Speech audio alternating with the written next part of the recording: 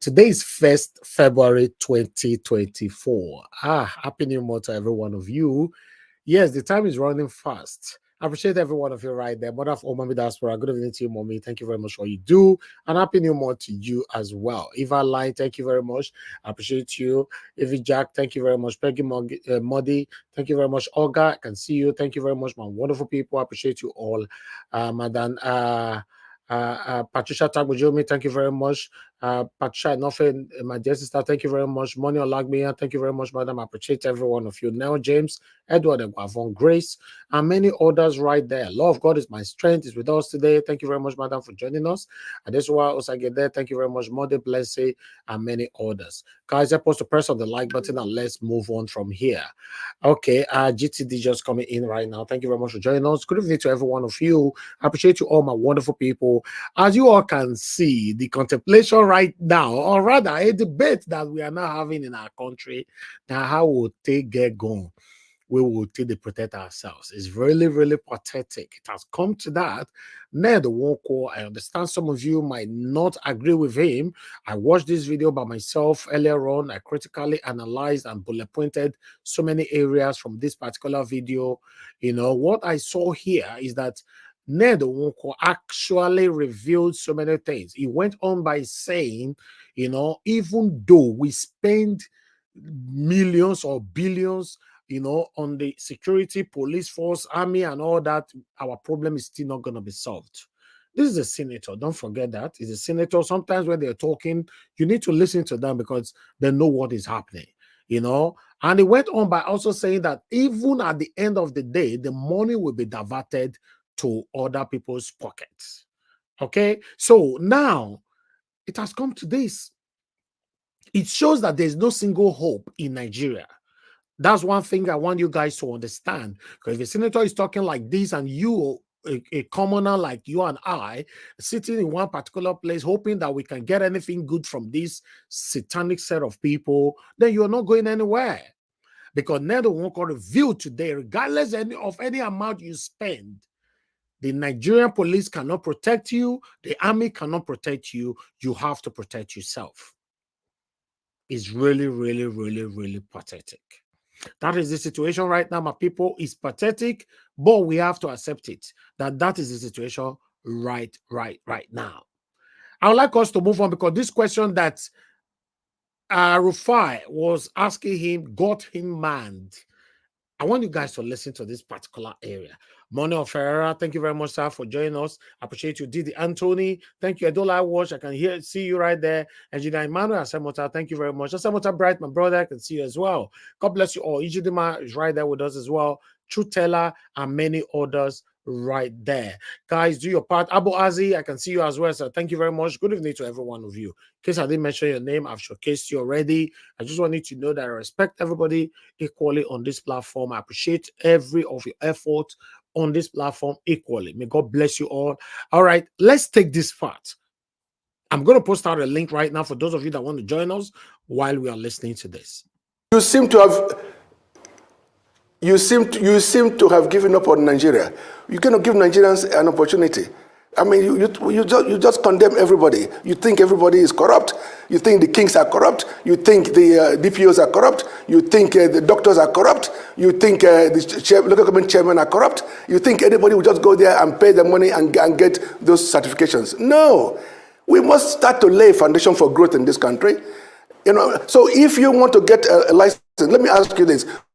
Would you want to own a gun yourself? Would you want to be able to defend yourself if you're attacked by armed robbers or by kidnappers in your own home? Would you want to be able to defend your children and your wife if you are attacked? I mean, you're telling me no, you don't want to handle a gun. If you don't want to handle a gun, that's your problem.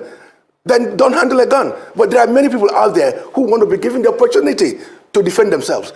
So I speak on behalf of those ones, not for people like you who might not want to have a gun, who are vulnerable, but you want to remain vulnerable. But you know that the police and the military cannot defend you. So look, as I said before, out there, there are already a proliferation of arms in the hands of kidnappers and armed robbers and bandits. So you just want them to continue? But you know also that the other alternative is to keep funding the military, keep funding the police, but we're not getting anywhere. Because before you and me, over the years, you know that in this country, that system has failed. The system has almost collapsed. Look, about 3 months ago, my SLA in National Assembly was kidnapped. 3 months ago. Up till now, he has not been found. Even though we made a report to the police and to the DSS. And there was just one demand for 10 million ransom made to the wife. I gave the police the phone number. Obviously, the police ought to have been able to track the telephone, whether the phone is switched off or not switched off. But this is a system failure. And up till now, nothing has been done. Senator. I keep making phone calls to the police. I keep making phone calls to the DSS. Nothing has been done. At this level, nothing has been done. When I moved my motion, I also spoke about having CCTV across the country, but Senator. particularly in Abuja. So Senator. nothing has been done. And so you just tell me that we should just wait and to be slaughtered by those who are illegally armed. I mean, that is absurd. Okay, Senator, yeah, we've spent some time interrogating your proposals. But next week, the Senate has now resolved that the service chiefs should appear before the Senate. Well, is this just an attempt by the Senate to show that, the members care? Because really, are you optimistic that the service chiefs will come there and say something different, something new? Are you convinced that they probably have new ideas about what to do, other than to come and say they are working on security architecture, they are taking a second look at kinetic and non-kinetic, and then the usual story about how they are underfunded, how they need equipment, and how they need the Senate to approve more funding for them? Is the Senate not just, just showing off to show that they are doing something, whereas they know nothing will come out of that interaction with the service chiefs? Yeah. Well, to an extent, you are probably correct. But the fact is that we are all concerned. Whether you're a senator or you're a House of Reps member, you're a Nigerian, everybody is concerned. But what do we do? What we have to do is what we are trying to do, which is to raise awareness with the service chiefs and the DSS and the rest of them to make sure that things are stepped up. But look, personally, I don't have much hope that anything different will come out of it. Because even if you give them all the money that they're asking for, along the line, you're going to hear that some money has been diverted. You're going to hear about the complicity of some of the officers. You're going to hear that. That is why I am opting for the other alternative, which is to allow people to defend themselves because of the failure of the system. So we are doing what we're doing as a Senate, and we can't do any more than that, other than carrying guns ourselves to defend Nigerians. All we can do is to budget money as requested, which we've done sufficiently in the last appropriation proceedings. But as to whether anything new will happen in Nigeria in the next 2 years, 3 years, I doubt it. I doubt it very much. So we have to come to the reality that what we need now is to give the people the opportunity to defend themselves. Wow. Well, on that note. Wow. My people, now hear that one. That is a very, very strong statement right there. Yes. A senator now they tell us so say we can't do anything to protect you. If any money is awarded today or whatever given now, it's going to be diverted. Yes, I understand some of us might say, oh, Senator Ned Nwoko, you are corrupt. You are this. That's not what we're talking about right now. The same person that is corrupt is coming out to tell you the facts of their circle, of their satanic circle. Is telling you that nothing we una fit do, where government go do. In fact, in the next 2-3 years, there's nothing that can be done. In fact, all the state security officials and all of them have been invited. is telling you today that they are going to come and say the same thing that they have been telling us, the same story, but nothing can be done. Wow. If now me talk that one, now people feel office say now, okay, it's a normal thing, or any of my panelists say, okay, we are just assuming. But the senator is telling you that there is nothing that can be done by these people. That is a serious situation right now in Nigeria. The only option that a senator is telling us is to protect yourself. That's what he's saying. That part, if he not scare you, I don't know what will scare you again. If senator tell you, say, we have tried our best, but there's nothing we can do about it. Even the chief security officials that they have invited, they are coming to tell us the bala blue. That there's nothing that can be done except you protect yourself. It be as it gets. I don't want us to be blind at this point to just come in. Oh, Senator Nwoko is a corrupt person. Everybody already know that one. So why do you want to repeat yourself? Leave the messenger and focus on the message. I'm not telling you how to give your submission today, but I'm just saying mine. I'm focusing on the message. While as for today, I'm ignoring the messenger. Because this is a critical situation in our country right now. Meanwhile, let me quickly move on to Edo State. Remember a couple of days ago, guys, I talk about how come Nigeria, none of the state, nowhere in Nigeria have emergency number to call. We talked about it here a couple of days ago, if some of you can remember. I criticized the federal government and the state government and all that. Yeah, nowhere. If you want to call any number, you need to have credit on your phone. Some of you are going to remember now, so we'll talk for you. Yes, for you to know that these people, they listen to us. They are listening to you, even though I know. Yes, sometimes when you see their actions, or rather their reactions, that's when you get to know that, oh, that's why when you are talking on this platform, just express yourselves. If you want to send a direct message to any of them, mention their name and send a message. They are listening. If them themselves are not listening, their aide is listening. If not their aide, their wife, their side chicks, or whatever, they are all listening. Governor Godwin Obaseki have launched a number to call in Edo State today. Hey, God. Well, I see that one, I was like, wow. Today, my people, my state is the first state where they'll start up now. Watch this.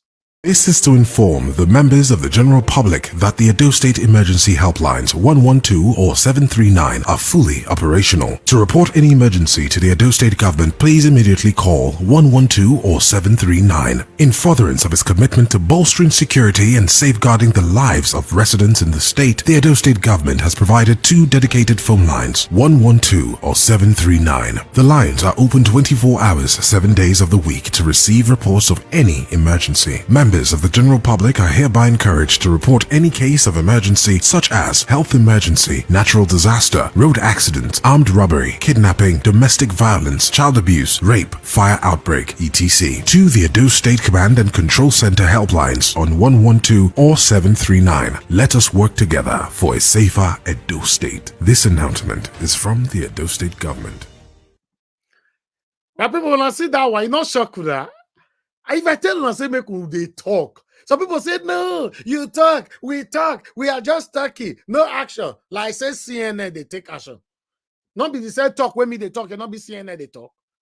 Not the same talk why they talk for here, they talk for channels. Not the same talk what they talk for here, they talk for Arise, BBC, and many others.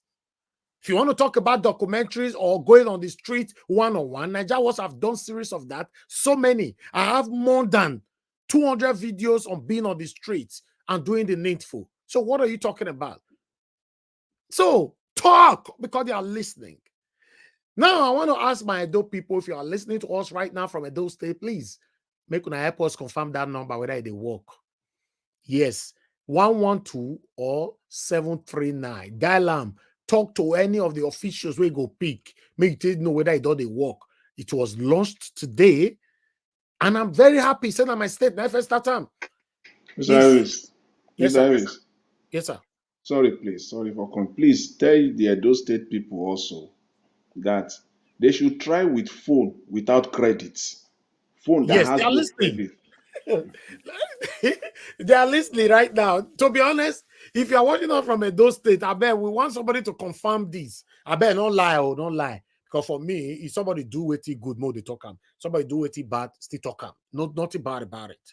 But not be say you talk the bad way person do, the day when the person will do something good, you know, we'll talk him again.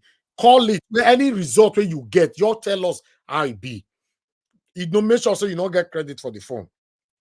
Dial am 112 or 739.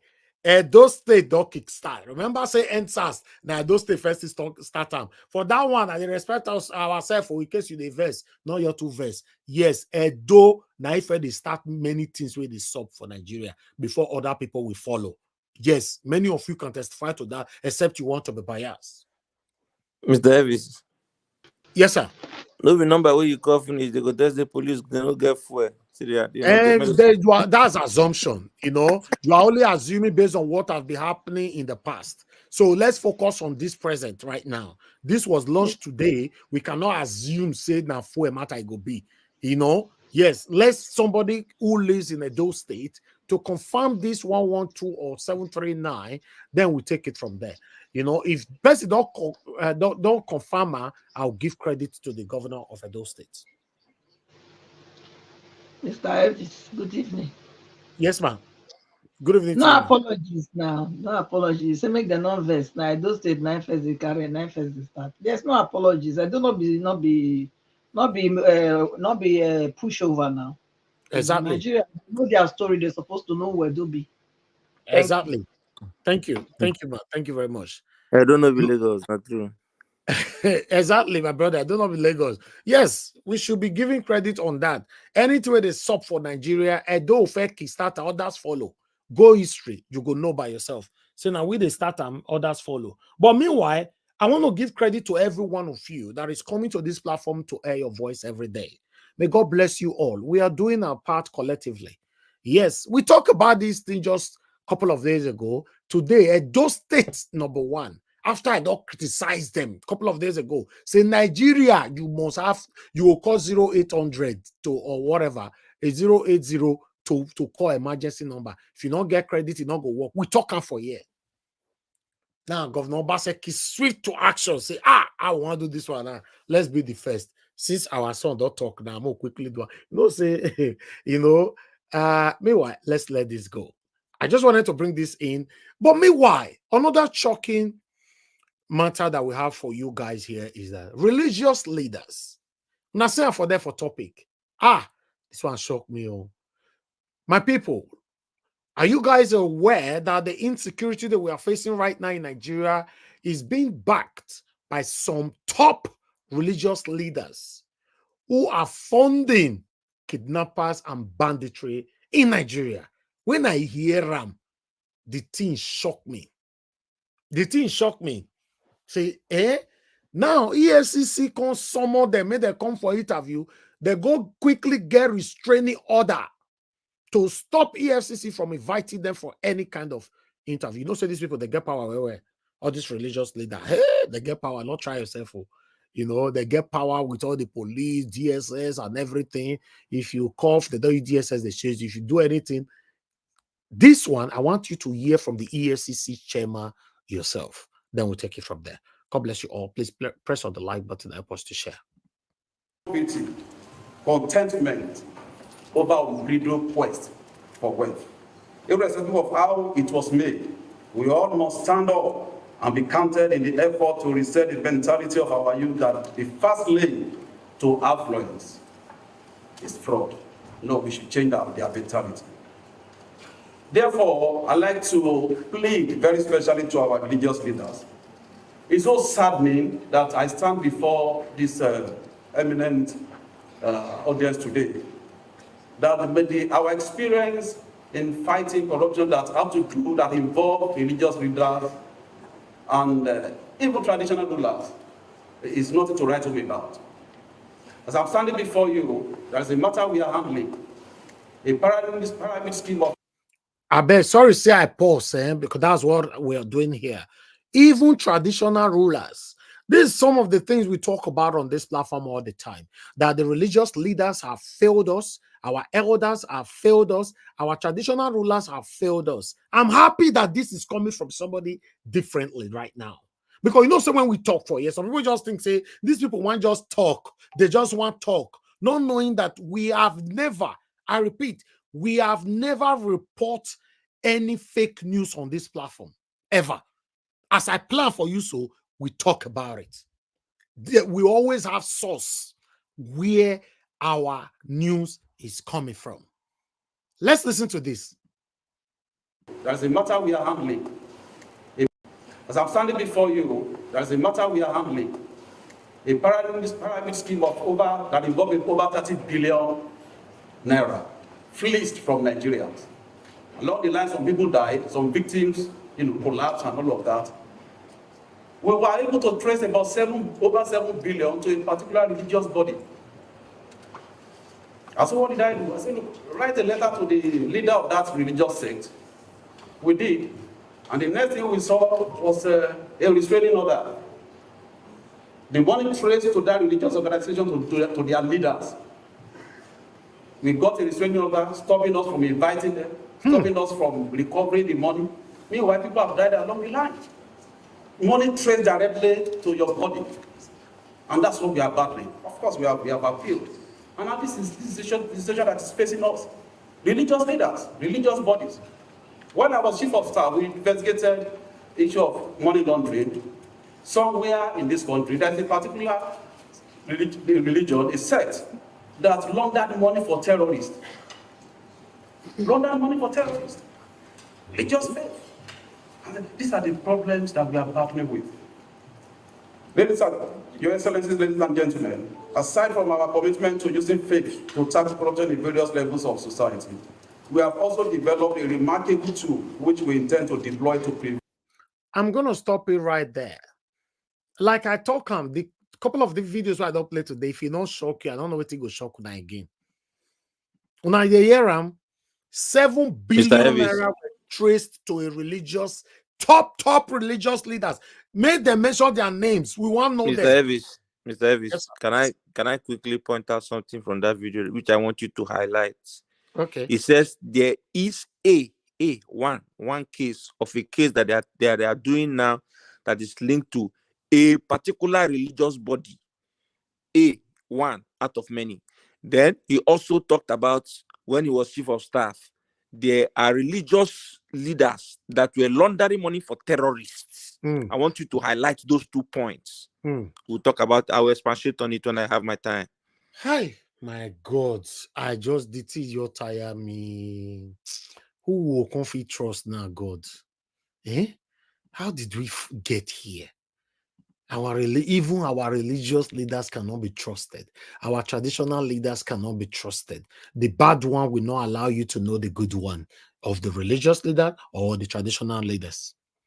This is it. Nigeria, we are in big trouble in our country. Yes. But meanwhile, I would like us to move on. Let's quickly go to our rise and take it from here. God bless you all. Let's take another story.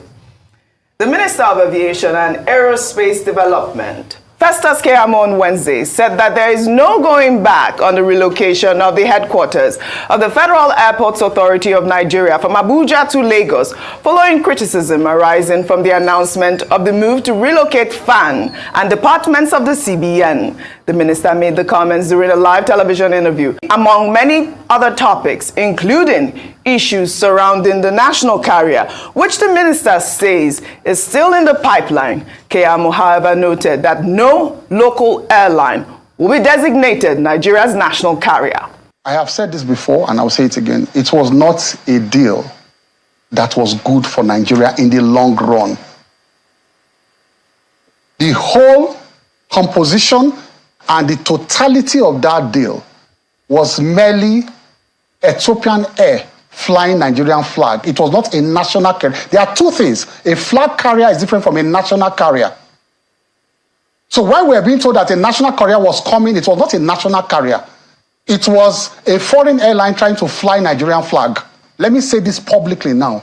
No local airline will be a carrier, national carrier, a flag carrier. So whoever thinks I'm working to promote one to be a flag carrier, I'm saying it as a matter of policy. It will be unfair to all the local operators. No local airline will be designated as a flag carrier. I will not do it. We will establish a proper national carrier. And people are talking to us. The Arabs are talking to us. The Chinese are talking to us. The Americans are talking to us on this already.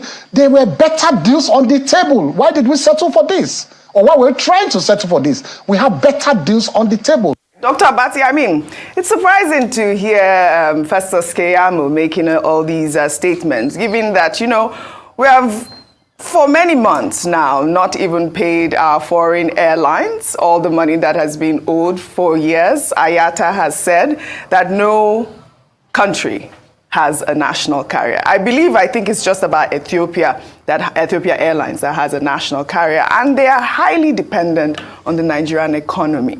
And we'll see here that, you know, Festus Keyamo wants to go forward with this idea, which a lot of people have condemned. And he talked about flag carrier. I'd like for you to just help us enlighten, you know, maybe the minister, because I believe that we do have a flag carrier, Dr. Ruben Abati. The point is making about flag carrier, national carrier. Every local airline is a flag carrier. I mean, if they go, you know, on any trip. If Airpeace goes to, is it Dubai or where do they go to? It's a flag carrier because the point of origin of that flight is from Nigeria. If what other airline is there that takes people to Saudi during pilgrimage, it's a flag carrier. Okay, I thought I didn't say no local airline can be a flag carrier. That's what he said. They are all flag carriers once they, you know, originate from Nigeria. But as for national carrier, what he's talking about there is about, you know, the Nigerian government owning its own airline, like Nigeria Airways. Mm-hmm. And this has been controversial. There are persons who have said Nigeria Airways was... No more bad government in Nigeria. Nigeria was the only media that have been consistent speaking against the bad government and for the purpose for reformers. Nigeria was no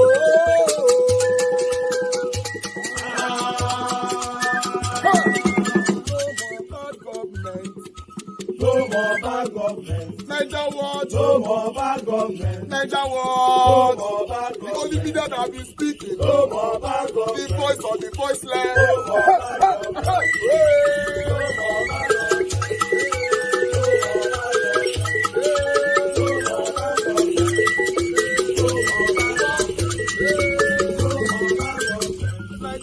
No more bad government. For the poor, no more bad government. Nigeria was no more bad government. Nigeria was media, no more bad government. No more bad government.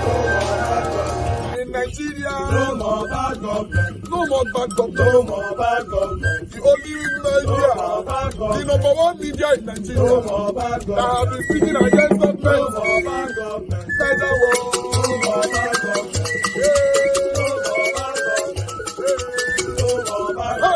Nigeria wants you. The voice of the voiceless. The voice of the voiceless.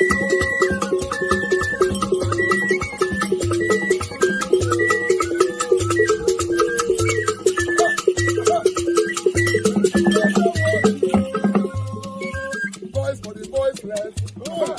Voice for the voiceless. Voice for the voiceless. Nigeria Watch Media. The only media that have been speaking against bad government. Being consistency since 1944. Voice for the voiceless. Voice for the voiceless. We can't hear Mr. Elvis. Yeah. Can you guys hear me now? Yes, we can hear you now. Okay. Welcome back. Thank you. Thank you. I didn't know. I was just talking to myself. Okay, let's take it again. I was actually talking to myself. Thank you very much, my people. As you all can see right there, this one is coming from, oh, what is, oh, God. All this advert is so annoying. That one just came in from nowhere.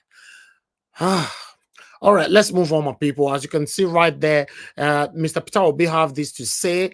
A Nigerian university professor today earns 10% of what they earned 14 years ago. I mean, Naira free fall, Mr. Peter Obi. So it went on here. The candidate of the Labour Party in the 2023 presidential election, Mr. Peter Obi, has called for restructuring of the Nigeria where criminality would be dismantled. He also called for the creation of a functional society where people's talent, effort, and sacrifices will be matched their opportunities in life.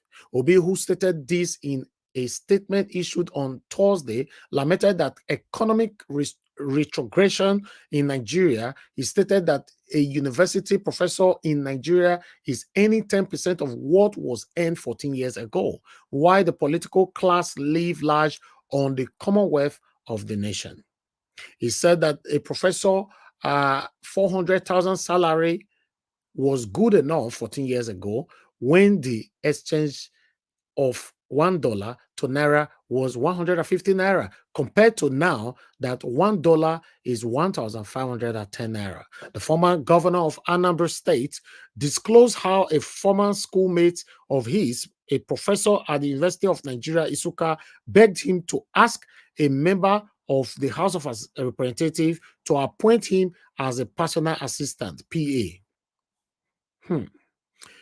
All right, I'm just going to leave this one here because it's quite long. Mr. Peter Obi was just lamenting, he's not happy with the situation, which I expected from him. But I'll leave this one right now so that we can quickly move on to other articles that I have for you guys here.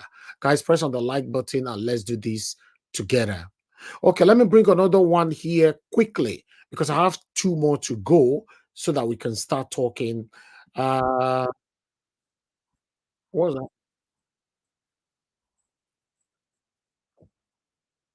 How many guys? All right, hold on. I don't know. There's so many distractions right here. Okay, but meanwhile, let me quickly go on the other one that I have for you guys here. As you can see, that is Obi-Sowore. For a reason, Obi-Sowore came out again. I cannot work with Labour Party, Sowore went on by saying, pro-democracy advocate and presidential candidate for the African Action Congress, Obi-Sowore, recently shed light on his decision not to collaborate with Peter Obi's Labour Party. In a brief video posted on X platform on Wednesday, Sowore articulated that his political convictions diverge markedly from those of the LP. He emphasized that the ideology of the Labour Party, the People Democratic Party, and the governing All Progressive Congress align closely, making collaboration impractical for him. He said, unquote, I often tell the Labour Party people that they are not different from the PDP and APC. We often argue because they are very visible on social media and they would attack us all the time. So one time that they reached me and asked me to join them, I said, I can't join the Labour Party for a number of reasons. Then they went on, one Labour Party is the party without work and all that. So it just went on. I don't want to continue with it. It went on, raining more criticism, on Labour Party and Peter Obi, APC, PDP, and all that, saying that their party remained the best and all that, so you guys know how it is. So worry. But meanwhile, let's quickly take this. The reason why this article that I'm going to put on the screen right now, the reason why I brought this article here, I wonder if some of you can guess. Maybe the headline might make some of you guess quickly. I will say it though, but let me see if you guys can guess. This is the article right there. As you can see, Ekiti man raped 3-year-old girl, jailed for 30 months in prison. In case you are not hear that one, make I talk am again. No, Ekiti man raped 3-year-old girl, jailed for 30 months. Okay, I don't know whether if he gets what they try to talk, but who knows? But meanwhile, let's move on. The Ado Ekiti High Court have sentenced 20-year-old Sheun Olarewaju to 30 calendar months in prison for the offense of rape on a 3-year-old girl. So I'm just going to leave that one right there. Let me see if anybody got that. Let me quickly go to the comment section. If not, I'll take that. Let me see. Nobody responded to that. Anybody can guess what this means on the panel quickly? Yes, it's the pastor that was jailed for life for raping. Okay. Wonderful. Unansi, this is what I'm talking about. When you apply favoritism and nepotism into your decision, this is the result. A pastor was jailed for life for rape. Even as we speak, we don't see the women. Fine. And also they lie, but I'm just saying, we don't see the women with the pastor rape and all that. While person we rape 3 years old, they jail for 30 months in prison. The same Nigeria. I'll leave that one right there, my people. Wait till I know. I just like I tell you, as we say, I also tell the report everything. If you see on for screen, now this one is coming from people to guys that we know you. They come here, they say this thing happened for Ogbelaka, and they'll say where the proof. I say no, forget about proof. We know they do it here. You see where they come from, so not come ask me any question.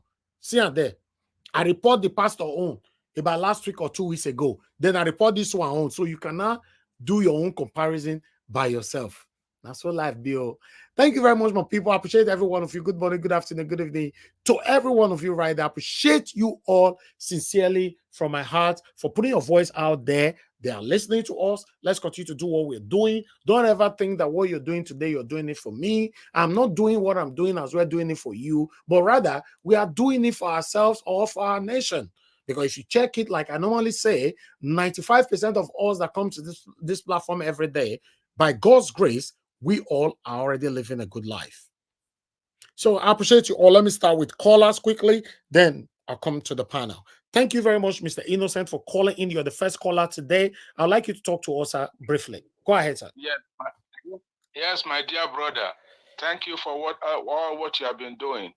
Thank you, sir. Thank you. May God continue to give you the strength and guide you. Honestly speaking, I'm just calling in for these two items that you have just shown now. First of all, Madam Patricia, off your camera. Yes. Yeah, so let me first of all talk about this 3-year-old girl. Look at how Nigeria can be. That Nigeria needs to be. I don't know. I don't want to use the word that you will not allow to be used on your platform. But Nigeria needs to be. I don't know how Nigeria needs to be changed. Okay, look at this one, 3-year-old for only three months, and this pastor. Not that I agree with what the pastor did. This pastor did with adults, consenting adults, not to get life. Let me leave that out there. But then this Sowore guy, I see all what you have read now about his criticisms of P2B, Labour Party, APC, and for me, even if the only reason that P2B did not win this election is because he's an Igbo man. That's the only reason. Sowore, his own way, his platform, he can in this country, he can never rise close to what Obi, made. I'm not saying it because Obi is an Igbo man, but Sowore's, attitude and the way look at what all the things that you read out here that he said. Where would he go with this in this country? He doesn't want, APC, PDP, Labour Party. So he is now the God, the person that every person else will run towards. Nigeria have sense. They know who to follow. And they followed P2B because they agree with him. Sowore, I don't want to criticize him. I have never, been saying anything about him. But what you read out this morning, my brother, this thing really touched me, honestly. Because this guy has nowhere to go. He can only make noise that, he's the best. He's the person that, but how many Nigerians will follow him? I'm telling you, he can't get more than maybe 20,000, followers if he runs for an election.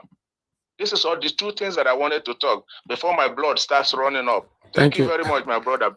Thank you, sir. Keep up us bringing up this to us. Honestly, sometimes when you bring these things, the way that I see it, I just say, look, let me not comment. Let me just leave you alone and listen to the others, because Nigeria is a killing place. Honestly. Thank you, sir.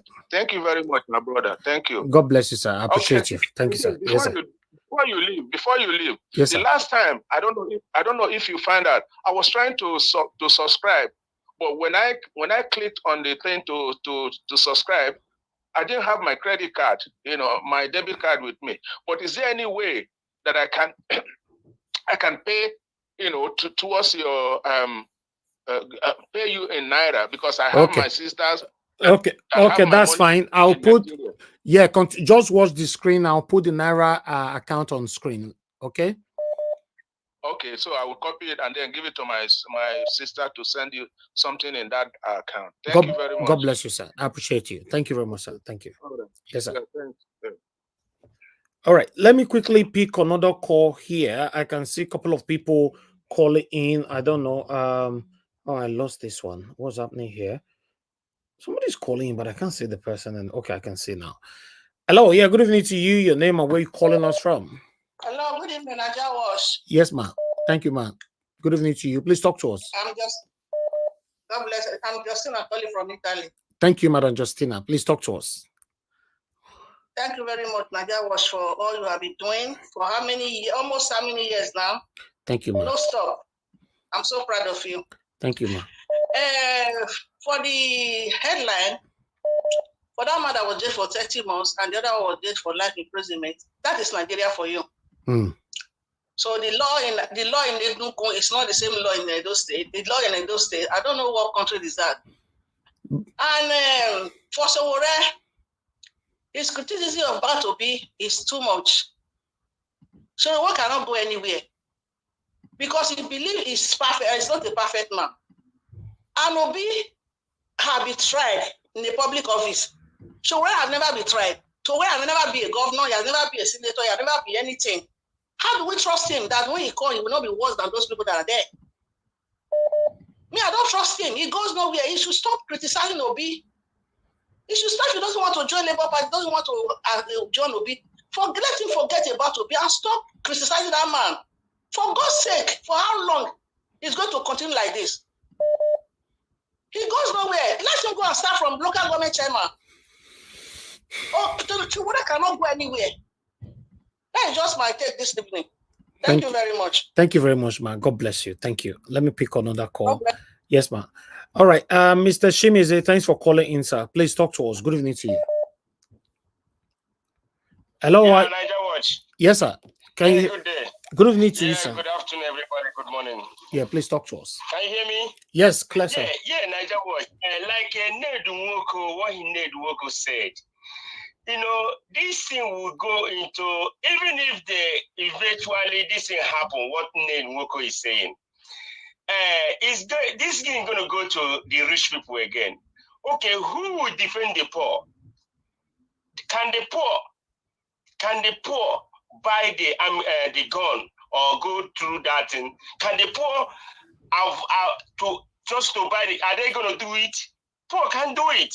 So who's going to defend them? Is the middle class will get the gun and defend themselves, even if at all this thing go through as he is saying it. So he need to. I think, I don't know, but if I may come in my own opinion, if you want Nigeria to work, I think, for my own opinion, you might say it. If I say it, you will say, "Oh, Nigeria need to do what? Divide." So each region will defend themselves. I think that way this issue of insecurity will stop. But being like this is going to be, as Nwoko said, it's going to be tough. Then inside of Sowore need to go and sit down. I don't want to say anything about Sowore. Sowore, I think he from Edo State. Let him go and campaign for governorship or go for governorship in Ondo State. So if he win and govern Ondo State, then he can come out to the national level and come to, to govern Nigeria. You need to go and sit, because the way I'm seeing it is, it's like he's full of himself and arrogant. So he need to mind his word, his ways, and he don't want to be with this person. He can do it alone. Then for the issue of I say it again,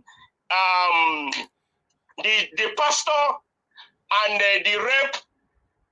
Nigeria is two. They have a two law, our three law in Nigeria. So the one they will like the one they will shoot. If you hit them. If you hit them, then they will bring the one they're going to hit you back. So that's what they do to the pastor. So he's so harsh, he's so bad. You can jail somebody because of a rape for life imprisonment. It's so bad for me. It's bad. It's bad. Thank you, sir. Thank you. God bless you, sir. Thank you very much, sir. Yes, sir. All right, Mr. Ben, thanks for calling in, my brother. Please talk to us. Good evening to you.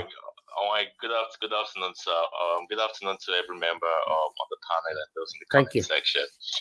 Yeah, I was listening to Nwoko, his video on when he was talking about people defending themselves.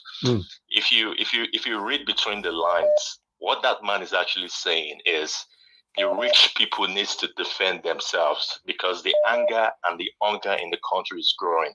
The hunger can fuel some type of revolution, some type of uprising. So it's actually saying that all of the elites, all these rich people, politicians, we have to defend ourselves because something like this might happen. Remember, Rotimi Amechi said the same thing, a while back. He said hunger can make people rise up against the people that they perceived as being elites. So now what can they talk with that? He's not saying all Nigerians should have guns or weapons to protect themselves. Poor people get money to protect themselves. Besides, what is the structure in place to allow people have those type of weapons? Now the rich people feel afford those things. So he's invariably saying, let us arm ourselves because when the poor people rise, and start a revolution, we are in trouble. That is what he's saying. And about the emergency numbers in our states, Edo State, I saw those numbers. It's not just about having the numbers. What is the system in place that when they dial that number in less than 5 minutes, an ambulance or police cruisers will come and diffuse that situation. So that's what we're talking about here. Talking about Nwoko and his rhetoric. I beg, Nigerian Matai, just a tired person every single day. Thank you very much, Why? Thank you, Mr. Ben. Thank you. Thank you, sir. Okay.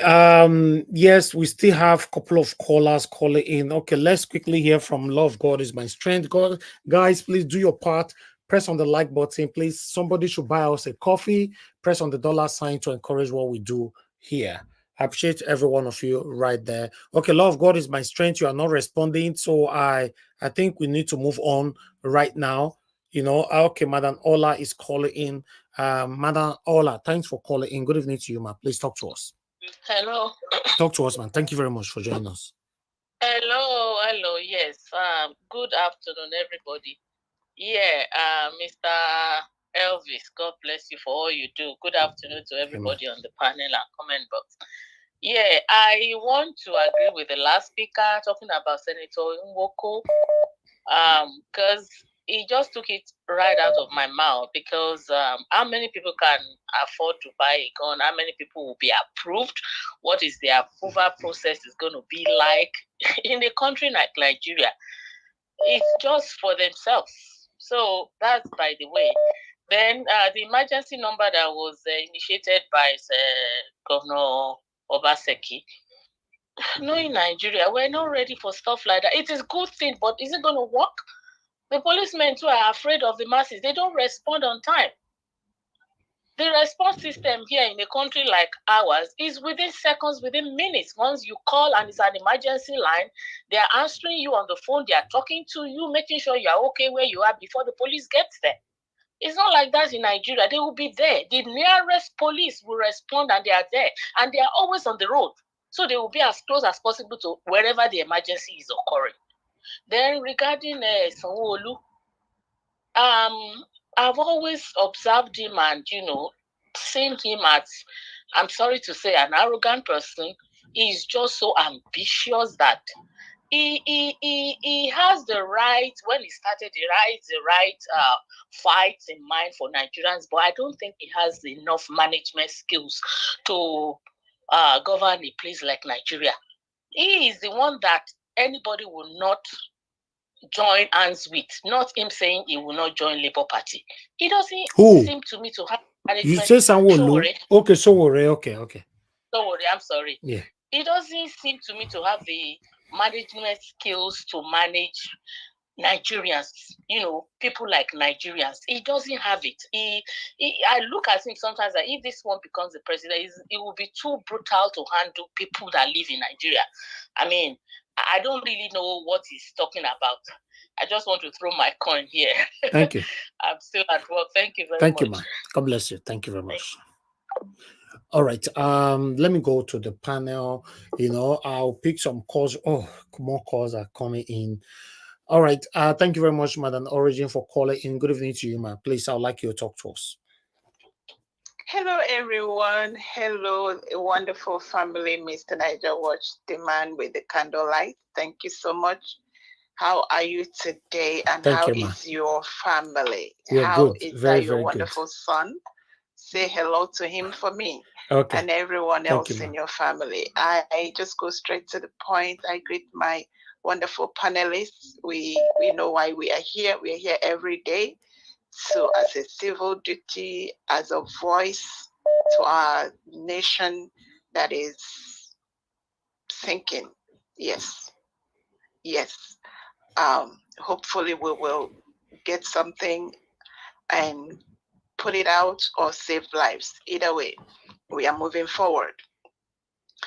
Two things I want to say. First of all, I kind of put them together because I wanted to merge the problem with, our elders and the pastors, the traditional rulers. We have always, it's like when we started hammering, at some point it was like, oh my God, they're talking about elders, we're supposed to revere them. Yes, that is where the problem is. We revere them and they took advantage and they have made a mess. They have made a mess of that nation. The problem majorly is with the elders, and they have brainwashed and they have bamboozled, they have gaslighted us. The young ones, I'm here for the younger generation, the youth that I come here every day to root for. It is you guys I'm talking to. The few, the brave, the faithful. The elders, a lot of them looked away while the evil was on rampage. The one that are in quotes good, thought they are good. A lot more cashed out from the evil looting. Many are the evil that is going on. Now they're trying to paint a few of the younger ones. Is it not what you taught them that they are doing? When you practice evil for 40 years, it now is looking like a lifestyle. It is not. That is why there is so much mayhem, there is chaos. They don't want us to call it what it is. There is anarchy in that country. It is pure anarchy. And they will tell you, don't talk so that you don't cause. There is already anarchy. It's a Titanic heading to the iceberg. We pray that something happen quickly so lives can be saved. You see, for me, they have all the machinery. They have the likes of Boalas and Abatis and all it says to give them all the 10-point agenda to rabble-razzle and confuse with all this. Look at everywhere things are popping out. A people anyone that is in the government and they are popping out with all these things they're trying to use to confuse people as they have done. Where have you been? Where have you all been all these years? Why have you people not asked to look at me, Mr. Peter Obi, they nailed the head at the right place. You're collecting 30 million a month. And the person that is teaching, that is why they don't want to send their children to school here. The lecturers are collecting peanuts compared to what you're collecting. The nurses, the doctors, they have no health care. And you're collecting, I don't even know what, I need someone to come out. If you are fair and you are in the House of Representatives, come and tell us how much you people are taking home, so that we compare it with what the rest of the people are collecting. And you guys are here trying to do 10-point nonsense.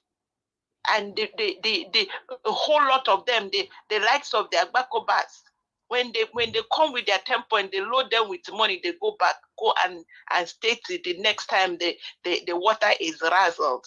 When there's agitation, they come out with the points agenda nonsense. They don't have the brain to execute anything they bring out. Neither do they have the power to do good. That's where the problem is. They don't have the capacity to do good. They are bankrupt of good. Good is not in their hearts. Is it not this on our governor? What will be his name again? I beg. What's his name? Which governor? Your Edo State governor. Obaseki. Everything that I've heard about this man is that he's blank. He does not have feelings for his people. He has an apathy heart. Now he's bringing this thing up now. After 7.5 years. What in the world? These people are sold out shame to like somebody will have to remind him to do something for his people after 7 years. And is this going to cure his coldness? The fact that he relegated his people to the background and was far away and does not even have a feeling for the people. Is this going to cure it like Nigeria? Any little thing, everybody is shouting. I beg to differ, please. Let me rest it there. Obi-Sowore,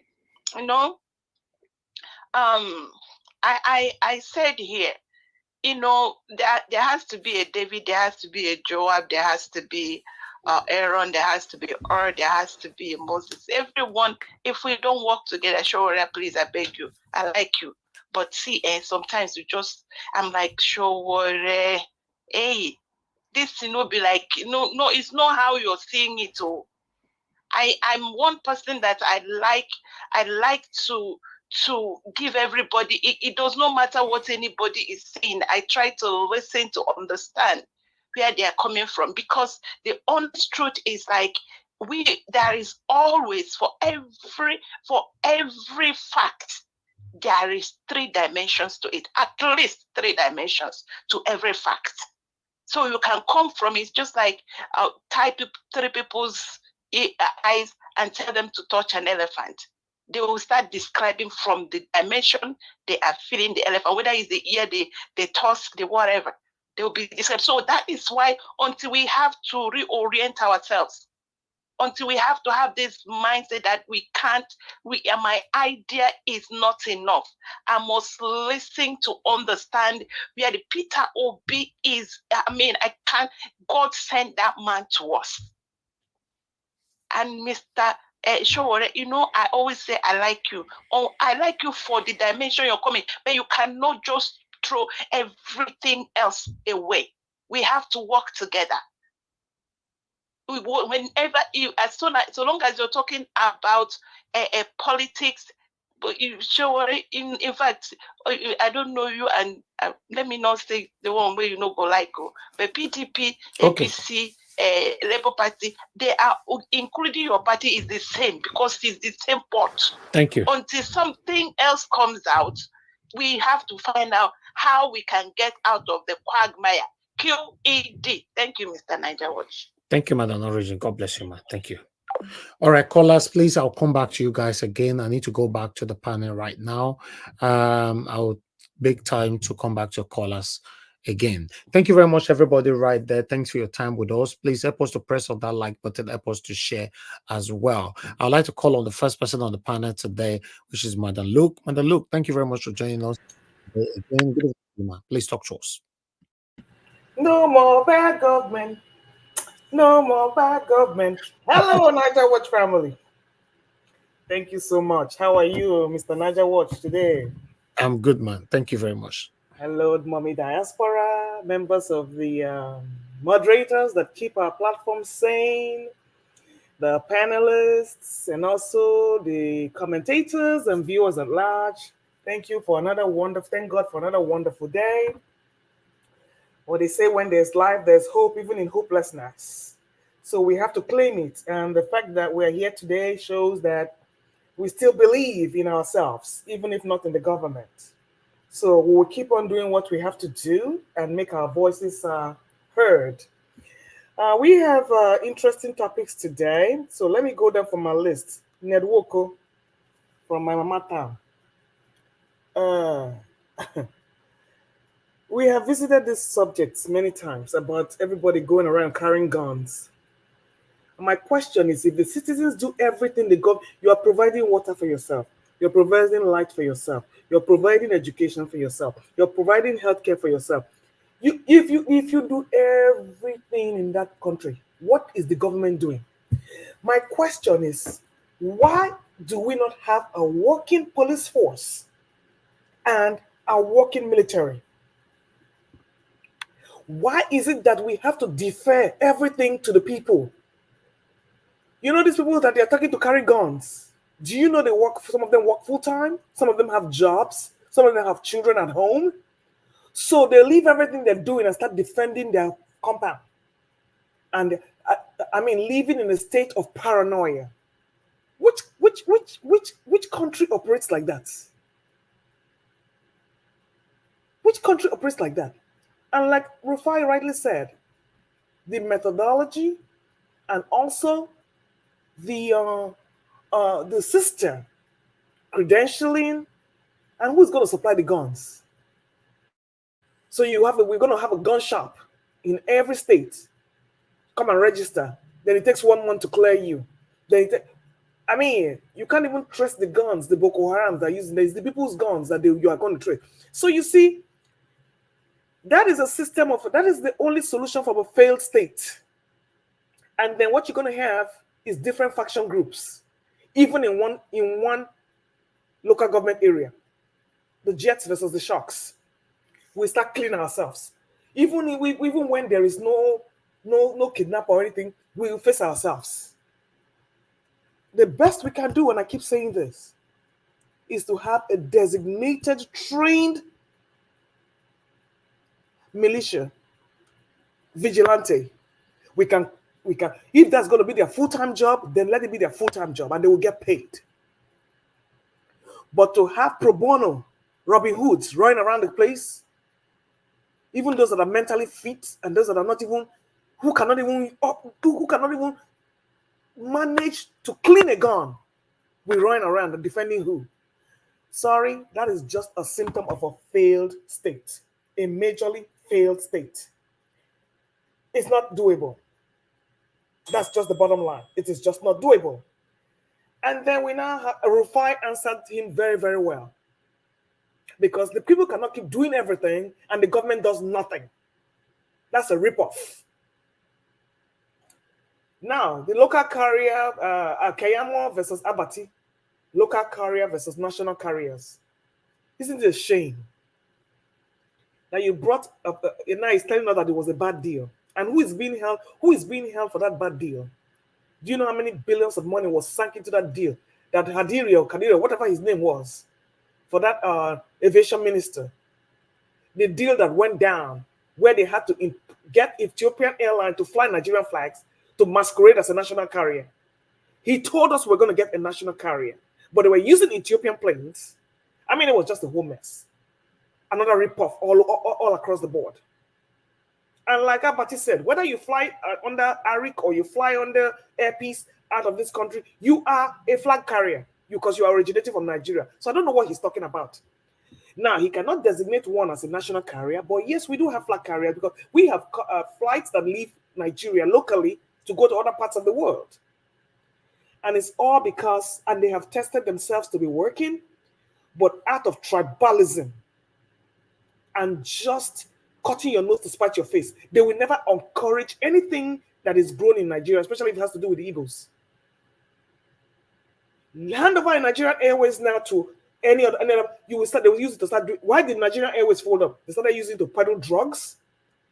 They will not maintain their flights. They became a safety hazard. They won't keep to schedule. They were clogging up the runways. They were total indiscipline. Total indiscipline. And everything was run by nepotism. So another failure, a mark of a failed state. You don't even have your national carrier.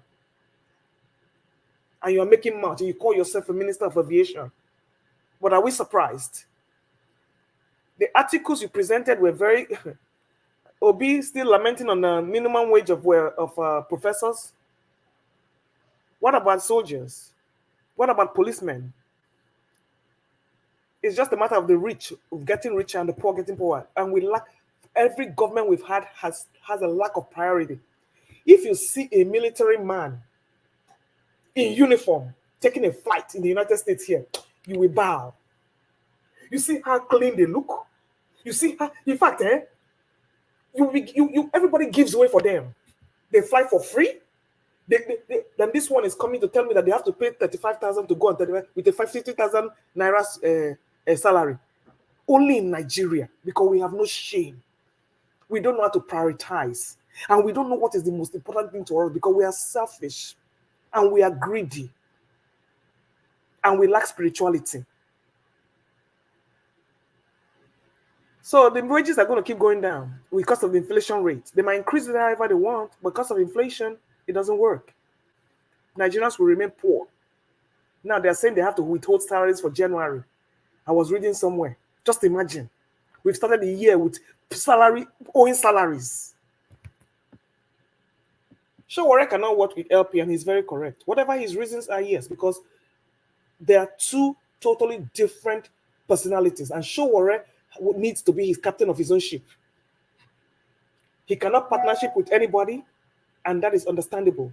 But while he's doing that, he doesn't need to be knocking everybody down because he does not have the experience, not to take away from him, but he needs to walk the walk.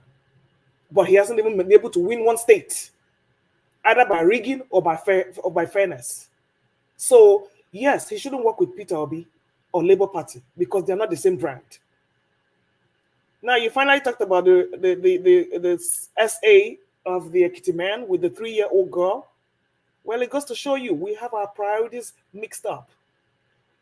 And everything is based on tribalism, ethnic bigotry, religious bigotry, and witch hunting. Like you said, those ladies that accused that man, they never came out to tell us what went down, like Ruth Ogunleye. They hid the ladies and only the man was sentenced in 1 day or less than a week to life imprisonment. Whose fingers did he bite and whose toes did he step on? Your answer is as good as mine.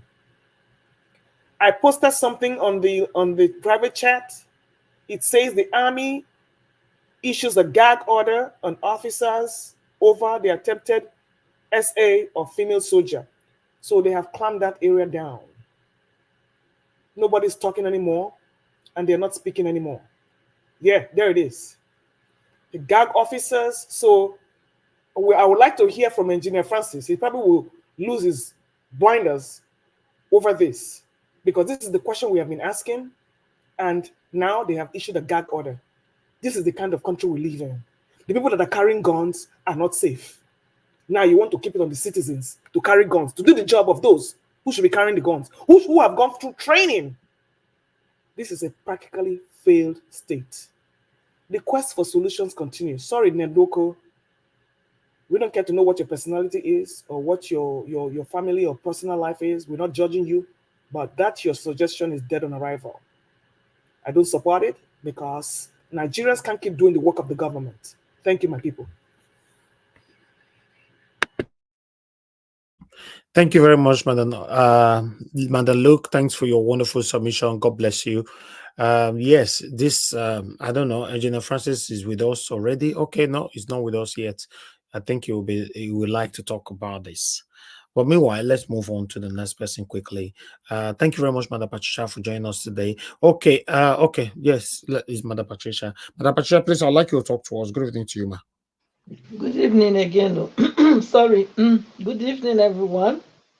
Thank you for having me. And a special thanks to Mommy Diaspora and, of course, all the panelists and all those that are on the comment section commenting, and literally everyone viewing us from wherever they are viewing us from.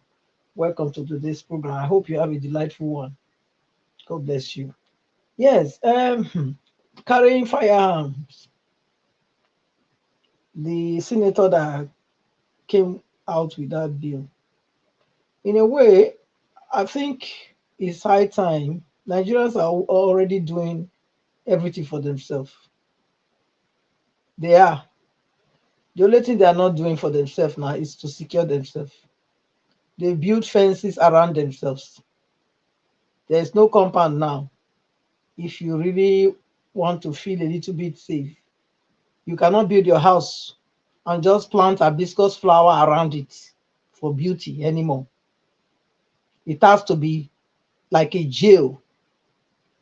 It has to be with high walls and heavy protectors and electrocutors on top of it. So for me, and even with that, that does not even still deter these people not to come if they want to get you. They still find a way to either break in, break through, or pick you at the gate, or pick you at the road as you are about to come out. So, to me, it's high time, it's right time that whether legal or illegal, everybody has to defend themselves. It's as simple. Because me, no, you can't take me down. Hey, you can't take me down. So if anybody wants to use themselves as what they call it, what will I say, scapegoat or victim, you want to become a victim of circumstances, you can. But I think the idea of people having to defend themselves is crucial at this time, because the government is not there for you. They are not there for you. They are there for themselves. We know, okay, yes, maybe his proposal is deemed towards themselves, having to protect themselves. But nothing will stop me from not protecting myself. Nothing. Nothing. Nothing. So everybody needs to look into that. You have to do something to protect yourself. You cannot leave yourself just like that. Protection is from God. We know that. At the same time, people that are coming to deal with you, they are not coming with, they are not coming spiritually. They are coming physically. So you self have to be physically ready too. So I will really, I support the bill if it goes through. I will, yes, why not? Because Nigerians are already doing everything for themselves. So nobody will tell me that because you know, it will become like people will not be killing themselves. Are they not killing themselves already? They are. Everything you do in Nigeria, you do it by yourself. So hospital bill, you fund it yourself. Water, you are the one responsible. Light, the same. Even the food that you eat, you are the one. So what are the government doing for you? Is it to protect yourself that will be difficult? Is it better for you to wait for them to fold your hand and let them slaughter you? So I don't subscribe to that. I subscribe that yes, we people must defend themselves. Anyhow they can defend themselves, they have to defend themselves. Because you cannot wait for somebody to come and buy you just like that and don't even, you know, be able to defend yourself before they do it. At least if they want to take you down, let them take you down, knowing that this person is a strong person, is an hero, not just coming there and take you down. So I will support that bill if it goes through. Obaseki coming out now to say yes, he want to set up a distress emergency call. I mean, that is total failure. He had that many how many years? After look, Mr. Ives, look at this. He is the one that opened Ruga. He opened way for Ruga to almost take over Edo. He is the one. It was under his watch. When he opened he signed contract for Ruga to come into Edo, and the Fulani were coming to commit havoc in Edo. This is the same man coming out with this. These are all political games. He's pushing in somebody. He wants Edo State. Edo like to vote for his person. So he's coming out with this what they call it, this telephone that will not see the light of day.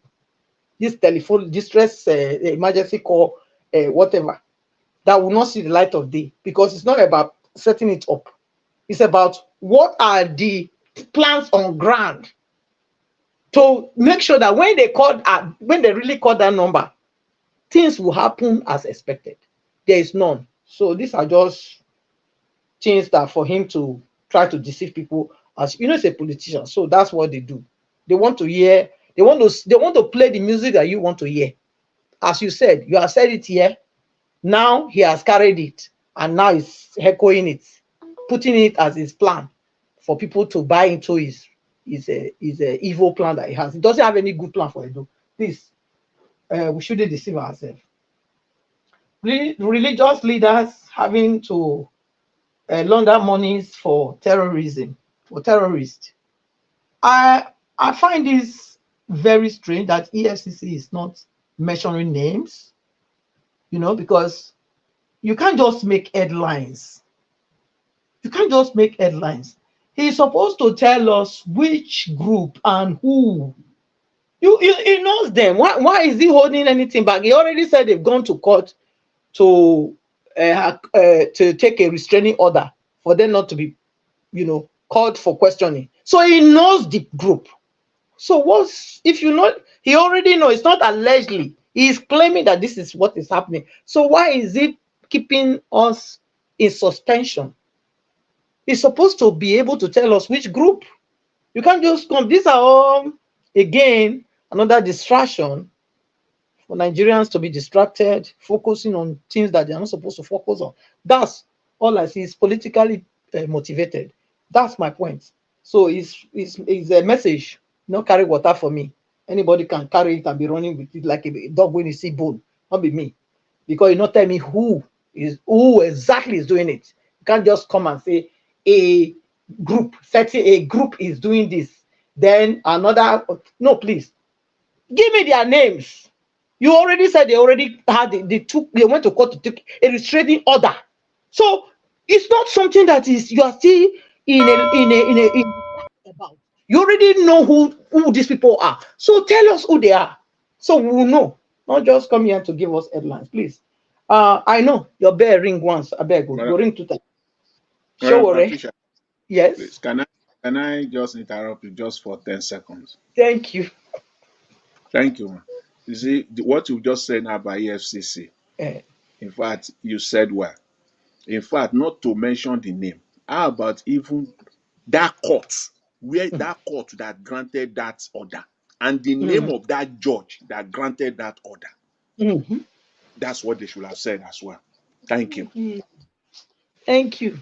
Mr. Evans, I don't know. Maybe if I still get time again, I will talk later now, since I don't want to make that bell ring on me 2 times. Thank you. All right. Thank you very much, Madam Patricia. God bless you. Thanks for your submission. All right. Let's quickly move on. I wanted to get to everyone. Takuma, are you still there with us? You're the next. Yes, Mr. Elvis. Thank you very much for your patience. Good evening to you. So I'm number 2 today. I'll be number 3. Number 3. Thank Let's God. talk. I thank you very much for this opportunity. I greet you and all the panelists. Thank you. I want to start by talking about the EFCC guy and the statement he made about religious leader sponsoring terrorists. I think it's not new. It's just that it's coming from the one of the agency of the security system in that country. We know here that terrorism in Nigeria is sponsored by the high and mighty, and we have even alleged that the government is involved in the security situation in the country. A one-time president of the country said that any form of security or insurgency that lasts for more than 24 hours in a country such as Nigeria, that government is involved. So, yes, we want to know more about this religious leader, because he said there is a case that they are currently investigating, a case, and a religious leader, one organization, the money was paid into several of their leaders in that particular organization. So we want to know more, and he also talked about terrorists, paying money into, jihadists paying money into religious leader. We know that. We know. But we want to see these people exposed and want to see them brought to book. Because Saudi Arabia, or they released names of leaders in Nigeria that were sponsoring terrorists. Up to today, nothing has come out of it. We don't even know those names. But the government have them. They know them. Even some of them were in the government at that time. So, you see, this is not new. But it is interesting that it is coming from one of the agencies, and we wait to see what comes out of it. Licensing, ammunition for Nigerians. You see, Mr. Elvis has always warned me.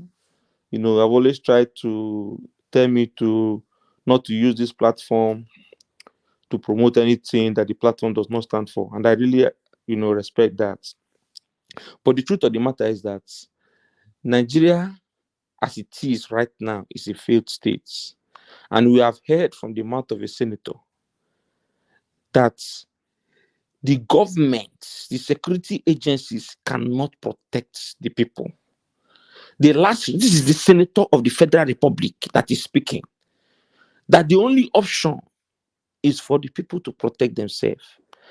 And I hear someone like Rifai tackling the man in a form of opposing question. And I like what the man asked him. That he wants Rifai, one day let them kidnap him. Let him be in a situation where he sees his loved ones and family members are being derogated and abused and, manhandled by these ragtag criminals. And raped. Yes, and raped. And he cannot do anything. Because sometimes journalism we have to tell ourselves the truth. We cannot be grandstanding in the sense that we want to be a hard man journalist and everything you are in opposition. Sometimes you align with something that is for the people. Even though we know that the people that are going to end up getting this license and these arms are going to be the high and mighty, but at least it is somewhere. We are starting from somewhere. We are coming to we are accepting the fact that the Nigeria as a state, the security architecture of the country cannot fail you. And the senator said it there, that all they do is to allocate money. When you allocate money, that money will be diverted. Till today, till tomorrow, we are not talking about the death of Ibrahim Atahiru, who was the chief of army staff at one point. Do you know why they killed that man? That was after this man left the office. What is this one that they went to make ambassador somewhere now in one of the Francophone countries? These people are making money. The other day, they said 3 U.S. military men were killed in Tower 22. Did we hear the U.S. government say that, okay, we are allocating money now, so for the military? It's not about allocation. It's about action. Hamas went to attack Israel, killed people. We did not hear the the president of Israel coming to say that they are allocating money. No, it's action. It's only in Nigeria when the people are dying, criminals and the terrorists are killing the nationals of the country. The way the president will be in France and say that he has ordered 50 billion or 50 million to be allocated to fight it's money. It's money they used to use to fight insecurity in our own country, not action, money, and that money will be diverted. So I think Nigeria has gotten to a point where the people have to defend themselves. If left for me, don't even wait for the government to give you license to carry ammunition. Anywhere you can get ammunition, arm yourself. Anyhow you can get ammunition. Don't wait for that license, because the people that are coming to kill you, they don't have the license with the ammunition they are using to kill you. And even by peradventure, if they have been arrested, before they get to police station, they have released them. So Nigerians, defend yourself. Do not wait for that nonsense license that will never even get to the hand of the man who it has not found food to eat. Does he have money to buy gun?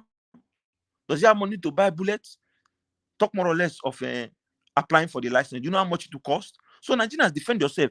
What I take in summary of what the Senator of the Federal Republic is saying that Nigeria, it has gotten to the point that you have to defend yourself. I like the person that made the submission that what this man is saying is that he's speaking in an indirect language, that them that are politicians, them that the political elite need to defend themselves because the jungle goes soon mature. And it goes soon mature. It goes soon mature. National carrier, first to Sakamu. So, see, my heart was broken. You know, when he was talking about they are talking to some Arab people, a bit China people. So you see the irony of Nigeria. I don't know the APC and the PDP and the what's his name, Tinubu's administration. If you want to create a national carrier, instead of it giving it to indigenous company in Nigeria that have the ability with the support of governments to fly the national flag, you rather talk with foreigners. You rather give that thing now to Arabs or China to carry to be the national carrier of the nation. So how are we talking about creating employment? How are we talking about increasing the GDP of the country? How are we talking about adding value to the naira? When if you are thinking of floating a national carrier, instead of giving it to the indigenous companies that are already having the ability, in the sector with government support, you rather give it to foreigners. So it is very, very pathetic. It's an evidence of people who are definitely working against the country, and we already know that. Edo State hotline, very, very funny. I said something that no be line. We say if we call police, go talk say they no get fuel, but we wait to see that. See, was it there was one guy that called that greeted Owalin. Owalin, I greet you, my brother. It is not about calling a number. It is the response behind the number. Something happened last weekend where I went to do one small work. I had a reason to call 911. And I made my requests to be clear that I wanted EMS for so person. My brother, I requested for EMS, but before 5 minutes, fire service come, EMS come, police come.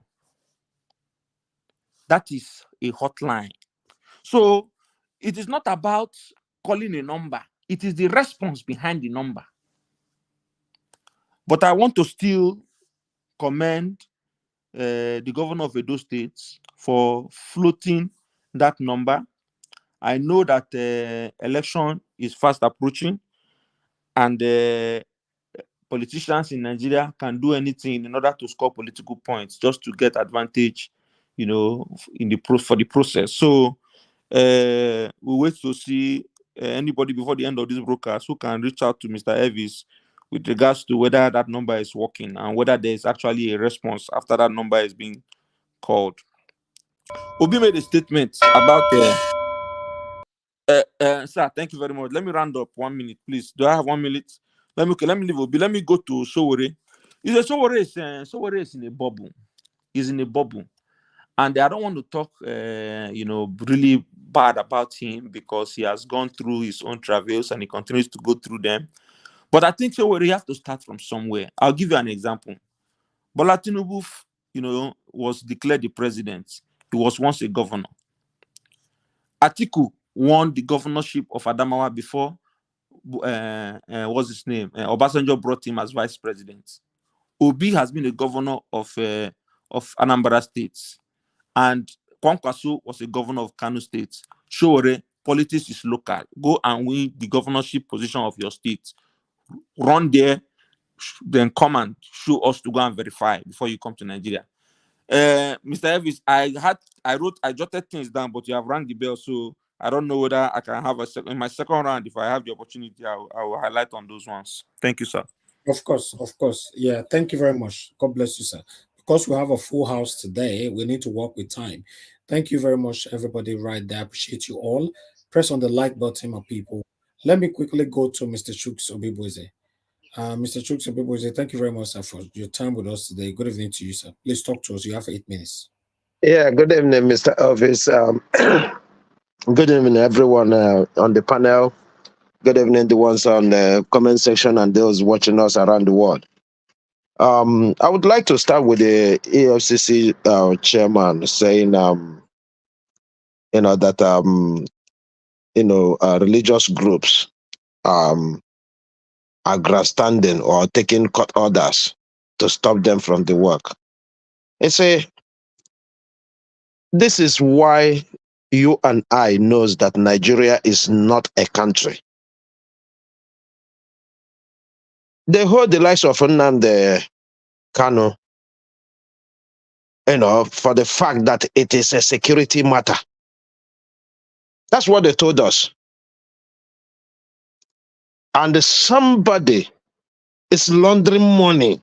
It doesn't matter which organization, even if it is government parastatals that is laundering money. Those law enforcers should be able, and this is, I want to say one thing now. This is to tell us that no organization in Nigeria that is working in synergy with others. I live in the UK. For police to do any investigation, they first of all go to the judge to get all necessary documents to start their investigation. Because they know that people might go there to stop them. You found out that something as huge as somebody laundering money, which could be those sponsoring the major problem we have in Nigeria, and you're saying a judge stopped you. Is that not foolishness? Is that not foolishness? They are disobeying court orders. And when it gets to where it matters, and they're talking about judge stopping them. Who is deceiving who here? I was so angry listening to this crap he was saying. Because if in the first place, who is to obtain that order in the first place? It is the security. Because even though they have all the powers to do these things, they still need the court orders to do that. Are you telling me you're writing them a letter for what? You're writing them a letter for what? There's matters you don't need to write to invite somebody. No. Except if you don't have evidence of what you're saying. This kind of thing Go to the nearest court, obtain the order to search them, to do all the necessary things you need to do to find out the complete truth. Because you've gotten something that tells you, go after these people, go and know what is going on. That's why you need the court order. So that even if you go there, it is not what you're thinking, nobody will press charges on you. I think Nigeria, when I say this, Nigeria is a total failed country. Let nobody deceive us here. Nigeria is a total failed country. For something as serious as terrorism, money laundering, you are telling us that somebody went to court to stop you. That man should cover his face with shame. He need to cover his face. He don't need to come out on TV anymore to tell us any bullshit. Excuse my language, please. I'm so angry about when I listen to this. I'm so angry. What is he coming to tell us? Something, if it is real, that you got this evidence that this is happening, could stop all this problem of insecurity. And you are coming to tell Nigerians that the court stops you. When has the court start stopping EFCC or other agencies from doing their job? When? Imagine somebody like me go to court to say stop them from coming to me. Would they listen to that? These people should stop fooling us. We know more than they know. We really know more than they know. I'm so angry about this. I mean, why I go to Obi-Sowore, please respect yourself. If you wanna be in the media, find something tangible to say. Because I don't understand. If you don't want to work with them, just shut your mouth and enter house. Yes, I have the same view like you. That PDP, APC, Labour, they're all the same. But we are talking about individuals that are there. Until those individuals get to the toppest level, they can't change anything. Nothing. So if you don't want to collaborate, join hands to fight this demon. So are you saying we should leave the demons to continue to spread? I'm so sorry for you, Sowore, but you are losing it. You are losing it fast. I mean, while I go to Nwoko, I watched that interview in real time. Like, one of the caller, I've forgotten his name, said, he took the word out of many of us' mouth. This is because we've been saying this here, that there will come a time, nobody will tell Nigerians to start hustling, getting these people to take all those things they have. And that is, that Nwoko, he's a very clever man. He knew where this thing is driving to. He's seen the situation of the country. So he's bringing this bill for his likes to get guns to make sure that they repel the people. That's his ambition, nothing more. It's nothing more than what he just come out to spill. Did we not hear when Rufai asked him that if I want to get that, it will be easy for me to bribe and do whatever? And that is the fact. And they start telling us about what is it called? About religious leaders being this. The same religious leaders and the traditional institutions that told us that it is God's will for we to be in this situation. Is it the same people he's talking about? What has he done to stop all these shenanigans going all over the place? And he's telling us, oh, you don't trust Nigeria. You don't believe there's Nigeria that is worthy to do this. I don't believe. Wow. Thank you. Yeah, I don't believe there's any Nigeria, right, that will stop anybody from doing whatever they want. Impossible in Nigeria is nothing. Nothing is impossible in Nigeria. I leave it there. Thank you, Mr. Obvious. Thank you, Mr. Chusok. Big Wednesday. God bless you, sir. Thanks for your time with us and thanks for your submission. I understand you're very angry. Yes, that's the situation we find ourselves in Nigeria. Mr. Elvis. Yes, sir. Please, I want to ask you a question. Go ahead. Quickly, I know that you are the moderator. Please, can you give us your position with regards to whether Nigerians should bear arms? Your own personal position. I can't give it now. Maybe a lot of people listening to you. So we want to hear your position. Maybe later on. No. Okay, sir. Thank you, sir. All right. Give us a mandate. Thank you very much for joining us, sir. Good evening to you. Liz, I'd like you to talk to us. Can you hear me? Yes, now, yeah.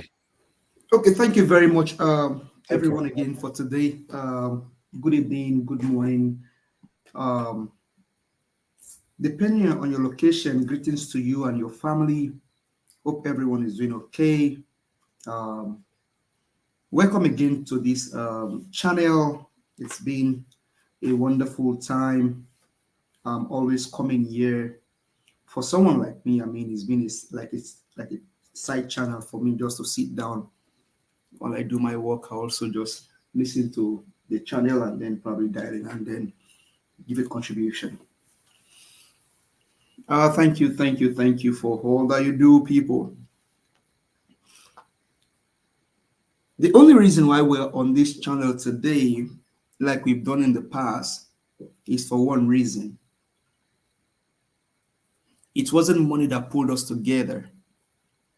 It wasn't the handsome look of Mr. Helvis or his brilliant speech or the speeches of the panel that pulled us together. It was not maybe food or personal fulfillment or whatever you call it put us together. What put us together is the fact that we have a nation, and above all, the honesty, trustworthiness, integrity of a man put us together. And so yesterday I listened to people speaking, and I think I hear someone said, oh, the Tinubu of now is not the Tinubu of before. We told them the guy has been compromised. With all due respect, ma'am or sir, the last time I checked, Tinubu is a criminal drug baron, convicted. Tinubu is a certificate forger, confirmed. Tinubu has dual citizenship, confirmed. Tinubu was a member of a narcotic ring in the United States of America then, and one of the people in that ring was fired. Lee Andrew. Tinubu was part of that ring. Now, I laid a foundation to tell you that the Tinubu of now is the same as Tinubu of before. Nothing changed. He has been a criminal before. He remains a criminal. He will continue to be a criminal with no apology to anybody. It's your opinion, it's my opinion, and I'm entitled to my opinion. And a criminal drug baron doesn't care. Watch the antecedents or the character or the demeanor of criminal drug barons. They don't care about the life of their people. They don't care. All they need, if they need to get something, they get it. How they get it does not matter to them. And that plays out in the last election. How he gets there, not his concern. He has to get whatever he has to get. He must get it. Because of what? He's a criminal drug baron. And that is how they operate.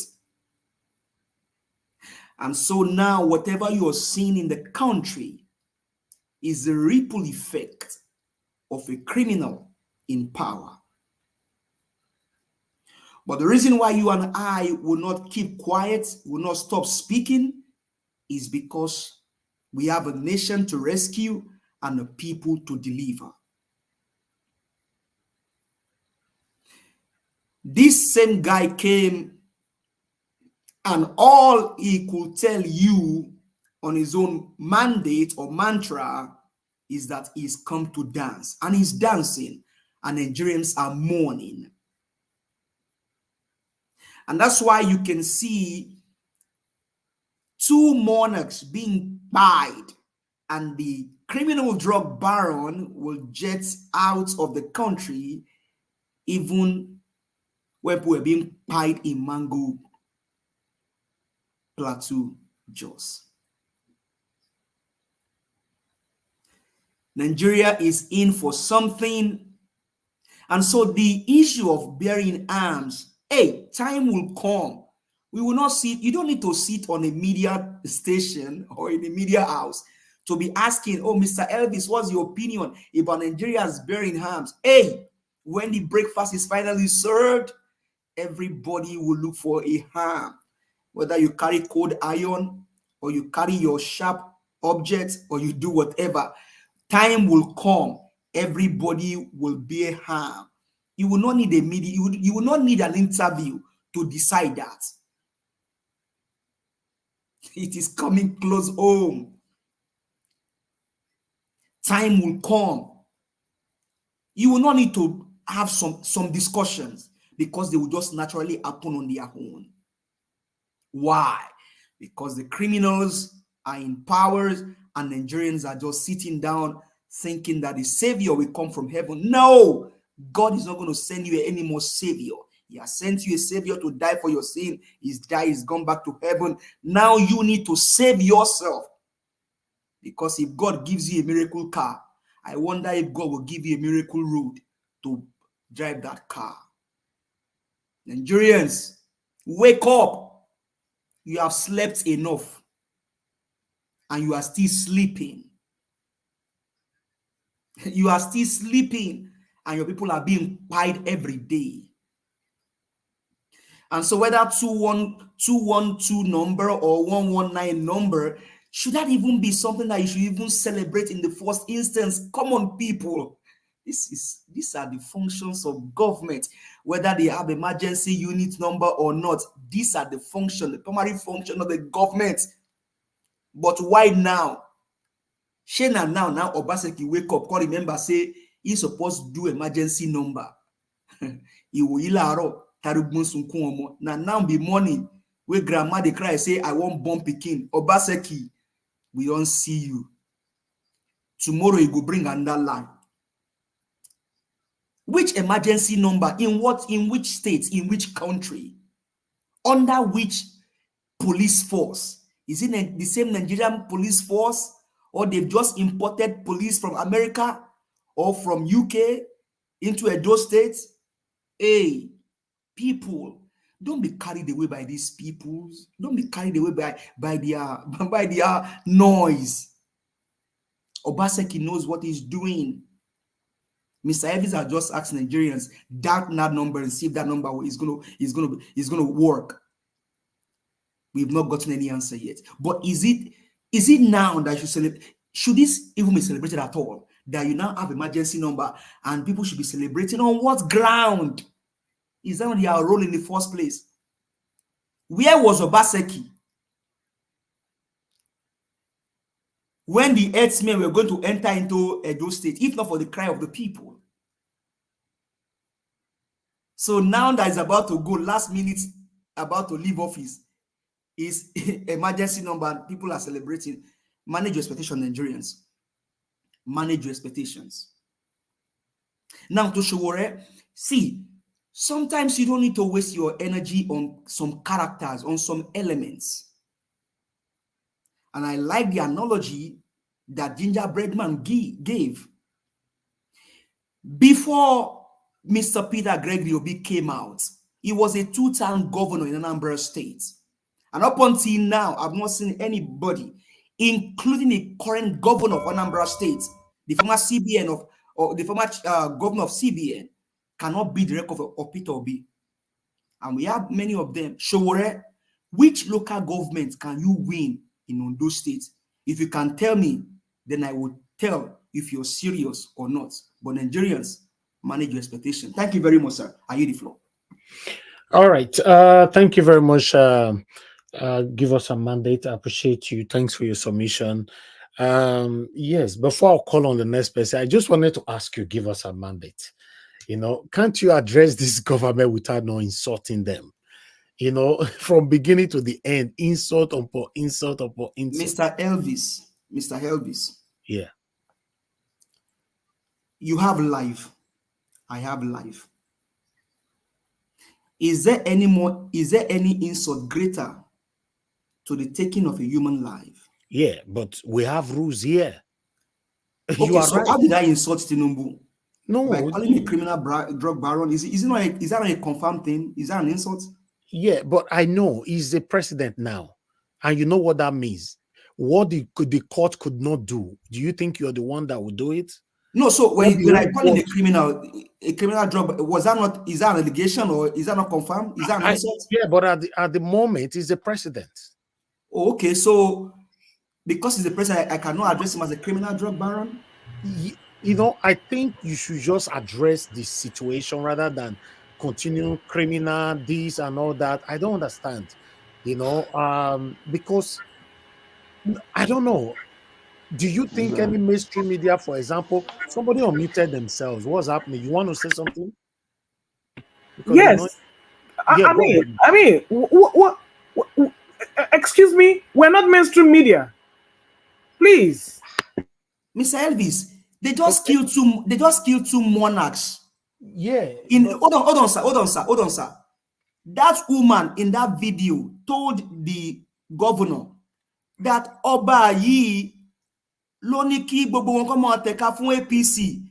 That means for that one to have said that, she might have made the option of voting for Peter Gregory Obi. What does that mean? What does that language mean? Oba me. I'm telling you, I'm just telling you, I'm speaking what you said in English then. I'm saying it in Yoruba now. Okay. The king was the one that told them to be competing for APC. Anyway, hold on, sir. Mr. Elvis, what's 1 second? Mr. Elvis. Hold on, Mr. Jonathan. Okay. Please hold on, sir. So Trump was indicted here on tax ground. This year, not great for anybody. Mr. Elvis, this is not an abuse. Okay. If there's anything that is worth human life, that is more important than human life, please show me. You know why? Because for me, okay, the implication of these people is the one making our country, making our people to be hiding their numbers. School children have been kidnapped. If that is what I will call Tinubu for the world to know that this is who he is, I will not stop. I will never stop, sir. Mr. Elvis. Criminals. Hold on. I bet make una help me off. Give us a mandate. Mona off in mic there. Make I tell you now. Make I tell you, Mr. Elvis no one make you stop what you talk. He just you know how Elvis then a political guy. No. I love this. Mr. Elvis, please. Yes, we are not going to forget that Mr. Tinubu is a confirmed drug baron. We're not going to forget that Mr. Tinubu is a certificate forger. From 2023 to 2027, we will not forget it. We have this This is not Nigeria. This is not Nigeria. Everything, we are not going to forget it. Okay, Mr. Jonathan, you see, I like that, even the response from Madam Lu, but I want to ask both of you question. Madam Lu give us submission here all the time. She have never insulted Tinubu. She say it how it is. You give submission here all the time. You have never insulted Tinubu. But when give us a mandate, until they come ban her, Iran, I call Tinubu a drug baron all the time in my submission. Hey, wahala. Yes. You want to empower, give us a mandate. No, Mr. Evans, let me tell you the difference about this was a new revelation for you, guys. Let me say something. That man that said he should ban me from this channel.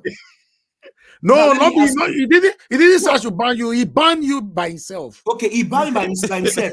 Now, I just wonder. He banned you and Mr. Jonathan. He was our mandate. I want to use ask all him the whole question. qualification. I want to ask him question. Now they've pied two kings, two monarchs in a. No, he didn't call. He didn't call on that. He will not call. He will never call. He will never again call. I don't know, so they never even buy the man himself. If they don't whisper him by now. Why would he not call? Two monarchs pied and they dragged them into the forest. All right. Okay. My people, let's move on. You don't see, for me, I did do my own part.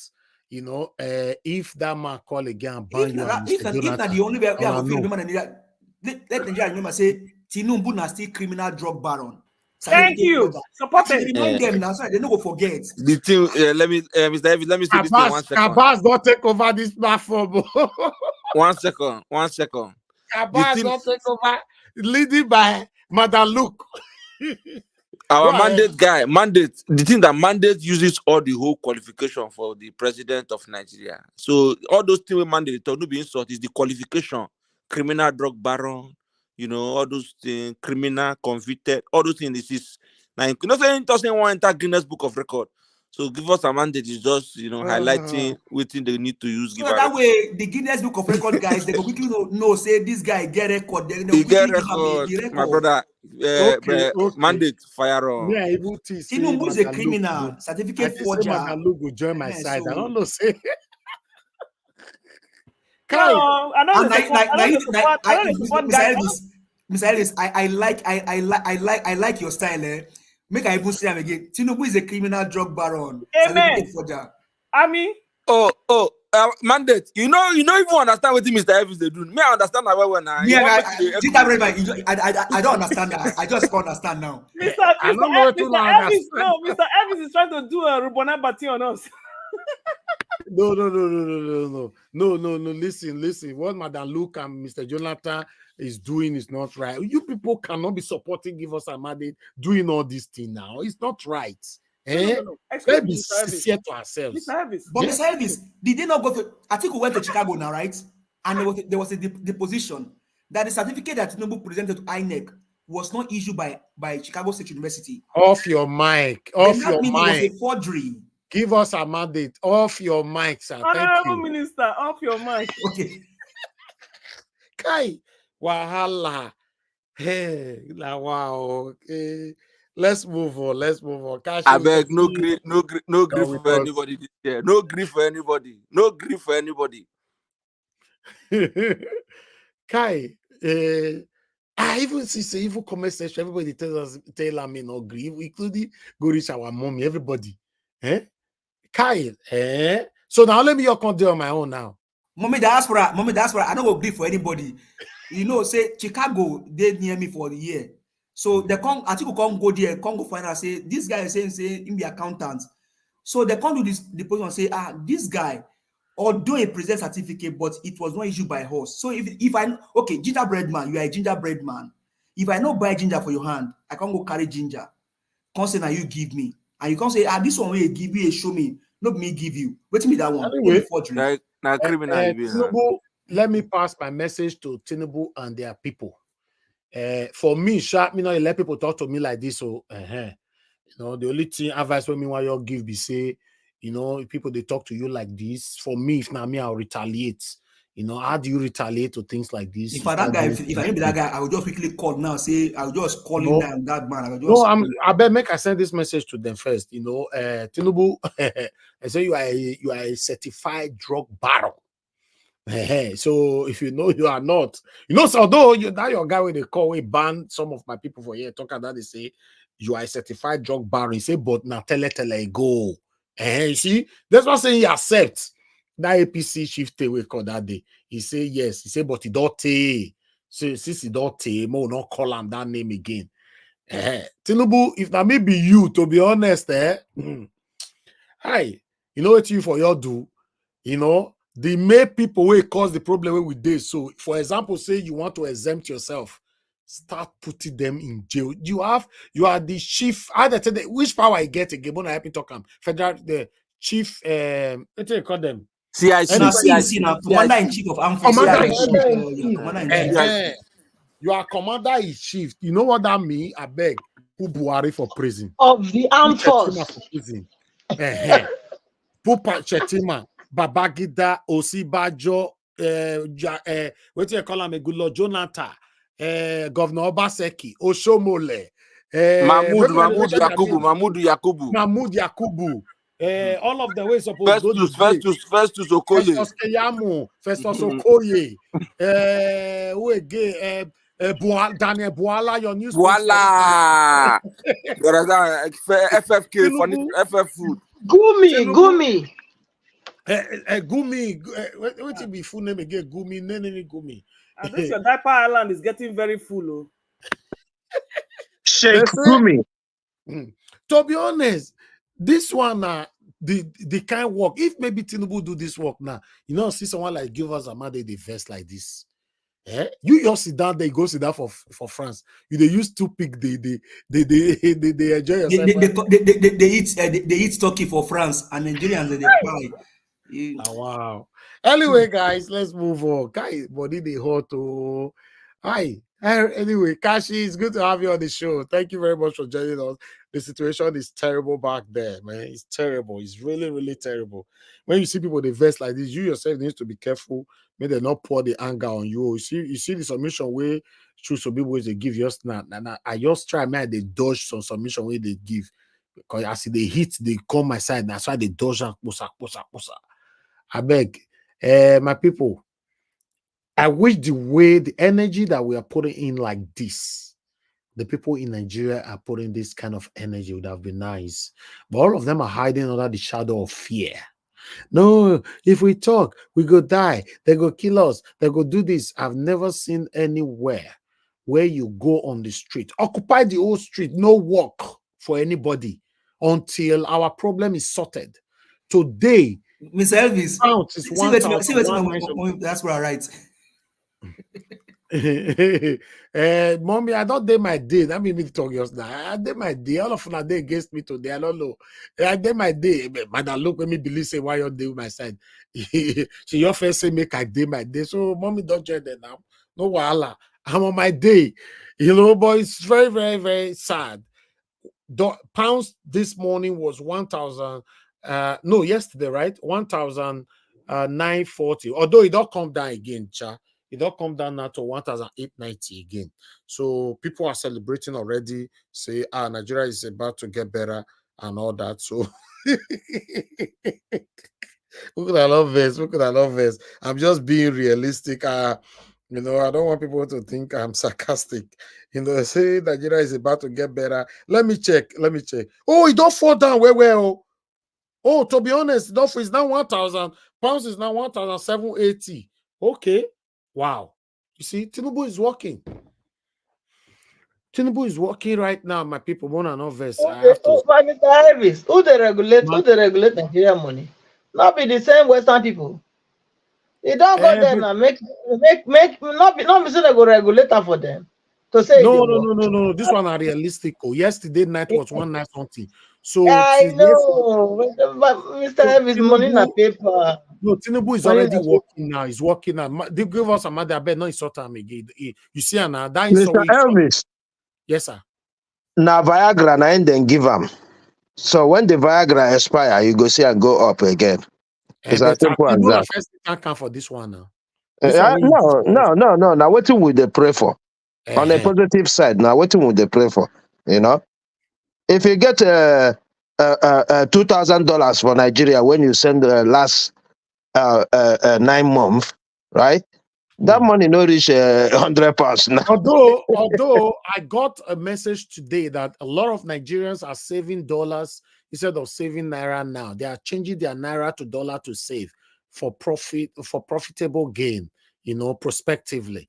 But now, what the government is trying to do, I don't know if this is realistic, but what they are trying to do now is to make life difficult for the people that is saving dollars. They are converting all their money to dollars. So now, at the moment now, they said domiciliary account. A lot of Nigerians have loads of dollars in their account and they don't have naira anymore. Now, so the government be like saying one pepe una destroy the dollar for una hand. Woto. So now that they do so. So if you be part of the people who go turn your billions of naira, Madam Luke and others, you go turn your billions to dollar. Mokona the way to Tinubu does start. Since yesterday now, he said it's now 1,007 down. Before you wake up tomorrow, it will be 800. Maybe by Saturday, it will come be 250 naira. So I don't know how soon. Mr. Elvis, is it dollars and pounds that we used to trade in Nigeria? Is that what we used to go and buy food in the market? No, naira before. So which one is this dollar? Who even spends pounds these days except in Europe? Who they use pounds? Nigerians. Hey. All right. Let's move on. The other thing that it seems all these blind ruiners don't have is that they don't have for. Okay. Let's move on, my people. I appreciate every one of you. I appreciate you all. As I say, all of you now, almost everybody just against me today. The only person I even believe say go deal with me, maybe someone like Mr. Jonathan, and Madam Luke and others, even go reach my mama. Everybody's even go reach. Against you, just they say Tinubu certificate for that. Mr. Elvis, are there people in the backstage? No, the screen is full right now, but nobody in the backstage. But let's move on. Other people want to speak. Mr. Elvis, this is playing. What's that? It's playing. Can you not hear it? What's playing? No more bad government. Nigeria was. No, you know they play. Stay on my side, though. It's playing continually on my side. No, na your side. You get what happen. You know what you do, mama. That open your window. If na your laptop, throw when I go, the music will stop. Mama, you hear me? That happens when you don't. But seriously,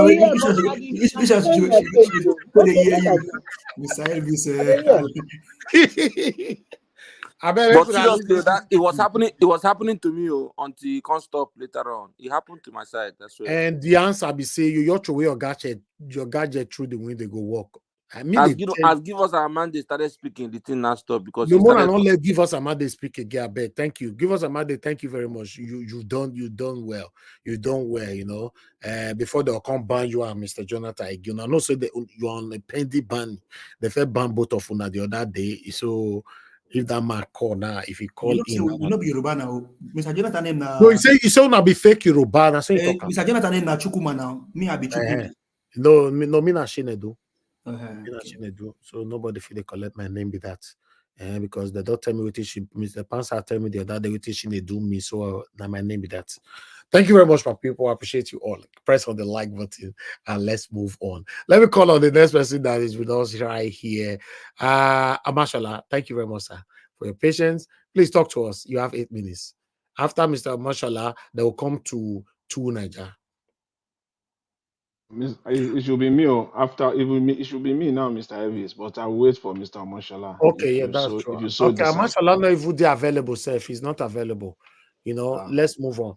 Mr. Jonathan, go ahead, talk to us. Okay, all right. Thank you very much, Mr. Elvis. Thanks to everyone, all the panelists, all the submissions, and those on the comment section. I welcome everyone. All the comments and the submission made so far. I appreciate everyone. Thanks for all the excellent submissions. And give us our mandate. Thank you very much. I just quickly want to start with this Edo thing, Edo State emergency number, just briefly. Edo State, yes, it appears to be a good thing, but it is a normal thing that a government, that a state should have. The question is, As they always say, the devil is in the details.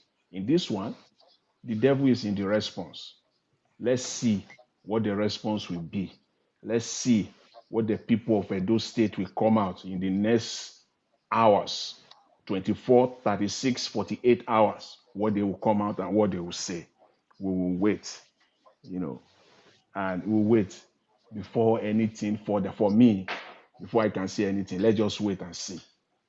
The devil is in the response, and I'm waiting to see that. This EFCC thing, I think it is so. I think people dealt with it very well. Madam Patricia, I believe it was Mr. Chooks also talked about it very well. Thank you very much. But I need to add one or two things. I don't know when court cases have become a private matter. I don't know when court cases have become a private matter. Every court case is a subject of public interest. Court cases are not secret. The moment you go to court, you have thrown away your right of privacy to a very, very large extent. Two people can be fighting at home secretly. The moment one of them decides to go to court, that is it. It is no longer a private thing. So for EFCC to be coming out and be telling Nigerians that they obtain a restraining order from calling in a religious group allegedly laundering terrorist money is baffling. Because when you obtain that, the first thing you will do, if you are transparent and if you are true, EFCC, if you are really true, if you are not an enabler agency, an enabling agency, if you are not supporting this criminality, EFCC, the first thing you will do, because when somebody fights you, you fight back. Basically, what they are doing is they are fighting you. That's the case, right? They are fighting you, EFCC. I'm talking to EFCC chairman now directly. They are fighting your agency now. So you fold your hands, you fight back. If truly you are true to fight this corrupt system, you will come out in that press conference. You will mention the name, the jurisdiction. That's the first thing. Where is it? Where did they obtain that order, that restraining order? Where? Is it from Kaduna? Is it Kano? Is it Lagos? Is it from Abuja? Is it from Owerri High Court? Which of the High Courts in Nigeria? Which jurisdiction? There is no law that stops you from stating that. And there is no law that stops you from stating the judge that granted that restraining order. That is where you start from. That is how you defeat all this secrecy that is bedeviling Nigeria. All this stupid arrangement that is going on. But to me, it still seems that there's a cover-up. You are enabling them. You are supporting them somehow. Who are these people? That's why the other day somebody was talking about cabals. Are they faceless people? Who are cabals? They will just come out and say cabals. Who are those? Don't they have names? Where are they? The same thing EFCC is doing. We obtain a restraining order. Who granted the restraining order? Yes, you may not expose the details of the case because of whatever legal issues surrounding it. Yes, but there is no law on earth that stops you from saying Judge so granted a restraining order on so date of so jurisdiction, granted this restraining order. Nothing stops you. That's how you start. But covering up. You are still covering up. You are not ready to do anything. To me, what I see is just cover up. And that's what you do best in Nigeria. All of them. That's what all of you do that at your very best, to cover up. No transparency of any kind. You come out, you want to show us kind of a picture that you are somewhat transparent. No, Mr. EFCC, you are not. You are not. Who are these people? Start from the judge himself that granted that order so that Nigeria can speak to him directly. The judge who have the audacity will tell Nigerians how did he reach that decision to grant a restraining order to someone that is alleged to be perpetrating or supporting criminality to come and answer questions. Look at that. That is the problem that we have in Nigeria. All the agencies, they are just enablers. They just enable this criminality to go on. The lack of thorough transparency and cover up in the system is the bane of our growth in that country. That's the problem. So don't think Nigerians are just fools here. We can see what is going on. So if you really want to be transparent and you really want to prove to Nigerians that, yes, you are really tackling this problem and you want to solve it, please come out and be open. Just be open to Nigerians. So I will talk briefly on the, Mr. Ned Nwoko, the issue of, Nigerians allowing individuals to have the right to carry arms. For me, the question I have in the first place is, which license or licenses does these kidnappers, Boko Haram, and all these bandits, which license, does these people have in the first place, or that they obtain before they start brandishing all these AK-47, terrorizing Nigerians all over the place? Which license? Which that is the reason why they are criminals in the first place. And what does the government do to criminals? You pursue them with the full extent of the law, the capacity that you have as a government, because they are criminals in the first place. They carry AK-47 all over the place. Which license do they obtain in the first place? Which we saw them everywhere in Nigeria. They carry AK-47 all over the place. You are now saying Nigerians. See, for me, the way I see it, I think people have spoken it the way it is. It is just what is in need for them. This is not for Nigerians per se. It's not for Nigerians. That bill has a lot of loopholes. So many loopholes in that bill. That's firearms bill that he was talking about. First of all, the issue is that, see, if you want to deal with it in Nigeria, if you are serious, if you are really serious, you will deal with the issue of policing. You will deal with the issue of state and local policing that will bring security to the doorsteps of Nigerians. That's the first step. That's the first step. When you do that, you can now, in that same bill, you will join it together with firearm. In that same bill, it will be one bill, the bill of policing, and then insert in that bill also individual firearm. Not just to come with firearm. How do you want to control it in the first place? Those are the things. Yes, it is good for Nigerians to have firearms, but the way it is right now, who will control? Where is it? The current Nigerian police? Mr. Nwoko, get this straight on. Yes, everyone in the Nigerian system is corrupt. I use the word Nigerian system. I'm talking the word system. It's not every Nigerian that is corrupt. But Mr. Senator, get this clear. Everyone in the Nigerian system is corrupt. And these are the people, the bureaucrats, that will run this process. It will be chaotic. It will be disaster in Nigeria. For me, it is just what is in it for you guys. Can you imagine the amount of importation of firearms they will bring into Nigeria? All of them will get licenses. They will be bringing firearms into Nigeria. Okay, Mr. Elvis, I think I heard the bell. Am I correct? Yes, sir. Yeah. Round Okay. up 10 seconds. All right. Okay, let me just leave it at that. Let me quickly round up with Sowore.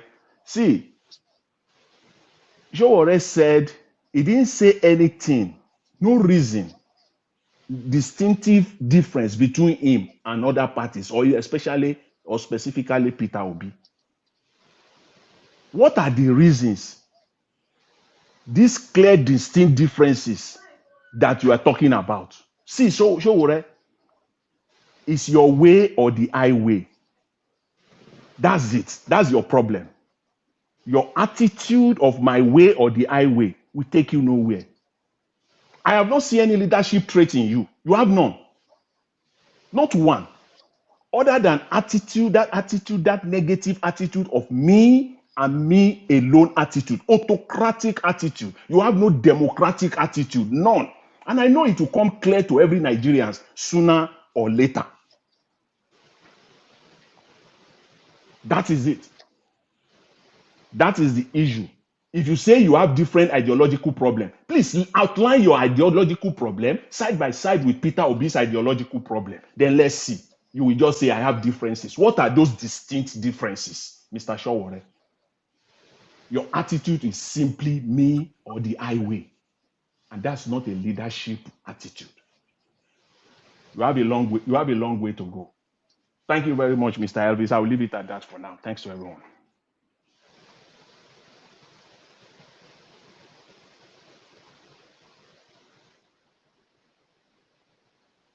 Hello, can you hear me, guys? Yes. Yeah, Mr. Yes, Elvis we can hear you. there. Maybe I think Mr. Elvis dropped. Yeah, okay. All right. So maybe the next I think person he's can back take now. over. Okay. All right. Okay, Mr. Elvis. Thank you very much. Thank you. Thank you very much, sir. Thank you. God bless you all. I appreciate you all. Okay, let me quickly move on to the next person. I appreciate you, Mr. Jonathan, for your wonderful submission. Okay, I don't know if Mr. Mashallah is ready to speak now. I'm ready. Okay. God, Mashallah, please talk to us. 8 minutes. Good evening. Mr. Elvis, good evening. Nigeria family, good evening. I agree the panelists. Let me start with Nwoko. The issue of guns in Nigeria is not today's news. Because right now, the way the situation of the country is right now is everybody is scared. And those in power that have the right to do the right things for us and put things in place for us don't care. That's why they want to take care of themselves. They want to take care of themselves by making sure they have guns to protect themselves. Majority of them have police officers around them in their houses. Even in a house they don't even stay, they have police officers there.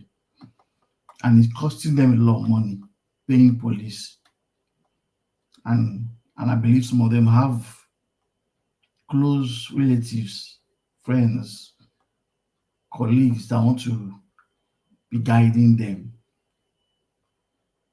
And they can't empower them with weapons. So this is one of the bills that will help them to do what they want. The man is talking about shooting range. How many Nigerians have the money to construct a shooting range? If not those who are putting us into problem, senators and governors, those who are looting the money. If you say yes, you give us the license to have guns, who on earth has the money to import guns to start selling? Everything you see, senators, is just act of selfishness. You are not coming here to talk about having state police or pushing for local government police. You are pushing for us having private individuals having guns, so that when election come, you all have guns yourself to eliminate each other. Nigeria is not ripe enough to have guns. So to me, left for me, that bill will not even pass. And it will not even pass because most of these people that are giving us this problem are in government, they are in the Senate. Boko Haram people are in the Senate. Do you think they will allow this bill to pass for you to have gone to protect yourself. No. Let us go to religious leaders. EFC boss, as much as I feel and it looks like you want to do the job, I believe you are not given the free hand to do your work freely, because if you have the free will to do your work, you will mention these sponsors, religious leaders that are sponsoring terrorists and kidnappers. This is not the first time Nigerians are hearing that people are sponsoring them. You know them, so why you find it so difficult to announce the name?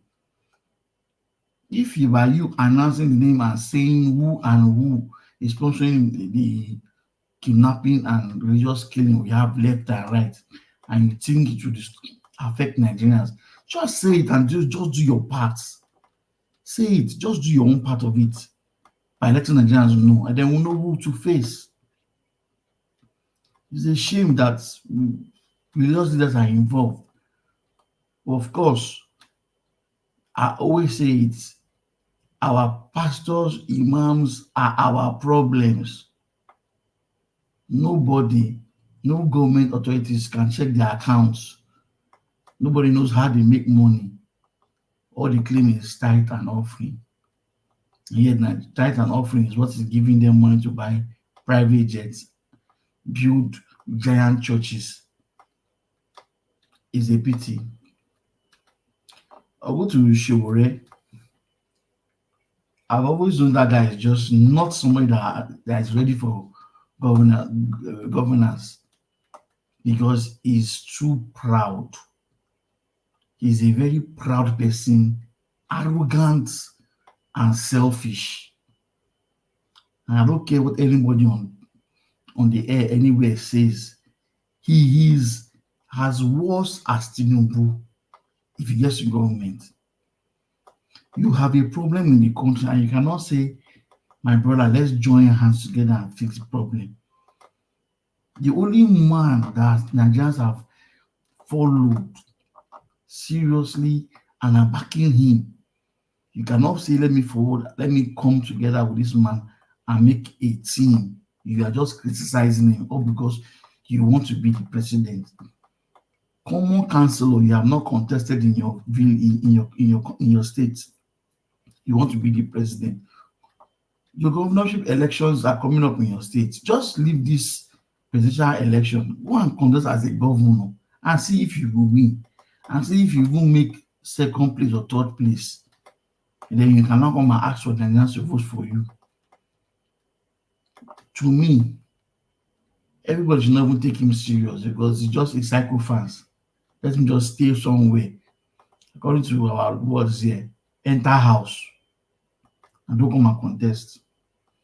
For fun, to me, I don't think those people just they know what they are doing there in fun. They keep contradicting what they say. Like local airlines are not Nigerian carriers. So which must be a carrier? Nigerians are playing football in the Nations Cup.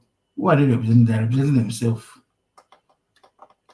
The painful part is the money to establish an airline is in their pockets. They've all shared it, and yet this man is coming here to talk rubbish. After 8 years now, or 4 years now, we will not see what he has done. Somebody has taken money from government. He's not pursuing how they get the money back from him. He's not saying that. Somebody was a minister in aviation, has looted money. EFCC is aware. They have not called this man to come and explain. You are there trying to say you make sure you do. Nigeria can have an airline. Nigeria does not have any business doing private business. Those who have money to own private business, invite them, let them come and invest into your Nigerian air and stop wasting government money.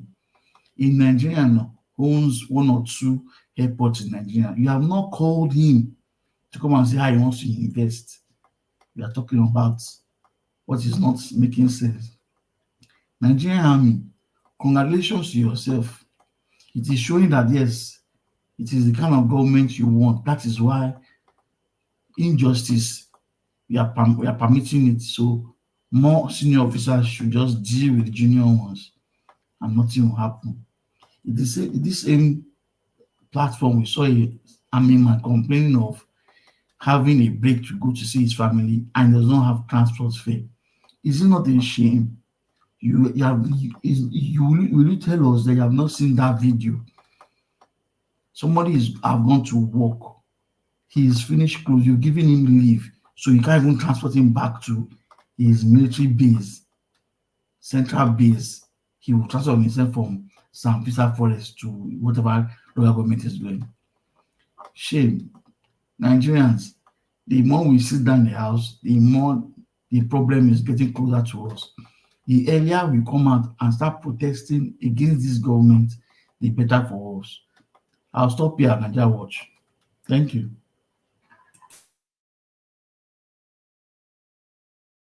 Thank you very much, Mashallah. Thanks for your submission. I appreciate you, my brother.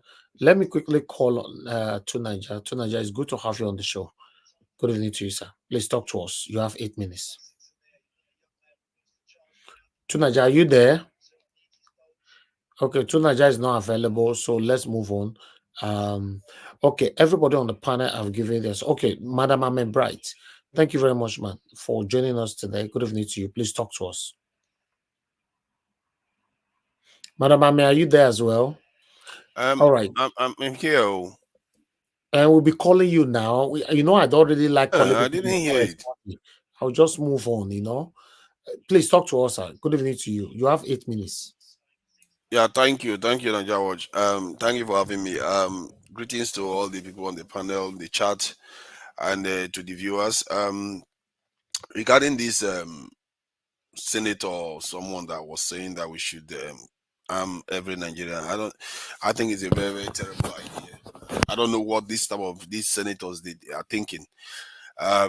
Just about 2 years ago, I think one of them was on the House floor saying, let's get mercenaries. It's not shameful. Let's get mercenaries. It's like these people, I don't know who educates these people or what kind of thinking that they have. And it's really a shame that Nigeria has come to a state whereby they are saying everybody should own guns. People are hungry in the country. If you look at elections, what happens during elections, and you want everybody to arm themselves on top of that. America loses 43,000 people annually due to gun violence alone, and they are very rich.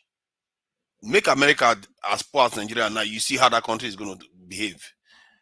The kind of stuff these people expect us to do, I don't know. We are already doing our own borehole, our own power generation. We live in the States. Everything we are doing ourselves. The money you are going to spend buying those guns, individual guns, the airman is doing, why are you not using to recruit people and defend yourself? Why are you not pushing for your federal government to recruit people into your forces? It's almost it's sickness, actually. Why is it that nobody ever talks about that part? Why does no one ever talk about that? And yet, when you hear about all these people all the time, when they get kidnapped or they go to villages and destroy things, one of the things they always talk about is that the security forces arrive too late because they are too far in between. How is this such a complicated equation? This is something everybody else does. It's like our people have been made to wipe their memory, that part of their brain that tells them this is how the problem is supposed to be solved. Never, not do it. Look at the whole world, how they do it. Don't do it, the whole world, let them keep doing it that way. Why we keep talking nonsense to our people? The kind of things we suggest to our people all the time is scary when they know how the rest of the world deals with this problem. If you want to deal with the problem, you recruit. We are here in the UK. They have not even started having insecurity like the way we do. They're already talking about it. They are even thinking of conscription.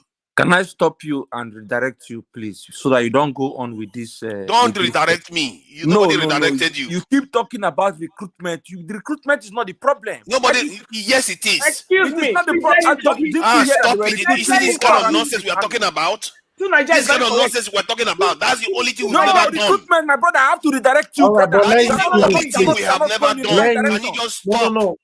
Takuma, please let him talk now. Let him finish his submission, please. It's the only thing we have never done. You have to recruit more people. You can't expect one soldier to protect 1,000 people. You dare it. Thank you. What kind of year talk is that you are telling me to read that? Can one person protect 1,000 people? That's what our soldiers have to do. 50 How is that million fair? youth. 50 million youth. Agbado said it. 50 million. We are sitting.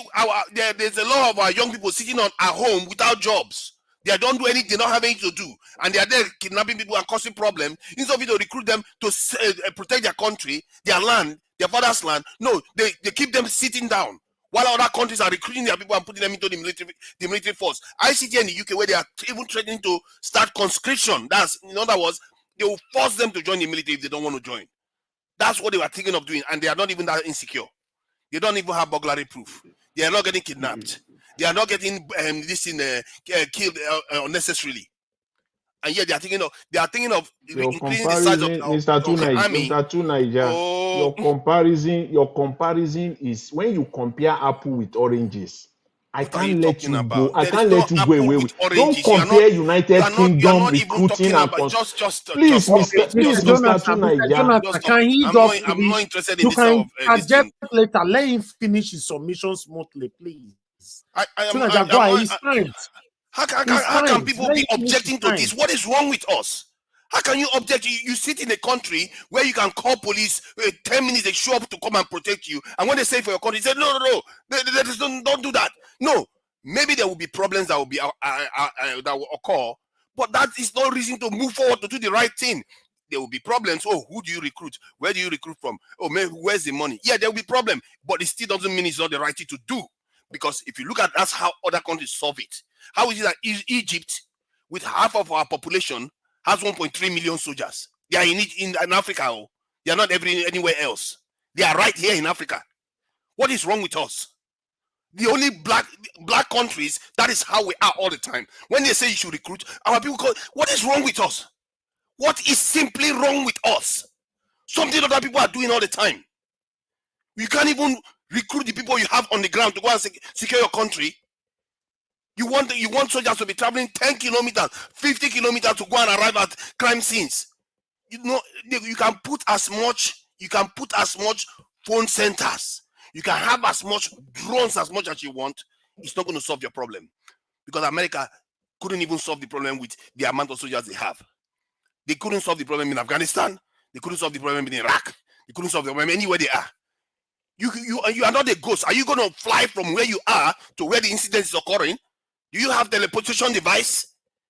How are you supposed to be there if you don't have people around? You have to form a national grid of military outposts to stop these people so that whenever they show up, it becomes a trap. You show up, you get caught. You show up, you get caught. Tomorrow, nobody's going to show up anymore. Period.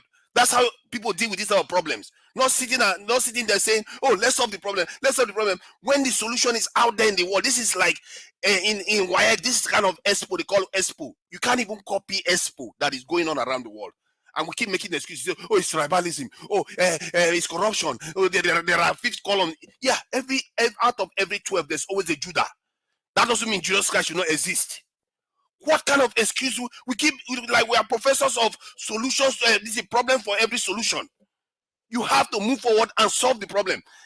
Our country has been it has been so bastardized that I didn't even think that this Tinubu guy can come and even do it, make it even worse. This man has completely, within 1 year, energy costs are tripled.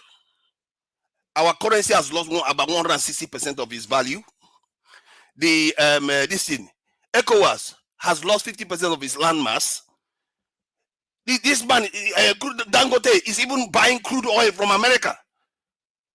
It's just the entire thing is madness. And I keep telling people, when you allow your leaders, they are all walking to foreign capitals every day, begging them for everything, talking to them all that they are not governing for you. You are not the ones they are governing for. They are governing for other people. Tinubu had the foundation that was laid before Tinubu came into office, had the capacity to even be one of the best presidents in Nigeria history. But this man, within how many years, within how many months, has almost destroyed everything in sight. From ECOWAS to currency, insecurity, everything is just destroying. The exchange rate is that he didn't even have to do it. But he did it anyway, destroyed the Nigerian currency. It took them how many months? I think today now they're saying, the bank is saying that, the CBN is saying that all the banks should sell their dollars. Oh, so now you want to discourage use of dollars. I've been saying here, these our leaders can't even discourage the use of foreign currency in their own country. How is your country going to survive? Is your own currency going to survive? Do you have to convince these useless elites to buy Nigerian-made cars? These mumu people, where they are mumu wear trouser. You have to convince them something is wrong with our people. If you buy your car today, tomorrow another person buy before you know Cameroon is buying it, Congo is buying it, Togo is buying it. Nigeria becomes richer for it. These mumu people, they can't even promote Nigeria to save their life because they are busy promoting Oyibo people. Go and look at the stock market of Nigeria; it's exploding. This is the hedge fund that are speculating on our currency. They are making billions of dollars while we suffer for it. Because this useless man is not governing for Nigerians. He's not governing for. That's why he was able to say, if you want to send them overseas, say let them go. We'll train more. If they need more, we'll supply them more as if we are animals. That they supply livestock for other people. And you have to ask yourself this question: is it only him? Is it only him? It's not only Tinubu. Our elites, there's something wrong with us. Almost all our rich people, our mentality, something is seriously wrong. These people don't care for their people. All they care about is pleasing Oyibo people. Seriously, it's only Oyibo people they care about. Not Chinese, not Indians, only Oyibo people. They are worshiping them. Everything we do is to worship other people. We are the only country we don't have our own native language as our national language. We can't even rename our country. Our lawyers are wearing Oyibo this thing. Our soldiers are not recruit. Every time we borrow money, they tell us not to recruit people into our civil service. They tell us to cut government spending. This is what they do. They cut you slowly before you know it, there's nothing left. We should not buy into any of this. You have to think for yourself. Don't think that you have problems. If you think you have problems, other people have had those problems, but they solved it. Look at how they solved it. That's how you know where the solution comes from. And check what I'm saying. What I'm mine is different from what other nations have done. It's not just one nation. More than 100 and something nations have done the same, and they are living safely right now. Thank you. Thank you very much. I appreciate you. Please, I will need to pick a call. I'm coming, please. Hello, thank you, Madam Origin. You are calling back again. Please make it brief, Madam. Please, 2 minutes. Yes, we have full screen. Yes. Thank you. Go ahead. Hello, Mr. Forefathers. How are you today? Hope all is going well with you. It looked to me like, like I said, I always try to understand what people are saying. I don't listen to reply. I listen to understand. It looked like you have shifted a little bit.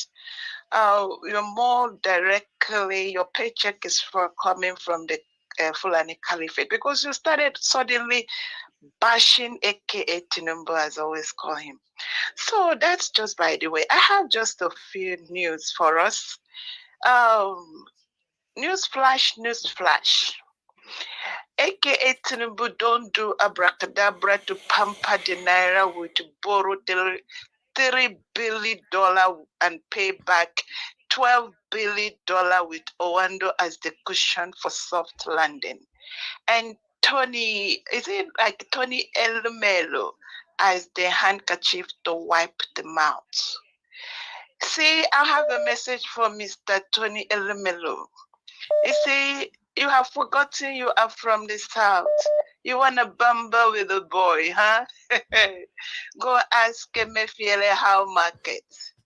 Go ask Beta Edu how market. Immunity no cover you. Anyway, I just want to keep the lighter mood because I know that hot fire is what is land on there. Please mute. Stay mute now. Who is that unmuting? He's making noise. Thank you. All right. Thank you, Madam Origin. Thank you very much. God bless you, man. Thank you. Thanks.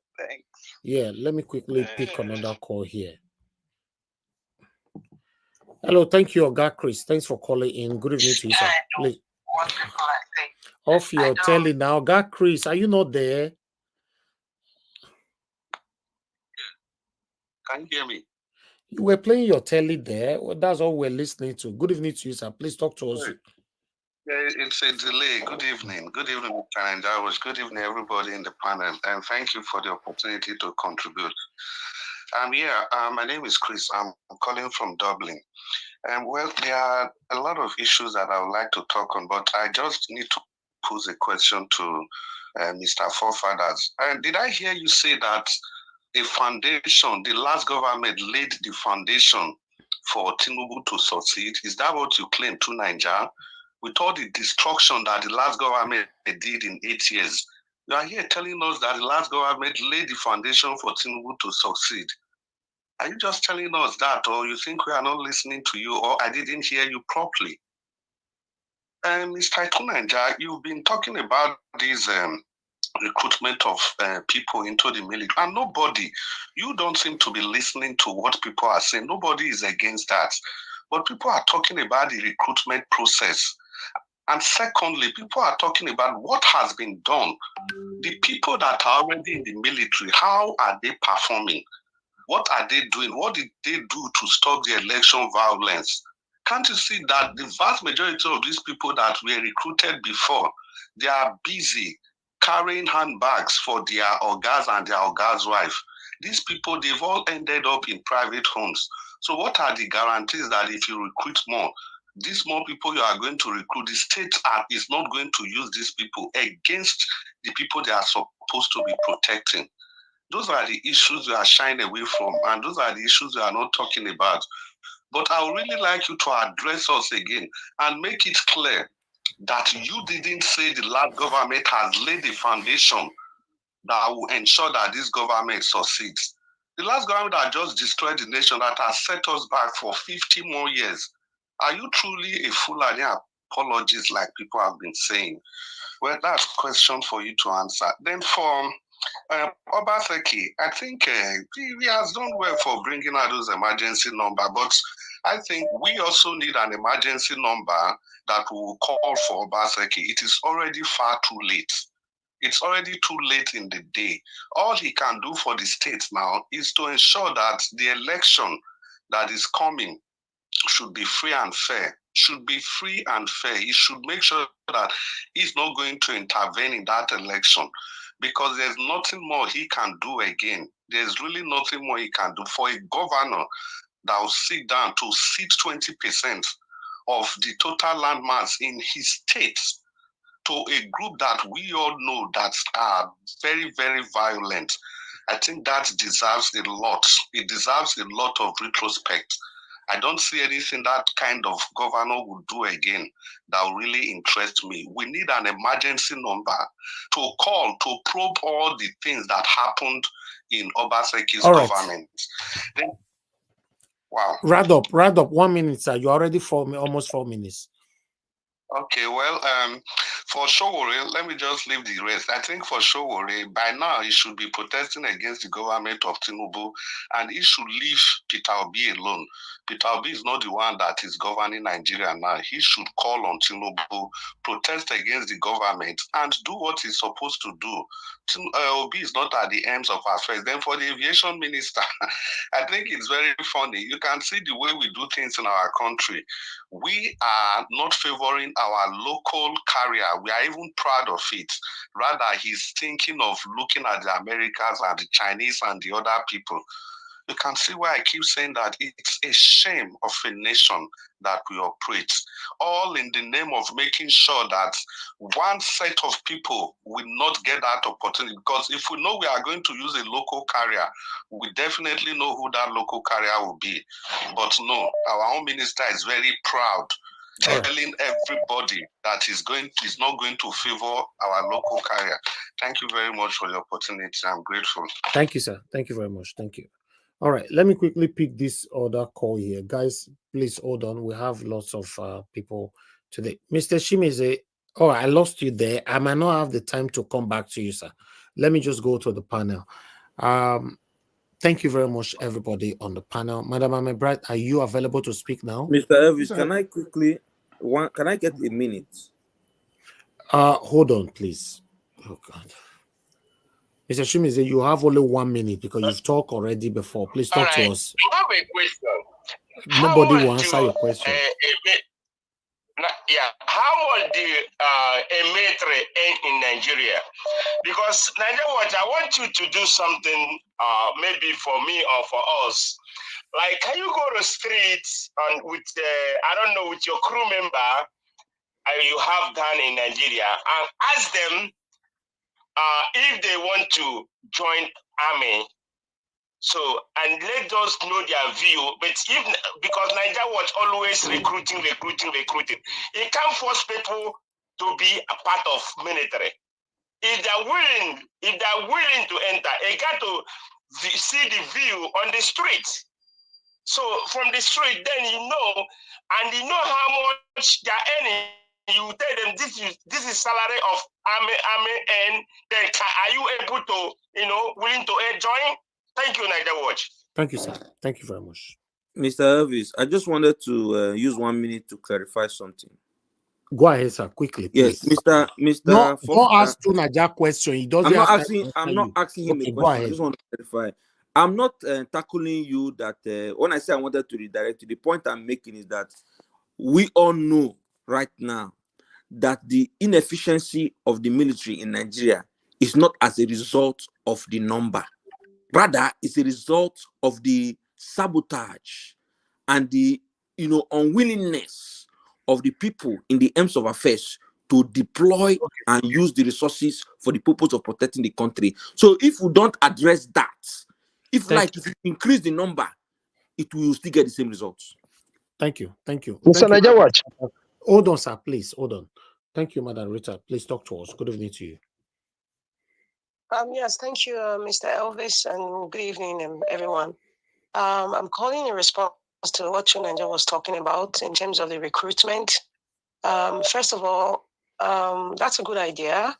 However, Nigerians are not mentally stable to handle firearms. Even the security agencies that we have presently are not mentally stable, and so it's a good intention, but we haven't gotten to the level of just recruiting, because the recruitment process alone, the architecture of recruiting people in any security agency in Nigeria, anyone, the Army, Navy, or even the Nigerian police force, the architecture is obsolete. It's still under the colonial process. You can see it in the actions of the security agencies. It ought not to be so. It all boils down to the Constitution. When the people know what they want, they will know what they are defending. Right now, if you give any Nigerian any firearm, or any Nigerian right now, legally, we all know that it's not just to protect themselves. They will use it for something else. Within a trigger of even the traffic in Lagos alone, somebody can bring out a firearm and do what they need to do. So mentally, a lot of Nigeria, apart from the PTSD I keep talking about, are not mentally stable to understand why they need firearm. They don't understand why they need it, first of all. So it's like we are putting the cart before the horse, or rather the other way around. It is a good idea to recruit more people. However, we are not ready. Let us say we are not ready as a nation to recruit more people to get fire. We are not ready.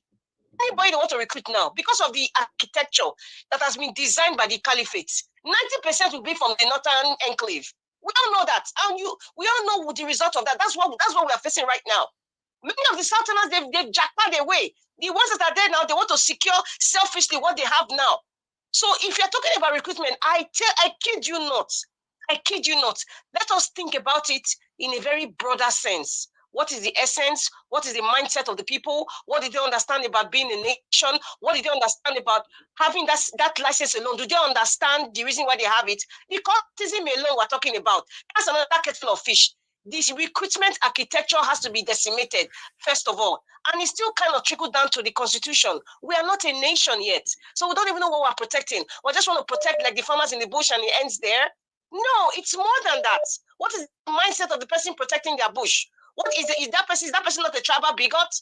Nigeria needs healing first before you talk about the recruitment. That's a good idea, but it will not work. If you recruit people now, I can bet you $1 million it's going to make the situation worse. It's not going to solve anything.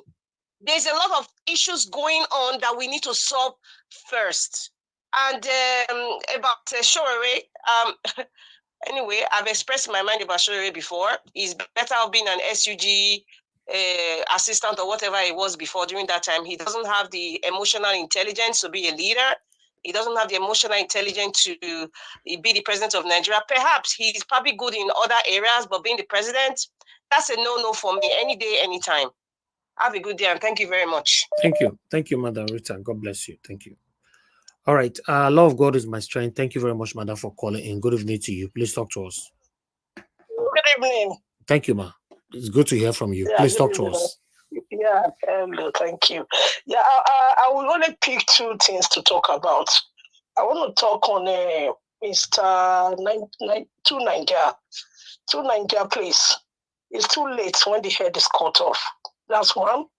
And then two, you are talking about recruitment every time you come on. You talk about recruiting. Recruiting is not the main problem in Nigeria now. There's a lot of things that we are looking into to see how the head is not proper. Forget any other thing. As you want to recruit which family? Are you going to give your brother that you should go and in some forest? Nobody will release their family to go and join the army now. So all those recruiting, every time you come out, for me, it's just a waste of time, please. The other important things that we should talk about, how we can save our country so that we can be able to get everything back into normal, not recruiting. Do you know how many children, family? I have a cousin that we cannot even find. He went to the army, took him to the bush. We don't even know where he is. And we are asking the commander. He told us he doesn't know where he is. They throw them and pour sand on them. I'm telling you, it's my own cousin. So nobody will leave their children to go and for a country that is not serious. No way. With the UK, yes, they are looking for from 18 years to up to join the army because nobody wants to join. Because of why they go to war and all that. That's by the way. Sowore, I know Sowore very well. I know him and he knows me. I want to talk to him so that I can hear. You see, pride is one of his big issues. One of his big issues. And if he can take pride away, he will go a long way. You cannot. You just finished from school. You went to America. You came back. You have not even done any political thing. All you are talking about, you can't work with Peter Obi. You are claiming Mr. Innocent. And in Nigeria, you cannot claim Mr. Innocent. You have to bring your ego down so that people can easily come to you and work with you. Even for Peter Obi to work with you, Sowore, is a great thing. And let me tell you something, and you know that you never say thank you. If somebody like you, they should kill themselves for you or remove money or give you money or anything. You always say you will never say thank you. And this pride needs to stop. Mr. Peter B is not begging you that he wants to work with you. It's for the good of Nigeria. It's not personally for him. So if you are really fighting for Nigeria, you need to really come down so that people can reach you. Thank you, Mr. Danjawosh. God bless you. God bless you. Thank you, madam. Thank you. All right. Right now, who is that? Can I respond to all these things? Who is talking? It's me, Chooks. Mr. Chooks, go ahead quickly. Yeah, I just want to respond to the caller, who said about recruitment. Currently, for the past 30 days, they open recruitment for the military, and they are warning that they can only get 3,000 people. So it's not a thing of just like the last caller said. Nobody wants to join a corrupt organization that wouldn't give you your right, wouldn't or make you prosper for joining that. Thank you. Thank you very much. Can I just respond to some of these things they've been saying? Okay, 1 minute you have. Only 1 minute. I said it earlier on. You can't keep making excuses for inaction.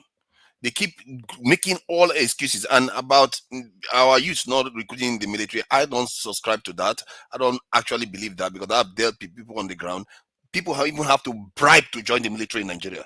That's how bad it is. People forget that compared to most jobs people have in Nigeria, the military is relatively a good job. They have housing, they have all kinds of different benefits that they get that other jobs don't provide, and yet other jobs pay just as badly. Some people get government jobs where they don't give you anything. They pay them 30,000 a month. So people forget that military, compared to other jobs, they get a lot of other benefits. So, and people bribe to join the military in Nigeria. So I really saw that statement that was just made just now is a little bit suspect. The idea that you cannot secure your country just because your people are not ready. No nation is ever ready. Many nations are far more traumatized than Nigeria when they recruited the size of military that they had. They went, some of them just came out of war. Okay. Tunaja, personally, I'd like to respond to one of your messages you left on the comment section. You know, that is a message right there on the screen. You say UK will conscript and force their people to join military if they do not have enough people. Okay, you see, the reason why people counter you all the time, because when you come up with your comparison, you know, comparison that can never align, because it's like you are comparing from 1 straight to 10. If you were comparing from 1 to 2, that would be nice. You jump from 1, you are going straight to 10 to compare. You know, now let me respond to this.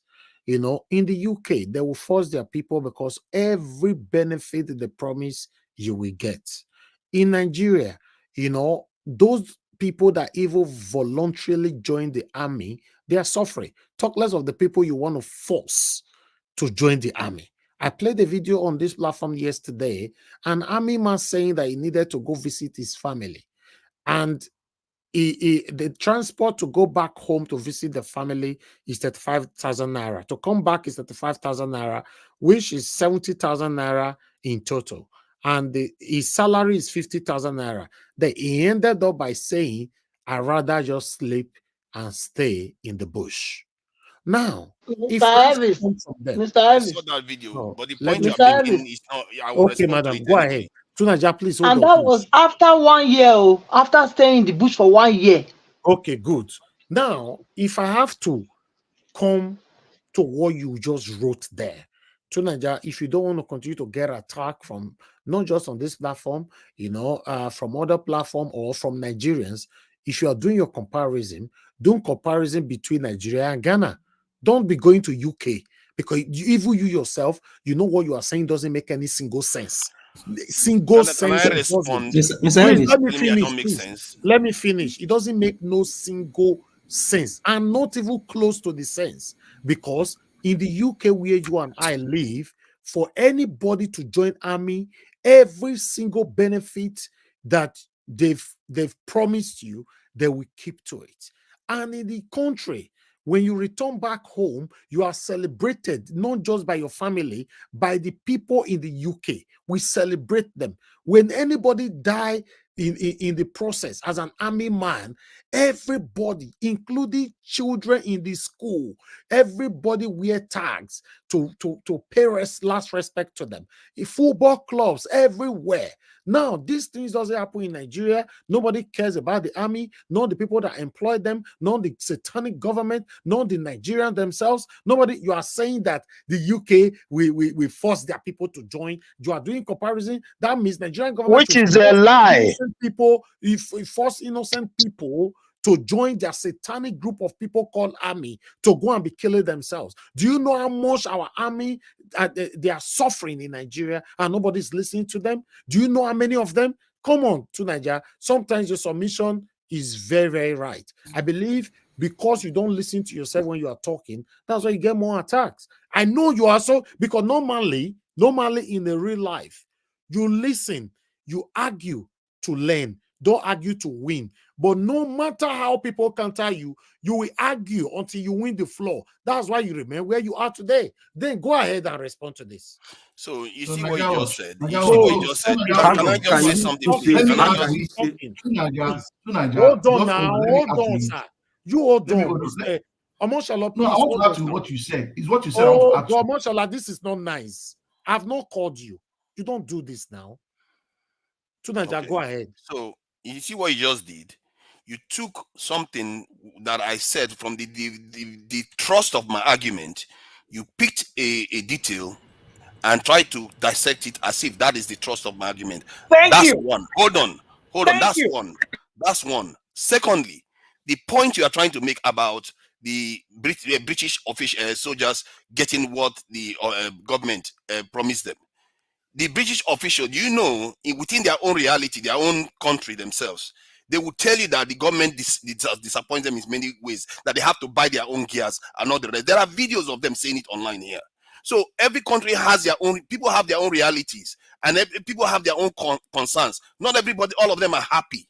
They don't bribe to even join their forces. They don't even want to join.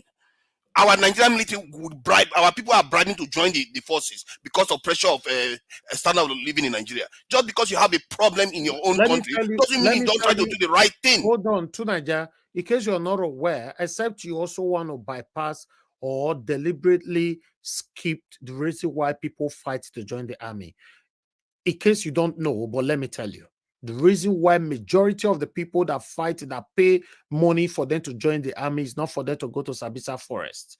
They join the army because naturally, you know, immediately you become an army man, you are safe till you die from any kind of oppression, suppression, and intimidation in Nigeria.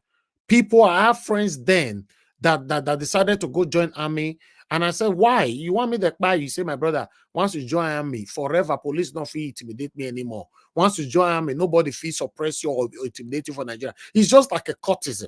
A lot of people believe that joining courtism is to protect themselves. They end up killing themselves. So this is the reason why many people join army. In case you are not aware, not that because they like the way the Nigerian government treat them, not that because the money the Nigerian government pay them, they are joining because they know their parents cannot protect them. The government of the country cannot protect them. The people of the country cannot protect them. But as you and I know, since you were born, if you are really a Nigerian, since I was born, nobody dare intimidate anybody to do with army, both small or old. That is the reason why people crave to join army. That is it. And I also have people. Are you also aware, Tunaja, are you also aware? I will agree with you that people pay to join army, but are you also aware people pay to become an army, but they never practice at all? I also have a friend that we went to the same primary school together. He's an army man. He never practiced. And, you know, he said he was receiving salary for so long, even after he moved to America. He was still receiving salary until he stopped. Maybe because I was not complaining about it and all that, he now told me a couple of years ago that I have already cut it off. Maybe, you know, say sometimes. Exactly. You know, say sometimes when people know that you are not aligning with what they are doing, they just okay, I want to cut this, I want to deceive this. They just want to make your eye come off from that side. Exactly. He was in America still receiving salary. And he never practiced one day. He never go nowhere one day. Nothing at all. I was like, wow. So I also know a lady, you know, that built close to me. We share the same land together. You know, a young lady at that time, she, you know, about 5 years ago, she was like 22. She's also an army, but she never practiced at all. So yes, I agree with Tunaja on that. But maybe Tunaja might not be aware that the reason why some people pay for all this, they don't even practice. They are not there, but they just want to hold the name that I'm an army woman or a man and use that to protect themselves in Nigeria. That's it. Mr. Elvis, let me say this quickly. No. Tuna just started speaking first. Quickly finish what you're saying. Out of every 12, there's a Judas. It still doesn't mean Christ cannot happen. My point is that the thrust of the argument is that there are people being kidnapped. Our women, children are not secure. Our nation, our own interests, we can't even defend it. Okay, we can't defend anything. We have to do what we need to do.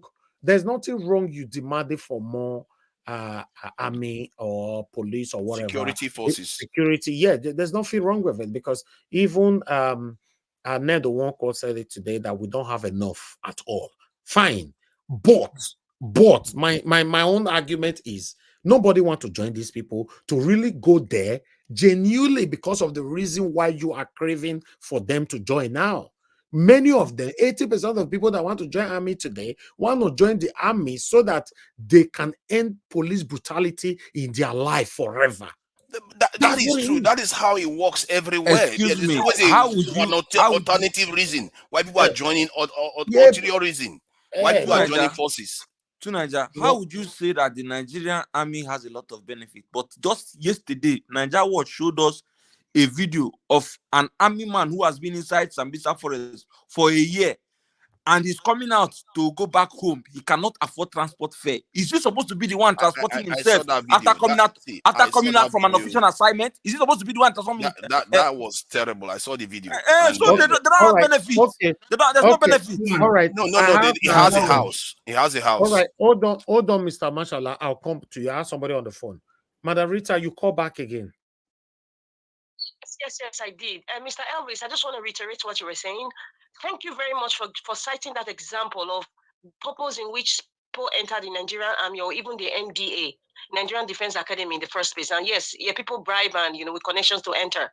It still boils down to what I'm saying, Mr. Tunanja. I don't think you get it. It's not about, okay, we are in a dire straits right now, and your own is just recruit anybody recruitable, accept them, and that will solve the problem of, inadequate security forces. It is not going to solve the problem. That's what I'm trying to cite here. Okay. We are not a nation yet. People will join these associations for personal reasons, not to protect the nation. That is the issue. It's not about you can recruit 1 million people. It will worsen Nigeria's problem because we are not even together as a nation. Don't you get it? If you see an army guard at the airport, if you can stand and ask him, I want to take a picture with you, you'll be very proud. He'll be smiling and he'll be very proud to take pictures with you, a stranger. But if you see Nigerian army, what do you feel? First of all, you feel this PTSD of, okay, these people are brutal. That's not how it ought to be. Your country you represent, your own citizens are afraid of you. It doesn't happen in America. I don't know about the UK, but it doesn't happen even in Canada. So we are not a nation yet. Any army officer is in foreign lands, in the UK or Canada, they understand what they are protecting, and the people understand the sacrifices that they are making. So that's why it's easy for them to recruit people, because they take you to university, it's free. People advance in their career. It's not the same. Thank you. Recruiting will not solve our issue now. Thank you. Thank you. Madam Rita, not call back again. No. Thank you, everybody. Mashallah, please. You wanted to quickly say something. Go ahead. Mashallah indicated first, sir. Go ahead. Let me just clear one part. You have 1 minute, sir. 1 minute. To Nigeria, I agree, recruitment, no problem. But you can't be recruiting people when we have the problem. Just now on this our panel, EFCC is saying religious leaders are one of our problems, and yet you can't arrest these people. You already know your problem. We should be fighting against people increasing this kidnapping and insurgents. Arrest them, not recruiting. We know them. Catch them first, then you cannot recruit. And Mashallah, if I have to add to what you just said, when EFCC was talking, are you aware that the Vice President Chetima was there? How come Chetima did not order for those religious leaders, whoever behind it, to be arrested immediately? He got the power to do that, right? But he didn't. Yes. So what are we talking about? And the lawyers are giving them backup. We deceive ourselves on the Nigeria now. So at the end of the day, from now to tomorrow is the same thing. Even only of Ife now have to come on to pray that EFCC chairman, you need serious prayers for you to embark on this kind of thing. That was what only of Ife said. He already know that for you to mention religious leader, traditional leader, he said, more fair pray for you first. Because this one not be an easy journey to go. Just now, not be easy journey to go. We've tried everything else other than that one I'm talking about. Baba, make I tell you something. Make I just tell you something now. If like recruit everybody, when your commander in chief is a criminal, there's no way. Okay, there's no way. Everybody. Commander in chief give order. Please, Takuma. Thank you. Mr. Elvis, please. I've been trying to say something. Okay, earlier. Go ahead, sir. Quickly. 30 seconds. seconds. Thank you very much. The idea that we need recruitment, I don't know where that is coming from, other than maybe there is other ulterior motive behind it. And making comparison that does not even match, doesn't make sense. Again, I don't know where that is coming from, as if you are coming here to address people that are stupid or what. In United Kingdom, In England alone, they have 43 territorial police force. 43 in England alone. In United Kingdom, the police force operationally is independent from the UK government. Independent. In England alone, in the United Kingdom, the chief constable is appointed by the mayor. In United Kingdom alone, the chief constable is responsible to the mayor. In Nigeria, the police head is appointed by the president, responsible to the president, can be hired and fired by the president. Are you kidding me now? What comparison is that? Is a Please baron. trash, please. And the vice Trash president that. is a Nwoko. There are different systems across the world, and they are more secure. Okay, please. I don't want to put anybody on the backstage. I know say some of they like to verse. And anybody with a put of blast and they go verse for 300 years before you come back to this panel. You're gonna go pursue your career. Exactly. The don't say Nigeria wash is rude. When I say stop, please stop. Go ahead, madam. Look quickly. Because everybody have been giving submission upon subcommission about these two Nigeria posts. I just want to say a few things. 1 minute you have for that. I have 1 minute. I think two Nigeria is getting a bad rap today because everybody's hung up on that word recruitment. Even the UK now is considering conscription because their army is depleted and military force. They are considering it. But when you say we should not compare, I don't mind comparing progressive things with other countries that are progressing. It's when you start comparing filth and slum. That's why I have a problem. In the United States today, they have over 420-something police academies. Nigeria has only 5. What we're saying is if you recruit state by state. But what we are saying, madam, look, who is going to join your recruitment? Listen to me. But now you want to recruit indirectly by putting guns in the hand of ordinary citizens. Is that not a form of recruitment? That's what I'm saying. We will not join you now. Is that not a front of? Why don't you make it orderly? This is what we should be gunning for. The one that you already recruited, do you pay their salary? That is why I'm telling you that the recruitment process should go through a structural, program. It should be revamped. Compensations, everything, so that you can recruit more. That's what we're saying. I think we are confusing the audience. Hey, don't think again. Let me talk now. I don't think. Who they think? It's okay. Let me pass this quickly. I think everybody hold on. Everybody hold on. Let me pass this quickly. The truth of the matter is,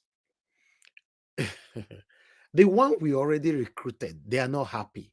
Between you and I today, 90% of our armies are not happy. They are not happy because they are not well paid. Nobody look after them. God forbid they lose their lives, their wife or children suffer. So these guys, they are not happy. And you want to recruit more people. Who is going to join you? If not for selfish interest. Who is going to genuinely join you? Oh, make I join because of the love I have for my country. As a, to demonstrate their patriotism. Who? Let me answer you. The jihadists will join because they have. They will join.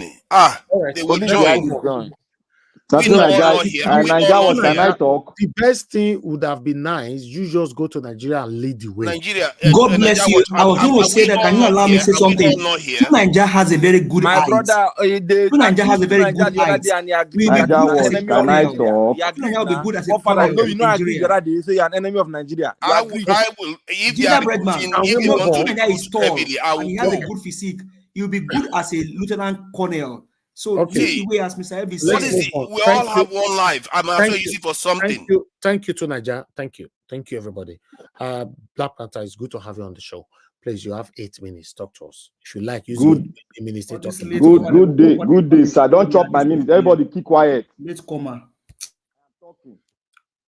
I saw all those people where they come from backyard, they rude, and I saw they be. I don't know I purposely want rude so that now to talk. They open door for them. Put them on backstage, Put them on backstage. Oh, you are banned, though. You have been banned for year and ever. Better go and rest. No mind, give us a mad in our body. They get power. APC they abuse our president. Who are you to abuse our president? Okay, good day, everybody. God bless every one of you. I have been listening to you guys. I decided to come in because most of us are not even, we don't know how things go on in the military or in the forces, but we just bring idea to speak because we want to speak. It is not what we speak that happens on the floor, on the ground there. But before I go on, I want to greet Mama in diaspora. I want to greet all the patriotic Nigerians that have been positive towards a new Nigeria. Those that have been positive about division of Nigeria by sending rhetoric, we don't know where they come from. But all we know that we have accepted a lot of the people from the Sahel that have no home. We have accepted them. We made them a national of the Nigeria Federation. And that is why people are considering looking into their immigration laws all over the world. Now, I want to speak here. All the things to Nigeria is talking are total garbage. You know why I say so? There is a rhetoric from the north that is going on now. Those are the top class military, the military people, and in connivance with the Arewa people. They are saying they've thrown this thing forth before, but the Senate stamped it down. They are saying we should recruit many military people into the force. The Senate struck it down that in fighting terrorism, all you need is tech and a lot of equipment. The military boys are saying it themselves. I don't know why we keep deaf ear to it. They don't have equipment. They are short of equipment. They don't have what they call the communication gadget. Their communication gadgets are obsolete because the money that is vested on the military is being stolen by the generals. We think this thing has ended. They are still stealing the money as we are talking right now. That is why you see military men are well funded. Military man is begging for you, is begging for people to donate to him so that he can travel back to see his family. You are in that rotting situation. You are saying more people should come into the den of slavery because they want to defend their father's land. One thing. I beg, please we can't hear you. Remove your earpiece. We can't hear you. Talk directly. We don't complain over this thing for years. Anytime you are talking here, in case you are not aware, try to play your submission so that maybe you can learn from that. You know they ever learn. You know, we can't hear your line will go up and go down for like 1 hour. I come back again for 2 seconds. Is that earpiece? Is the earpiece? Is that earpiece? Remove it. Remove it. Can you hear me now? Yeah, go ahead. Moderator, can you hear me now? Many times. You are good now. Remain 1 minute for your time. Which 1 minute? You don't start now. That is the attribute of a late comer. You see what is going on now? To Nigeria, did you see? You say Nigeria is diversified. We were talking about the former way which Nigeria was being, the constitution we were using before, the 1963. The same constitution. If you watch India is made up of 119 tribes, 190 tribes. And they are practicing the constitution we thrown into the lagoon. They are practicing it. They are the best. They have the best military on earth.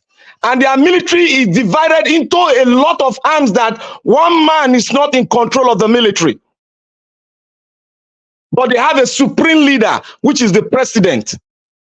So when we are talking about the military, come and recruit more military. It is not the recruiting of the military. It is the process in which you take in recruiting the military that is being ganged, that has been ganged together by these so-called politicians that don't want Nigeria to be a country. Everybody's feeding fat. And like I said, Nigeria is a conglomerate where everybody has a share. They have come together to share their money, and that is what the politicians are doing. That is why they are refusing you not to become a nation. Because when you say you are one Nigeria, why should you be scared? They are moving aviation to where aviation will strive better. so that every part of the country will benefit. You are talking about military recruiting. You see the 500 billion, 2 point something billion the states are getting. Those money were meant to recruit police in various states. But the federal government decided to take that part of it and hold it under the presidency. Nigeria is a federated state. We are supposed to have state policing, local government policing. That is the thing that will solve this kind of problem that you see. That is it not kidnapping? My brother, God we bless have you state very police. well. That's why we have the mobile force. God Each bless state you. police will produce their own strike force that will go after this. That is what we call policing. There will be a network of ideas around the security apparatus. That is what you need to set. Look at the Indians. They have what's called border military. Border military. They secure their borders. They have what you call the policing of the airport. That's another segment that is different from the state police and the federal police. This is how you divide it so that the country can be well secured. You cannot divide the security of the nation among three arms of the forces, where you have the Air Force, Navy, and what about the Marine? What about the border policing? Must you put it in the hands of the military? Are we having so bogus external aggression that we cannot stop?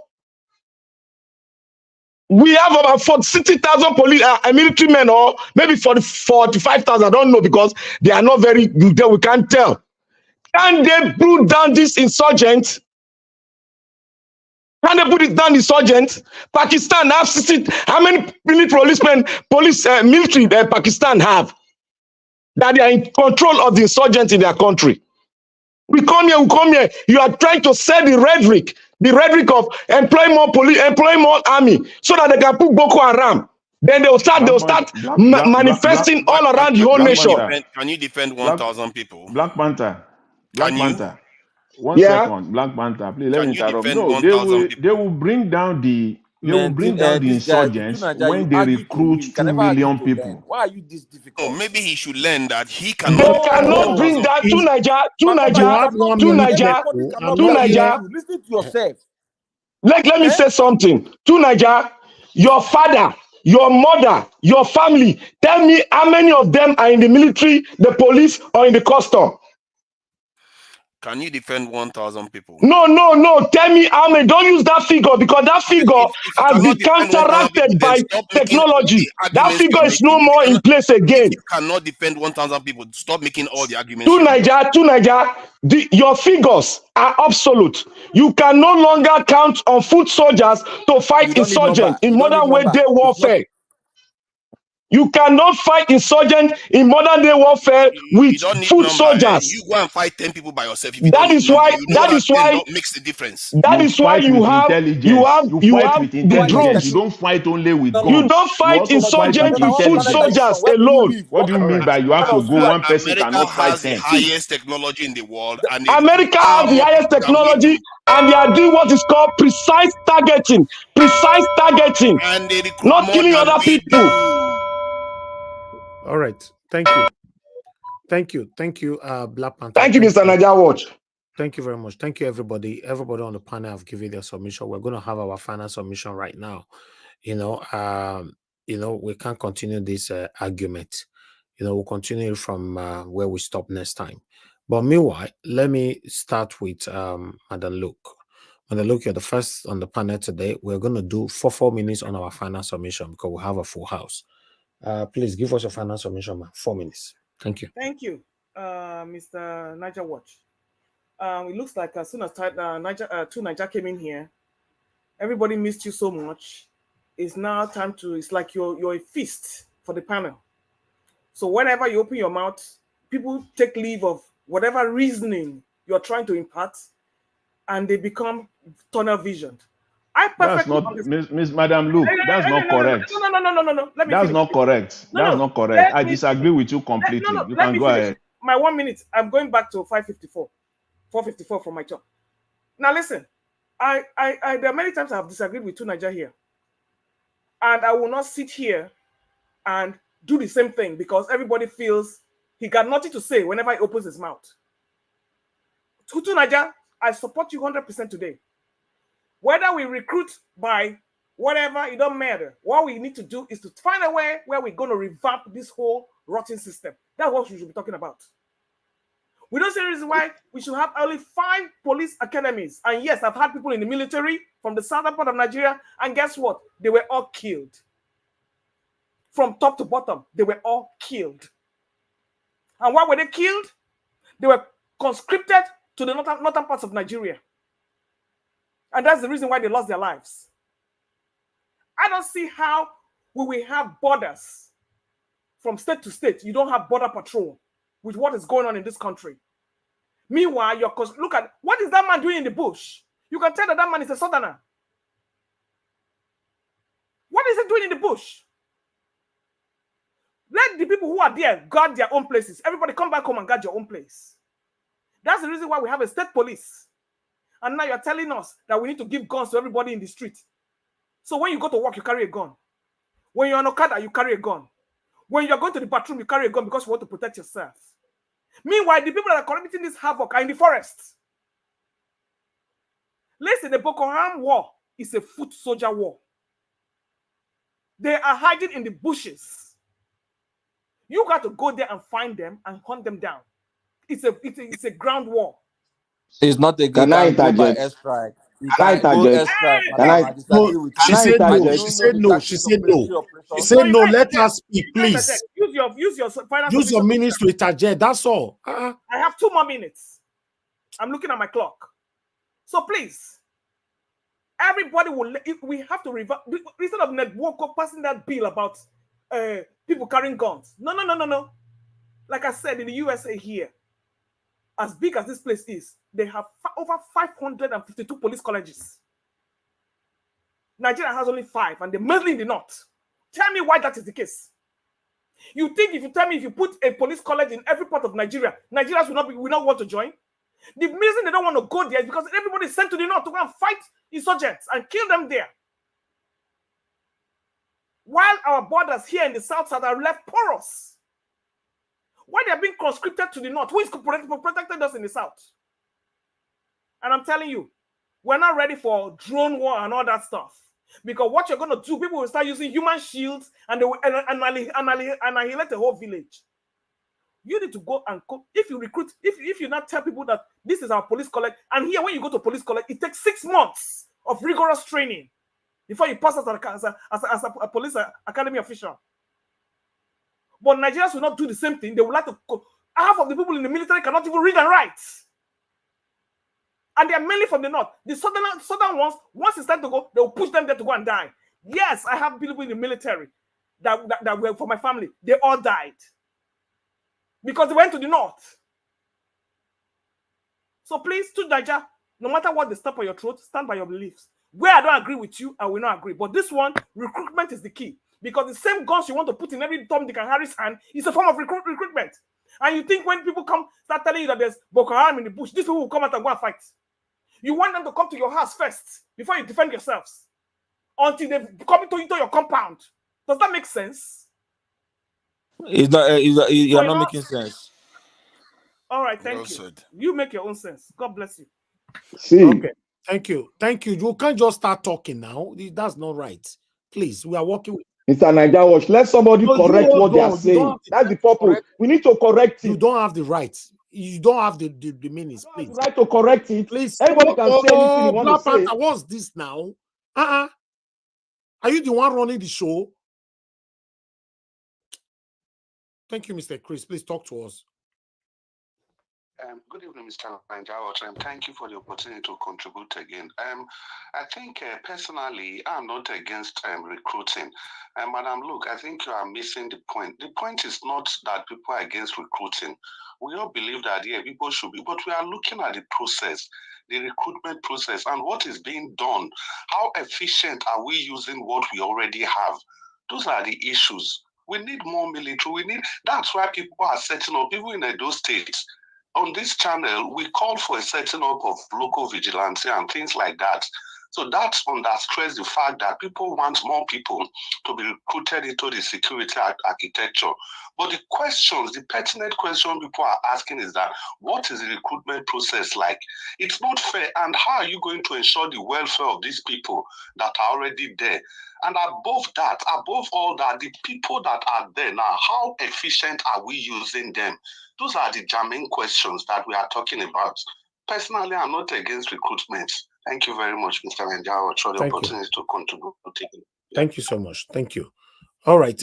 Let me move on to the next person. Anybody, you keep bullet pointed down. We are not fighting here.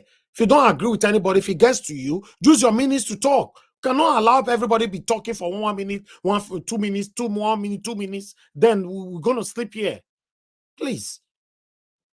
I'm moving on to the next person right now. Mr. Jonathan, please talk to us. Your final submission, 4 minutes. Thank you. Thank you very much, Mr. Elvis. Thanks to everyone. Let me quickly say this. No one, for me personally, and I believe many people here, I want to believe so, but at least for myself, I don't disagree for the sake of disagreeing, just to disagree. It is senseless. I disagree when the numbers and the facts are not aligning. When your facts and numbers are correct, even when what you are saying is stupid, unpractical, not viable, I will take it as your opinion. But when your facts and numbers are misleading and misrepresentation, no, I will disagree with it outright. That's the point here. And I don't waste my time to disagree for the sake of disagreeing. And I don't like to listen to people that just throw out information or compare things that they don't even know, or thinking that they are talking to people that doesn't know. So that's why before you come and talk, check your facts very well. Check it very well. Because I believe there are people with deep knowledge here that I can say, at least for me personally, I can say 1 or 2 things on so many things. I'm not a professional on so many things, yes, but I can say 1 or 2 things about so many things as well. But when it comes even to my own field, then you got to get your numbers and your facts right. I just want to set that record straight. So when we talk of recruitment in Nigeria, see, the way Senator Ned Nwoko was so faulty, that bill that is presented on the floor of the Senate, that bill, the reason why it's so faulty on it is because it does not involve local or state policing. If we had embedded into that bill local or state policing, let's see the senator or the House member that will vote against it. You can't do that. The same way the argument for recruiting is also faulty. You start with local and state policing. If you don't do that first, if you want your argument to make sense, to be practical, that's where you will start from. Then you now jump to recruitment. How do you want to recruit? People are talking about how will the process go? Who will undo the process? Can anyone in his right mind tell me or openly argue that someone will pay to get into a public office or become a public servant, and that person will be truthful, that person will be honest, and he will not be a saboteur and loot the country dry? Can you argue that? People that pay to get into public office, they go there to make their money back. That's a cheap argument. The same way people pay to get ministerial appointment, the same way people pay to get SA appointment, is the same way people who pays themselves into the law enforcement agencies. They even they pay to become aid to this. Aid. The same way, they can never be truthful. They are saboteurs. We are even talking about that people pay, something that we should hide under the carpet. You don't even bring that out. Pay to get into the law enforcement agency. That's dead on arrival. That police force is as useless as anything. They are paying to get themselves. So they pay themselves to get into there to protect the people. It is for their own. It's for their own pockets. and the position, the idea of securing the nation only through recruitment, to me, is an uneducated approach, to say the least. Without in Nigeria today addressing, in fact, establishing not only state, local police force, then you will now deal with the issue of recruitment. Then we will know that the local government chairman in your state, in one of the local government, is responsible. We can nail it down. Not that we'll have to go to the Inspector General of Police in Abuja of something that is happening in my deep village in southwest Nigeria. Are you kidding me? If anything happens, even what they did in Edo State today, if anything happens, somebody called now, gets to the fact of it, bring it down, they will still have to go to Abuja to get order. That's what we're talking about. Who recruits? What is the recruitment process going to be like? Is the Inspector General of Police that will still recruit? Is the rich politician that will still gather people all over the place to bring them into the police force? Why not the local government? The local government chairman is the equivalent of a mayor. Is in charge. Somebody comparing Nigerian police force with United Kingdom police force. The city of London, of all places, London, is the police constable, the chief police constable is appointed by the mayor of London and is responsible to the mayor of London and can be fired by the mayor of London. Who can fire a police officer in your local government, in your village in Nigeria, if that order will not come from Abuja? And we're talking of recruitment. Please, let's be real here. We cannot deal with recruitment without states and local policing. That bill, they have to embed into that bill local and state policing. Then that bill will have a teeth. Thank you. It will have teeth and it will stand. Thank you very much, Mr. Elvis. I leave it there. Thanks to everyone. Thank you very much. Thank you. All right. Let me move on to the next person. I'd like Mr. Takuma, please give us your final submission. 4 minutes, sir. Okay, Mr. Elvis, thank you very much for another opportunity to speak on this platform. On very rare occasions, I come and stay this long, but I'm very happy and glad I'm able to stay. Mr. Tunaja, I'm not attacking you. I support some of your views, but I disagree with your understanding of the reason that numbers are not what is needed in order to tackle the insurgency in our country. With that being said, I want to quickly just end on this note. The Ekiti man who raped a 3-year-old or abused a 3-year-old child, very pathetic. He got just 3 months or 30 months imprisonment. Meanwhile, a pastor who we know, spoke against the current president, was alleged to have assaulted an adult female who never gave a deposition or took the stand. So in that case, a fictitious victim was sentenced to life imprisonment. That is Nigeria for you. But I hope, that the lawyers of this pastor would appeal the process. We know that country does not have a standard judiciary, and then the processes are selective. But I hope that he can get real justice, because right now what we see is a miscarriage of justice. Thank you, Naija Watch, and I end on that note.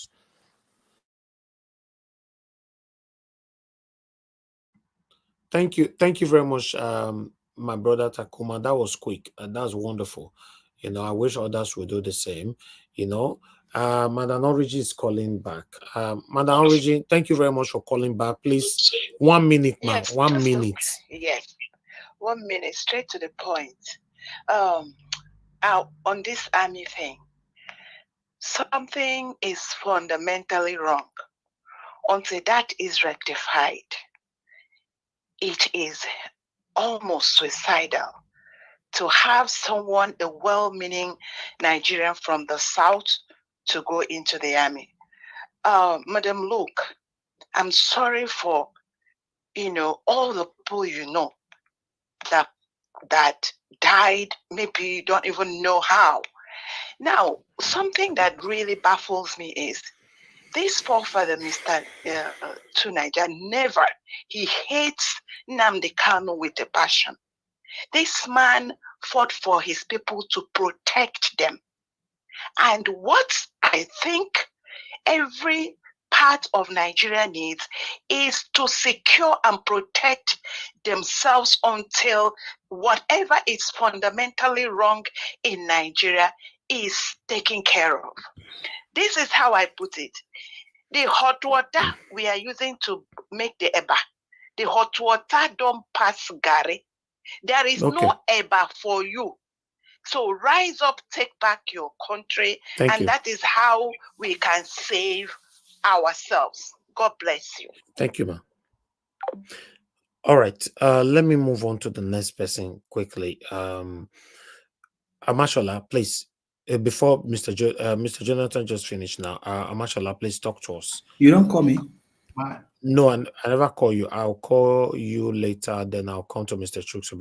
Amashola, go ahead. 4 minutes, sir. My submission is a request for us to ponder on the information we have from the EFCC chairman to let the world know who are involved and not shielding them and just come and tell us you know them and then it ends there.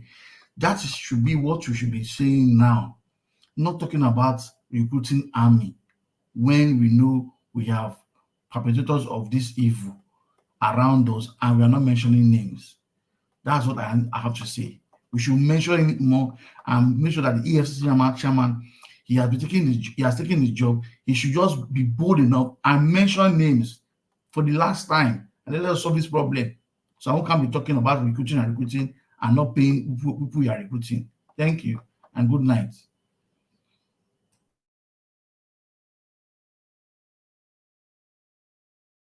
Thank you. Thank you very much, Amashola. God bless you, sir. Thank you. All right. Let me come to give us a mandate, please. Give us your final submission, 4 minutes. Thank you, sir. Thank you very much, Mr. Helvis, for the time. Appreciate it. The issue of security, when you talk about recruitment, everything will be on the table, but I don't think the issue is about recruitment now. What does the government even have in place for the people that they have in there? The ones that you have, you cannot even pay them enough money, and you're talking about recruiting more people. I don't think the situation in Nigeria is about recruitment. The government itself is involved in the security situation of Nigeria. Was he Abacha that said, if insecurity lasts more than 24 hours in a country or a state, then the government is involved. The insecurity situation of Nigeria, the government is involved in it. It is not about recruitment. It's about the government itself involved in it and then need to solve the problem. You have the head of terrorists as your vice president. Talk to that man and insecurity will be dead in Nigeria. You can address Shetima Tinubu can solve the problem of insecurity in Nigeria in the next 30 seconds. 30 seconds. So it's not about recruitment. It's about the government itself involved in the situation of the insecurity in Nigeria. Thank you very much, Mr. Elvis. Have a blessed night, everyone. See you tomorrow. Thank you, my brother. I appreciate you. Thank you so much. All right. Let's move on now to Niger. To Niger, please give us your final submission. Yeah, thank you. This is Niger Watch. Yeah, I think the idea that we don't need more people, for me, I find it mysterious that some people even argue that. You can argue maybe the process. You can argue that maybe the recruitment process is, that's a downstream problem. You can deal with that downstream problem and we can talk about that. But the idea that you don't need more security, Jesus, there's no living, this is a universal law of any living entity. You have to be protected. You can't have a situation whereby you have one soldier to over 1,000 people. I'm just reading a document here, a newspaper from Premium, it's in Nigeria, that the Nigerian defense minister was saying that their military is overstretched. That was since 2021 or so. That's when they were saying, this one is even February 2022. They're saying they are overstretched. This is not new. They've been saying it, but for some reason, even they themselves, seem to not want to do it because somehow our nation is not allowed to. And this is the secret that they are not telling you, because any free nation would have responded by now. And when I tell you these our leaders are going overseas, doing things that we don't know why they are doing all these things, and we pretend as if we don't know. And then when some people will come out and try to reveal these things and say, why are we not doing this? Ask these critical questions. And some people say, you don't need to do it. As if that's a genius way to solve the problem. That's not genius, because if you look at the whole world, that is exactly what they are doing. They are all far more secure than us. It's only black countries that are not secure. If you go outside Africa too, you will be surprised. You go to other black countries like in the Caribbean, you will see them. They are not secure too. Who is making sure we are kept under? Why is it that we are the poorest at the same time? If you look at some of them recently, they come to Nigeria to train our Nigerian police. The US military come to train our Nigerian police. I was like, our president not know just 2 years ago or so in Haiti? This is exactly what they did in Haiti, and the president of Haiti was murdered in his own house without one police officer getting any scratch on him.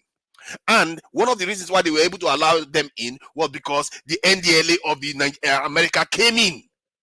NDLA, this same kind of behavior you see with our people. We are not free people. And if you don't defend yourself, you can't defend anything. You can't defend your borders. You can't defend your debts. You can't defend your inventions. You can't defend your loan. You can't defend anything. You are weak. Everything is dead. Is dead on arrival. The moment you try to do anything, they will take it away from you. Because the people that have it will dictate the terms. That is how it works in this world. And we are one of the most significant black nations on the face of the earth. And we say we should not be defended. We should be paranoid. In 1970, China has 6-point-something million soldiers already. 6-point-something million already. These people were ready for anything. And look at where they are now. And they were poor then. We see that a decade before that, they lost 50 million people to farming alone.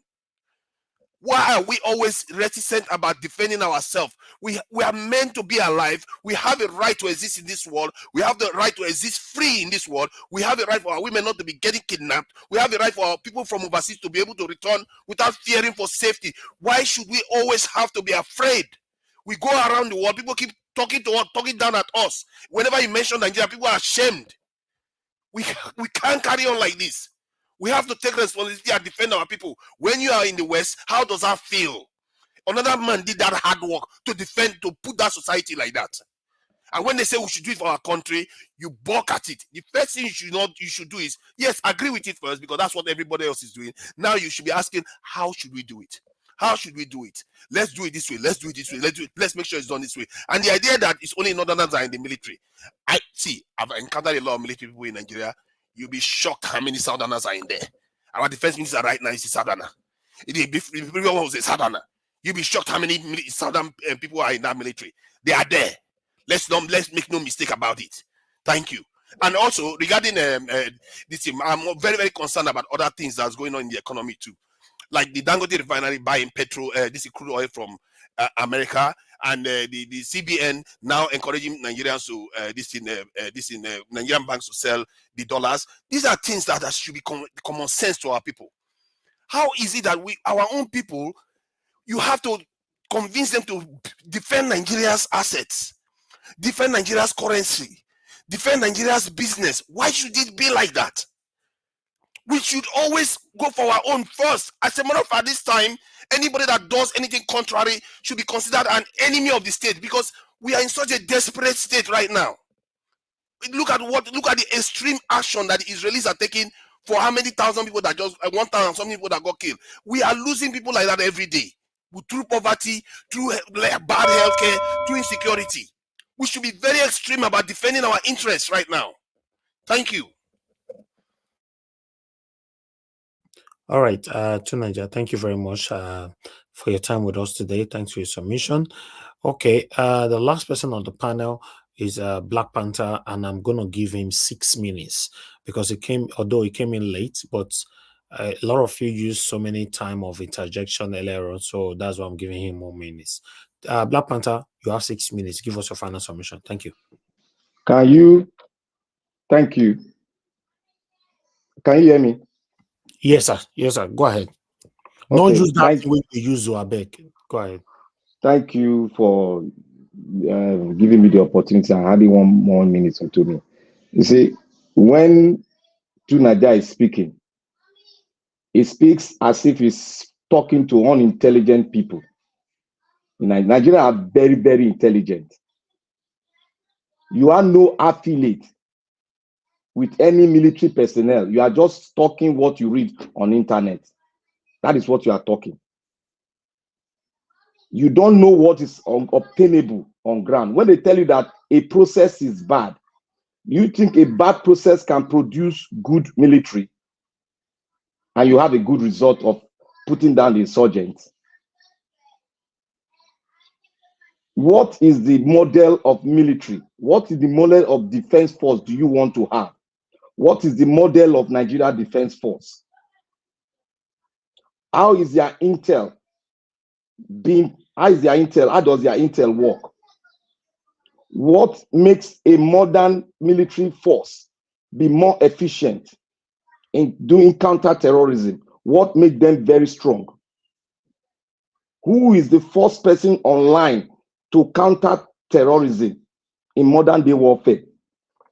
We have not spoken about that. Give us a model that you are saying that is the same thing with Nigeria model.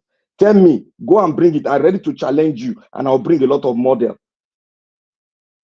Then let us juxtapose that your model with what is obtainable now. You keep on saying 1,000 soldiers, one person to one soldier to 1,000 people. I just laugh at you. And these are the same people that will come and talk about technology. You want to juxtapose and throw technology aside? Why are we in Nigeria repeating the same thing every time we get the same result? We don't want to change because of our affiliation to one tribe, one religion, and one thing. Look at how your military is being recruited. It's being recruited, they recruit them, they take them to the north to teach them how to speak Hausa. Your mobile police, they only know one type of song, Hausa song. When I ask them, because I have friends that are chief, my boy, this one is my boy. He's a deputy superintendent of Nigerian Police Force. He's their squadron leader. Squadron leader is my boy. When I land in Nigeria, that is the person that comes. The way they recruit them, they take them to the north. Why is it that we don't, like what Madam Road was saying, why is it that we don't have different places you can do your recruitment? How many recruitment places do you have for the military? Go and check it online, or call somebody in Nigeria, and they will tell you how Nigeria military are being trained. Go and look at the police college you have in Ikeja. For them to have 2-3 square meal a day is very difficult. Go and look at where they put them. When my father was in the police force, I used to take food to them. That was when Nigeria was good. I used to cook. I'll cook with my own money. I'll give it to my friends that are police. They don't feed them 3 times a day. And when it comes to your clothes, you buy it. Your uniform, up to today that I'm talking, they still buy their uniform in the police and in the military. What model are you preaching? Give me the model of military that you are preaching. Should the military stay in our border? Why is it that American Army, they have what they call National Guard that stays and monitor your borders? Why can't we talk on the kind of model of security we have? Who is the first man online to meet with a terrorist? The military. The military, I ask the question. We all can talk about recruit. Let us put a model down. Let us discuss the model. Let us see how abreast you are in terms of security matters. Do you know why they are saying you should recruit? Because all the apparatus belong to one tribe. It belongs to the Fulani tribe, which control everything. Why are they crying? Just to move NNPC to place to the south where oil is being produced, they are crying. To move FAA to Lagos, they are crying. Why are you crying? And you say you are now one Nigeria. We have to restructure what is called a country. We are still living in a dimension that many Nigerians don't even understand the dimension we are in. We come here, we make sense of recruiting. The process, even the process of which you get into power, if it is not straight, what do you get? What are we getting now? What are we getting? Obi said it.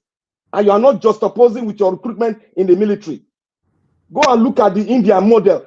The Indian model, you will be so marveled that the military has no right even securing their border. They have what's called border defense. They have what called coastal defense. Not in the military, but they put intel together. Why are you not having state policing? The police are the first people in line to get in contact with the insurgents because they are called state police. Why is that network not there in Nigeria? You are talking about recruiting. On what network? Which model are you using? You must have a model that you are using. You must have a line of communication within all your defense force. Do you have? You are talking about a defense force that is being controlled by one person. If that person does not cough, nobody moves. The money that the state governors are receiving, are they not meant to be used to secure a state policing? Somebody is taking home 500 billion, 50 billion. You are not talking about that. Who is the first man on line in security apparatus that gets in contact with insurgents? Who? Tell me who. If you know about defense, tell me who. Go and look at the model of America. Just oppose it to the model of Britain. Just oppose it with the model of even common Ghana here. Go and just oppose it. You will see that Nigeria is probably a different thing, which is so selfish and comes from one particular center they call the unitary system of government. Why are they saying unitary system of government? Because most of the Fulani, they are uneducated. Most of the leaders you have, they don't go to school. That's why they want unitary system of government.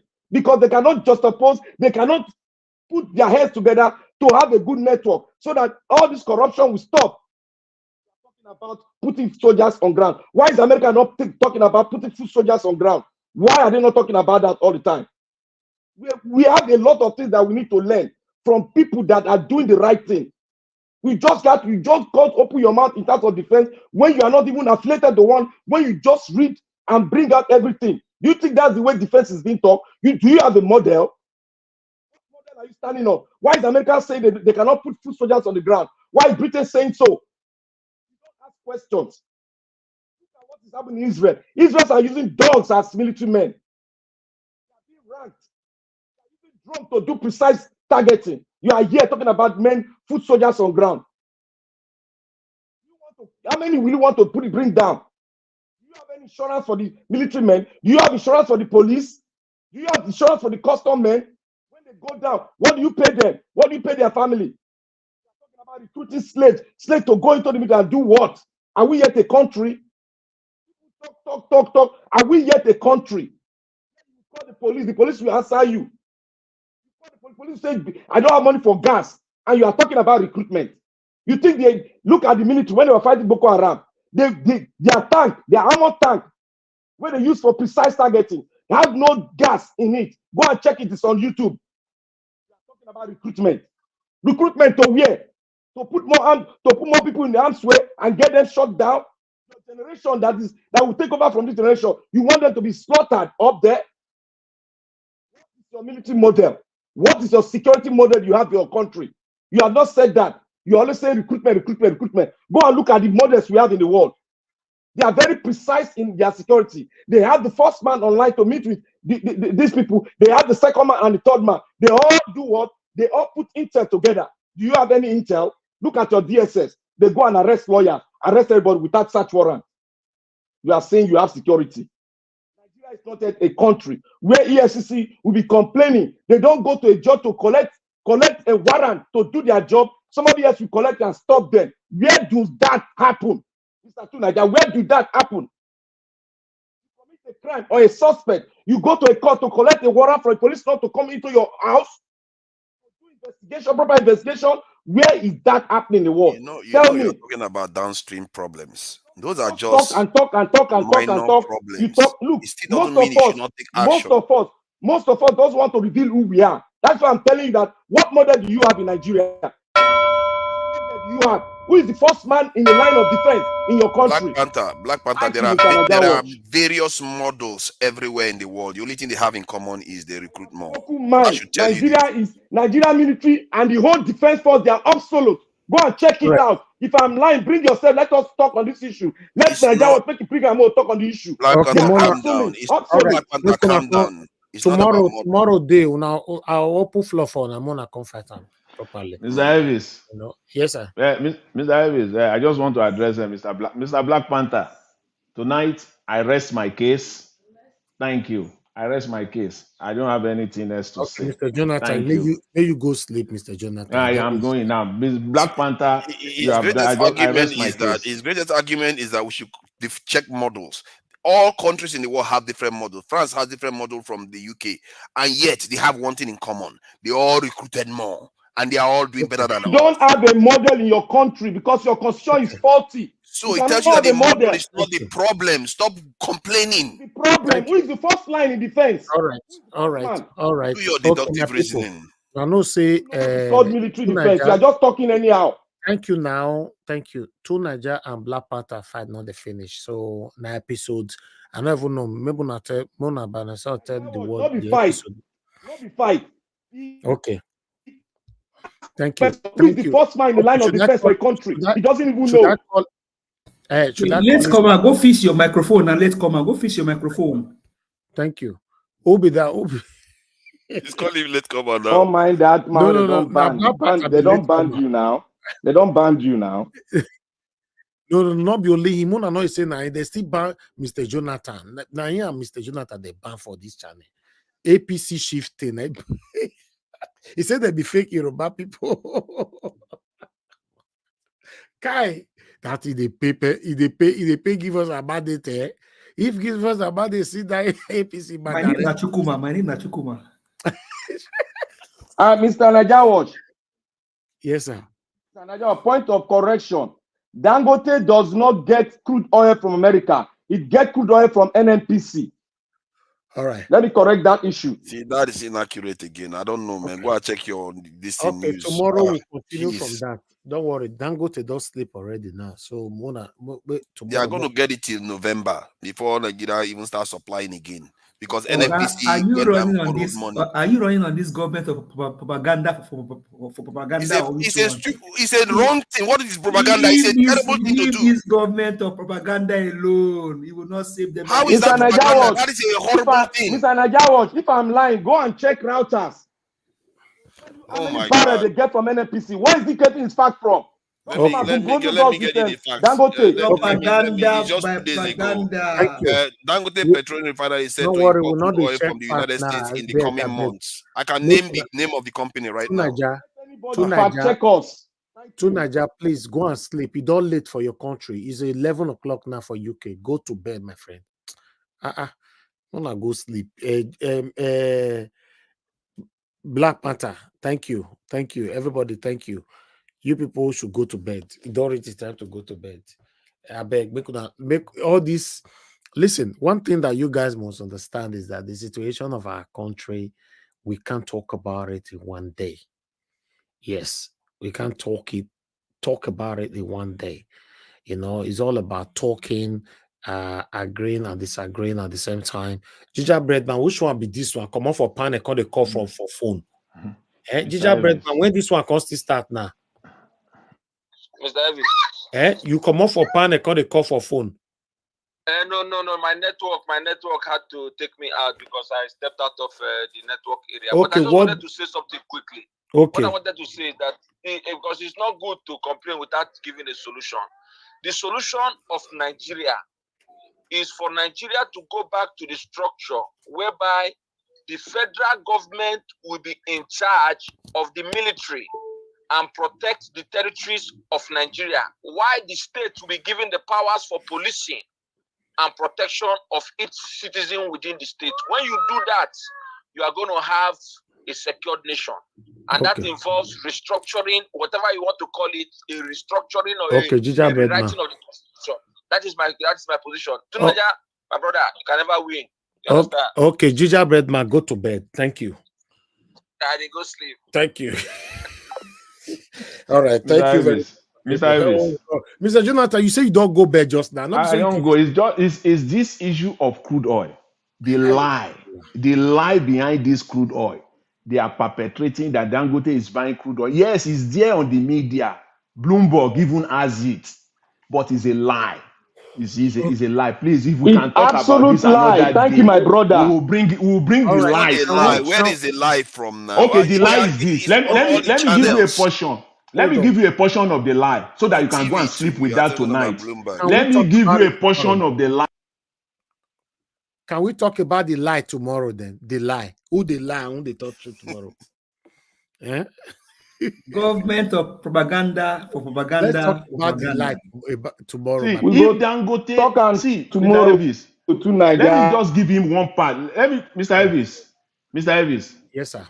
Yeah, please let me just give him this portion so that he Oh can yeah, may sleep you with give the that. portion now for other 1 Thank minute. you. If Dangote is buying crude oil from US at $80 per barrel, $76 to $80 per barrel, tell me how Dangote will come back to Nigeria and sell crude and sell per liter of 700 naira to Nigerians. Please, God bless you will you, explain Mr. that. Jonathan. You God will bless explain you. that to us. If there is no, That is besides the point, because NNPC went and borrowed $3 billion from African Export and Import Bank. that That is is the reason why. You are acting not as what if that is not what the money is That meant is for. not the issue. That is for to support the naira. What has that now got to do it's with? already Please, happening. You can see what you like. It's already tell me happening. now how Dangote will sell for 600 or 700 per liter in Nigeria if he's buying it at 800 naira in Why do US. you have to go and borrow money to support the naira? I'm complaining that Nigerians are the problem intelligent. remains. Why I'm do you go complaining that and the problem why do you remains. have to go and borrow money to support the naira? You have to go and borrow This money is to the support mumu now. naira. We are talking about now. The mumu where our officials wear Dangote is trousers. not buying refine. He's not Like buying oil from NNPC the can US. sell crude oil Propaganda, to Irola. Dangote at a very cheaper price.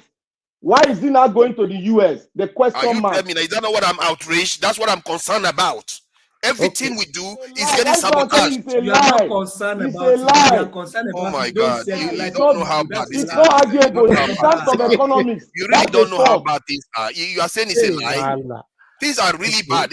In terms of This economics. refinery that we are having hope for is importing Why are you talking crude oil about from what? Why America are you now. talking We about? Why are not you get talking open. Not about be our what you own. don't know? Are you trying to defend this in America or Dangote Is here? that No, refinery that your is not the refinery? issue. What hope are you Okay. having Made in in Una do refinery? America. well. Like Una do We well. have better crude It's made in oil. We have America. Brent crude in Nigeria, and they're going to What import hope do you have for the crude personal oil. property? What hope do you have for the personal property?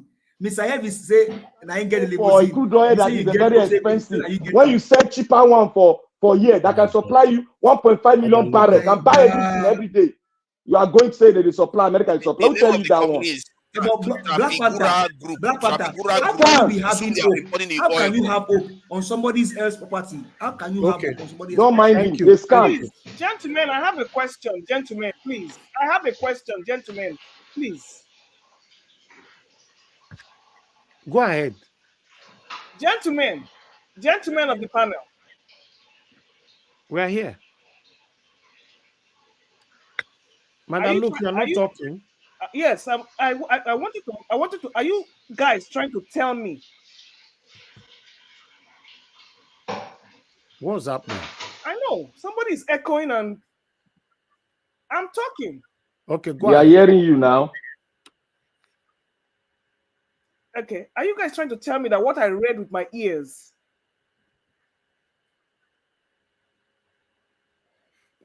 I think it's your network because it's not from here, Madam Luke. Okay. Yeah, because your network is not happy that you came back. I guess so, because I came through the back door. For your question, Madam Luke, I think your question is that are we saying that what you read is not correct, that Dangote has been buying crude oil from the US? I think that's your question, right? Okay, Madam Luke have a network problem. Madam Luke, just pass You there, know, go. let me, Mr. Atuna Naija Watch. Let me give you information. Yes. No, you no, know no. who is, You don't get no, minutes it's for you, this information. Now your own, now your own. You know who is giving this information out? Go and check Economic Confidential. That's the person dishing out the information. Okay, it's a Nigeria owned. I know what happened.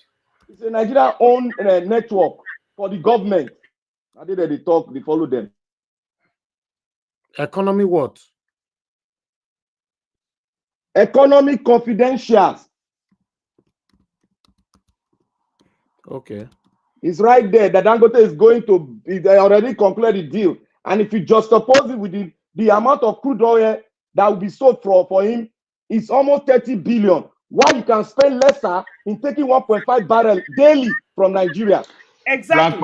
Black Panther is the crude oil they stole from Nigeria. They are bringing it back to juxtapose and to justify the amount. To juxtapose and to justify the amount. When you people, you don't even know what you are talking about. You don't know anything when it comes to what they call crude oil contract. You have no clue. You just made that theory up just now. You know stuff. I didn't make it up because no businessman, no reasonable businessman. Listen, what's the business justification? The business logic is that what's the business justification that you can easily get oil in Nigeria, and you have to now take your ship to the United States to come and buy crude oil at dollar rate, and then take it to Nigeria and sell at what price, my brother? The argument is that NNPC went and sold crude oil for the coming months to another bank. Because of the money they took for it. I think the African Export and Import Bank. That money they took to Nigeria their future. Please, you can sell that anywhere you want to sell it, not here. That's the argument they are making. I didn't make it up. I'm giving you the news that I read. It doesn't mean that I have to take their argument. I have to reason. You don't have to. I don't have to because I know where they are coming from. See, Mr. Jonathan, on Bloomberg, Mr. Jonathan, just oppose it with the oil subsidy, how they maneuver it. It's the same thing they want to do here again. Go and just oppose. You see the same process. Wait until the petrol that is coming from Dangote is being sold for 1,000 naira per liter because they are businessmen. Give us a mandate. Ask a question. What is the business reason? Give me a logical. So you as a person that is logical, then sit down and just reason. What is the business behind that? It doesn't make sense. And if it doesn't make sense, it doesn't make sense. So you have to come up with what is the idea behind that. The reason is our country is being mismanaged. That's terribly. That's the problem. The country is being mismanaged. That's the problem. Who is supporting who? What are you talking about? Okay, all right. Please let's round up. I thought you were supporting. Stop it. Hello. Let's round up, my people. Hello. Thank you. Yeah, Madam Luke, can you hear me? Please. I was 1 going minute. I'm going in and out.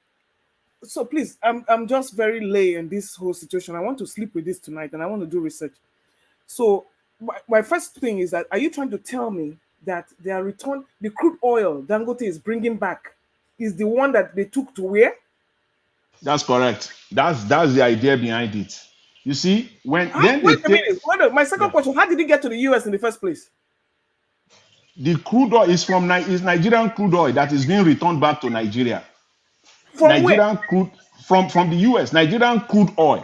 Was it being bunkered or what? Because here's the thing. For Dangote refinery and the shareholders of Dangote refinery cannot bring out the argument of selling petrol in Nigeria for 500 naira. They will not do that. From a business standpoint. So they have to justify it. Thank you. Because if they get it from Nigeria, they can't sell it less. If they sell it above 600 naira, then it will be questionable. So they have to now arrange to get.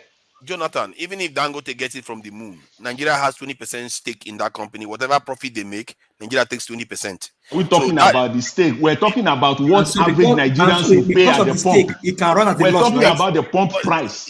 But We're talking about either the way, pump. whether they buy it from Nigeria or they buy it from this thing overseas, it's still going to come to Nigeria's pocket. Because whatever money he makes, except they want to make the profit and hide it away from Nigeria. Yeah, Nigeria but has the question 20% is, stake. because of the stake now, the refinery must run at a loss, right? It shouldn't. No, it shouldn't. I don't think it's running at a loss. At the end of the day, it is the pump. We don't know what they are doing here, whether they are running at a loss or not. They just started how many months ago. We don't know that. Excuse me, Mr. Niger Watch. This same crude oil is not the same crude oil that we're exporting. Yes, so. And then we're importing it back. No. They are buying from America. You see, our own is that we are exporting the Buying ones we have from already. It's like Buying. they've already paid us for the one we are Okay. exporting now. That's Is what is it free? happening. Is it free?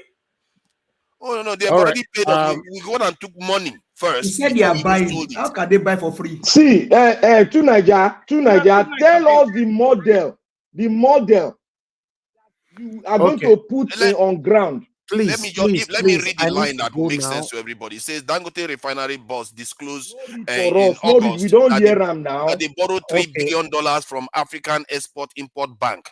That is the money that they use to sell our crude oil now to them. So it's like they sold our crude oil for the future and took the money in the past. That's how crazy these people are. Which 3 billion are you talking about? Is it the 3 billion that we talked about yesterday that was borrowed, that Nigeria will now use 164 million barrels to pay back? Is that the same 3 billion? Are you talking of another 3 billion? It looks like something like that. If it is And African, if that is it, then that is not it. That's not it. Then that's then a this is a story. different That's one. not This is a it. different one. The $3 billion that they borrowed, the express reason for that was to support the naira. In exchange, to support the naira. In exchange, Nigeria will give them 164 million barrels. And the others have been given to other people. Like Shell. We can hear the bell. Okay, now someone let me talk now. So make the bell they ring for them. We dey for church, we dey church, select church.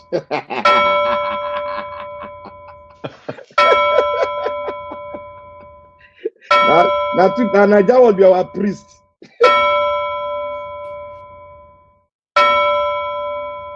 Oh, now go back to one now we Okay. All right, Mr. Chris, you are calling back again. Oga, he never late for on our side for that side. Eh? We just dey wake up for America. The question we Madam Luke ask now I want to respond to. Madam Luke, dear.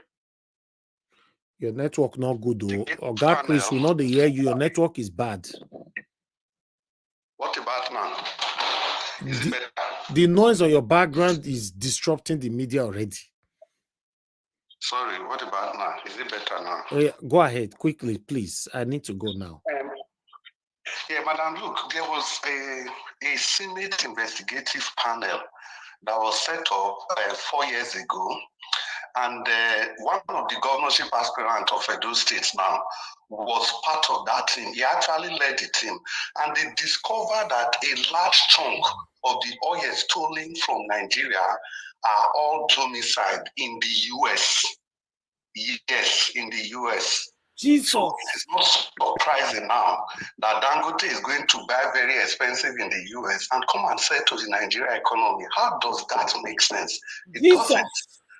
So years ago, they already discovered, it was in the Senate, it's there in the open, that most of the oil stolen from Nigeria are all domiciled in the US. So we now see we could not get verdict in CSU. Now you don't understand. Why do you think that Blinken is coming here? The officials are all over our backside. Oh my God. Okay. Why then will two Nigerians say that? All right. Now say Oga Chris don't open the full secret right now. So I don't know now, right? So this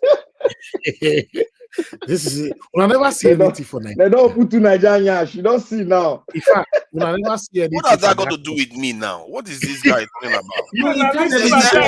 Everything have to do with me. Leave to Nigeria alone, please. No, I just want to take contact to Nigeria. Nobody bring her up. Nobody support them. Because that's supporting them. I'm complaining about it, and you're here saying I'm supporting them. Are you listening? I told you it's a scam. You were against me. I said it's a scam. Nigeria has 20% in Dangote refinery, so we have hope. We have hope in that property. They'll give us our dividends, 20%. The clap hand. All right, ladies and gentlemen, we've come to the end of this show today. 5 hours is enough for the show. I appreciate every one of you. If we have to talk about the things that's affecting us in Nigeria, trust me, we will be here for the whole day. Like during the time of the campaign, the 2023 presidential election, we normally by morning 7 a.m. people when they go work, they pass us for here. we still there here. They're You gonna know, they're gonna get us a good morning though. good morning, we still there. So that's what we're doing here. So, well, nevertheless, we're going to continue from where we stopped tomorrow. Like I said yesterday, tomorrow we're not going to come out of time because Nigeria is playing with Angola. So that's a big match for every concerned Nigerians. Is it today? No, tomorrow. Tomorrow, Friday. So everybody, so let's stand by our team and see how they'll fit win tomorrow. Angola. Normally they're supposed to win Angola, but who knows? It's a knockout. So let's see how it goes. So because of that, I'm not going to come out by 6 p.m. I will come out after the show, after the football, which I believe the football will finish by 7 p.m. So we're going to be like 1 hour delay. So we are coming out certainly by God's grace. So my people, expect us by 7 p.m. so that we can discuss the football and other things that's affecting us in Nigeria tomorrow together. I appreciate every one of you today. To Nigeria, make una live to Nigeria alone. I bet Black Panther, make una live to Nigeria alone. Why be say to Nigeria if I come this platform today? They do investigation well now. But no, now to Nigeria if I call this platform today. As you hear voice, you the road, you go pass with the entire house. You even dey inside car, I see they drive, you dey highway, they drive 370 miles per hour. As you just hear to Nigeria voice, you the tears they come. Everybody knows supposed to be talk on everything. Now where you go defend well. Obviously you come and they tell us security one thing. Okay, you know how they set up. You may not go use that entire episode 4. Thank you. I appreciate you all, my people, and God will bless you. Everyone that came to the panel today, started with those that are still here with me. Give us a mandate to Nigeria, Black Panther, Madam Luke, Mr. Jonathan. Thank you very much. And we're having Madam Patricia earlier on with us as well. Mr. Chuks Obibweze, Amashola, and Madam Rita. No, Madam Rita came on the phone, and Madam Origin on the phone, Oga Chris on the phone, and many others. I just want to appreciate every one of you that joined us today. Those of you that supported us as well, may God bless you all. Thank you. Mr. Innocent, thank you very much once again. Thank you very much, Peggy Muddy. Thank you, Mother of all Mommy Diaspora. I appreciate you for all you do for us, for being there always as usual. Thank you very much, Oga Chris. I can see you right there on the comment section. Thank you, Lucky Iyeke. Thank you very much for joining us. Good evening to every one of you right there. I appreciate you all, my people. Ray Abua, thank you very much. I appreciate you all. And God bless you all, my wonderful people. On this platform, none of us is perfect. We are here to argue, to agree, to disagree. Please, nobody should take anything personal. I understand some of you have requested most times, no, ban to Niger. But one thing that you guys don't know about to Niger is the most, how do I say, most countered person on this platform, and is always here, regardless of how not treat him, including me myself. Sometimes he's not happy. We counter him, we fight him, we throw him left or right. He will still come and join us here. So listen, we shouldn't be quick to rule people out. Yes, even though that's why we are here. People like Black Panther now not go agree me pass fake information on this platform. I know people like Give Us a Man, they not will agree. Now, Mr. Jonathan, now, the great lie. So that's why we are here. So anybody that come in here with a deceitful, or misinformation, information here, you guys are here to counter them. So Tunaja is always with us, regardless of what. But if we have to look at it, if we need to be sincere to ourselves, waiting Tunaja don't pass through for this platform. I want to say this: people they will don't pass 1% of them, they not come again. 1%. Just because somebody left this platform because Oga CM jokingly said something with him, to him, and he versed. Oga CM apologized. Say, my brother, not versed, na joke I all day. Just like somebody called me Shinedu the other day, and somebody's not calling me Shinedu every day.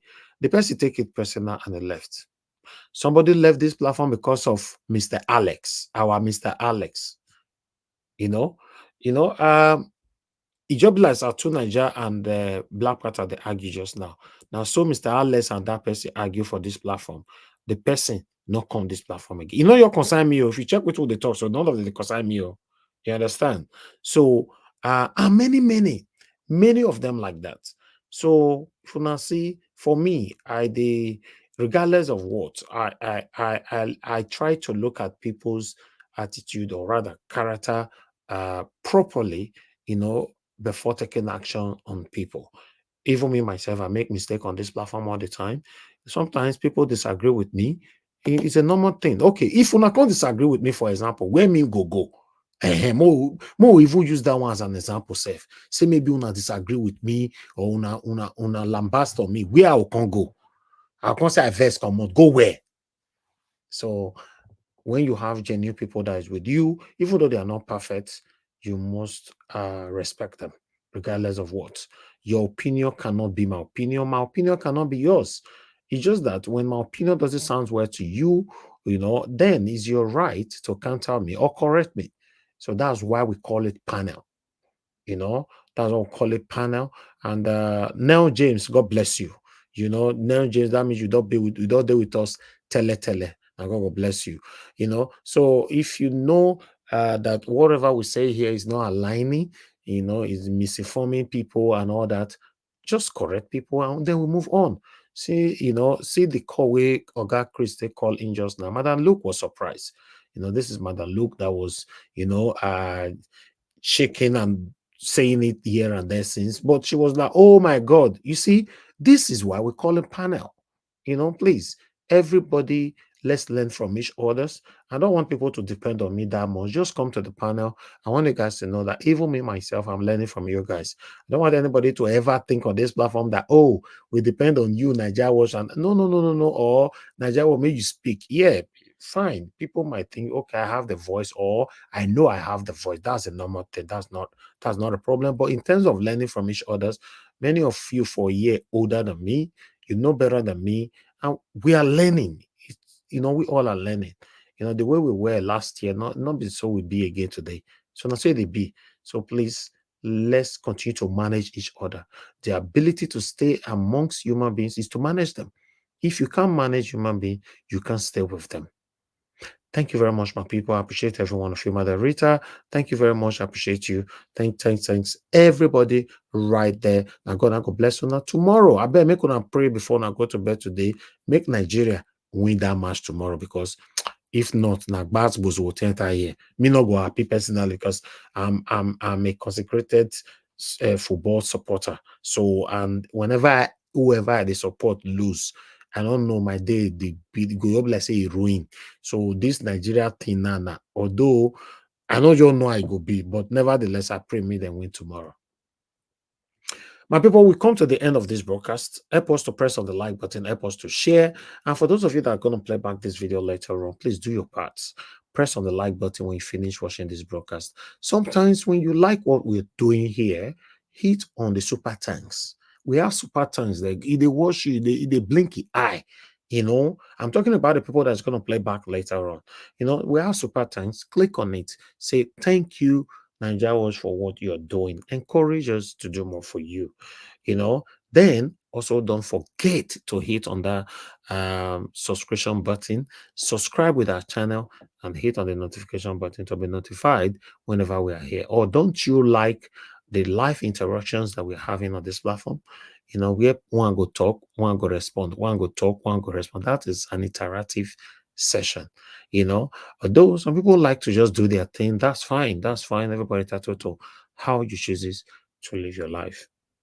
But don't forget to like, share our videos. We want our voices to go far.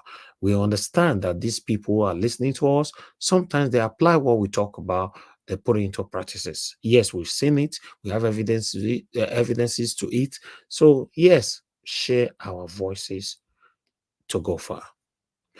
Love God is my strength. Thank you very much, madam. I appreciate you. I appreciate every one of you right there. Please allow me to end the show right now. I'll see you guys tomorrow after Nigeria football. Bye for now, my people, and God bless you now. I know they do competition with anybody. If I offend you, forgive me. Show me love, go to biza. Kama bara walo ninu ife kan akanbi. I know they do competition with anybody. If I offend you, forgive me. Show me love, oh. I go show you love, oh. But I know they do competition with anybody.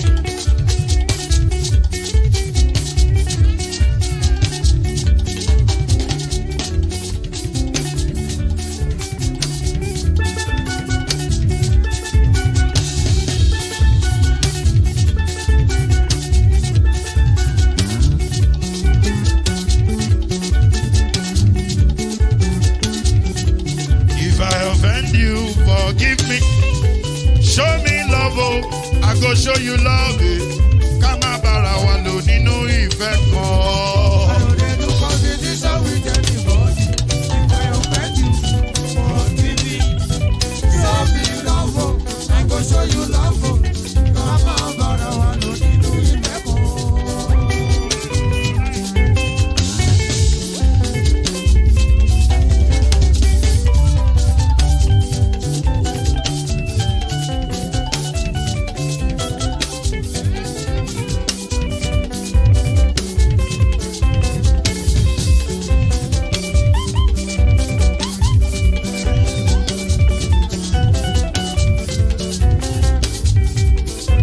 They do competition with anybody.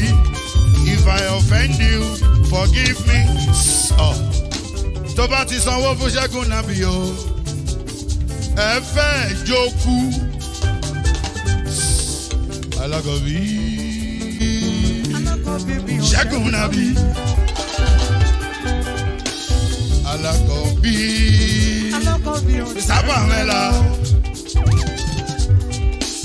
Anybody? Anybody? Any bobo. Anybody? Mo ló ń fọlú, ó gbà mí bó ṣe rí mi láti finishi. Délé mo ló ń fọlú, ẹ jẹ́ ń sọ̀rọ̀. Délé o.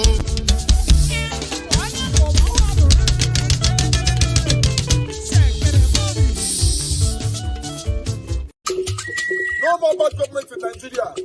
Nigeria what? The only media that have been consistent speaking against the bad government and for the purpose for reformers. Nigeria what? Yo!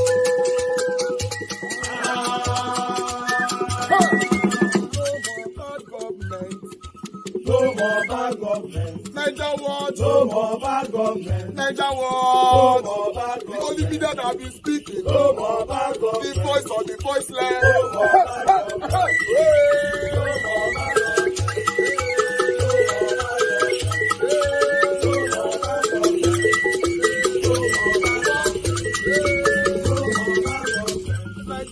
No more bad government. For the poor, no more bad government. Niger war, no more bad government. Niger watch media, no more bad government. No more bad government. No more bad government. In Nigeria, no more bad government. No more bad government. No more bad government. The only media, the number one media in Nigeria, no more bad government. That have been speaking against government. No more bad government. Niger war, no more bad government.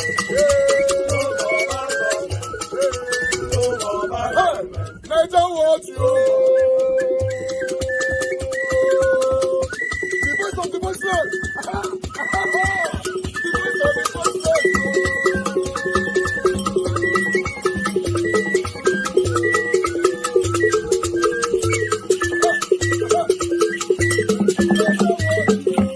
Voice for the voiceless.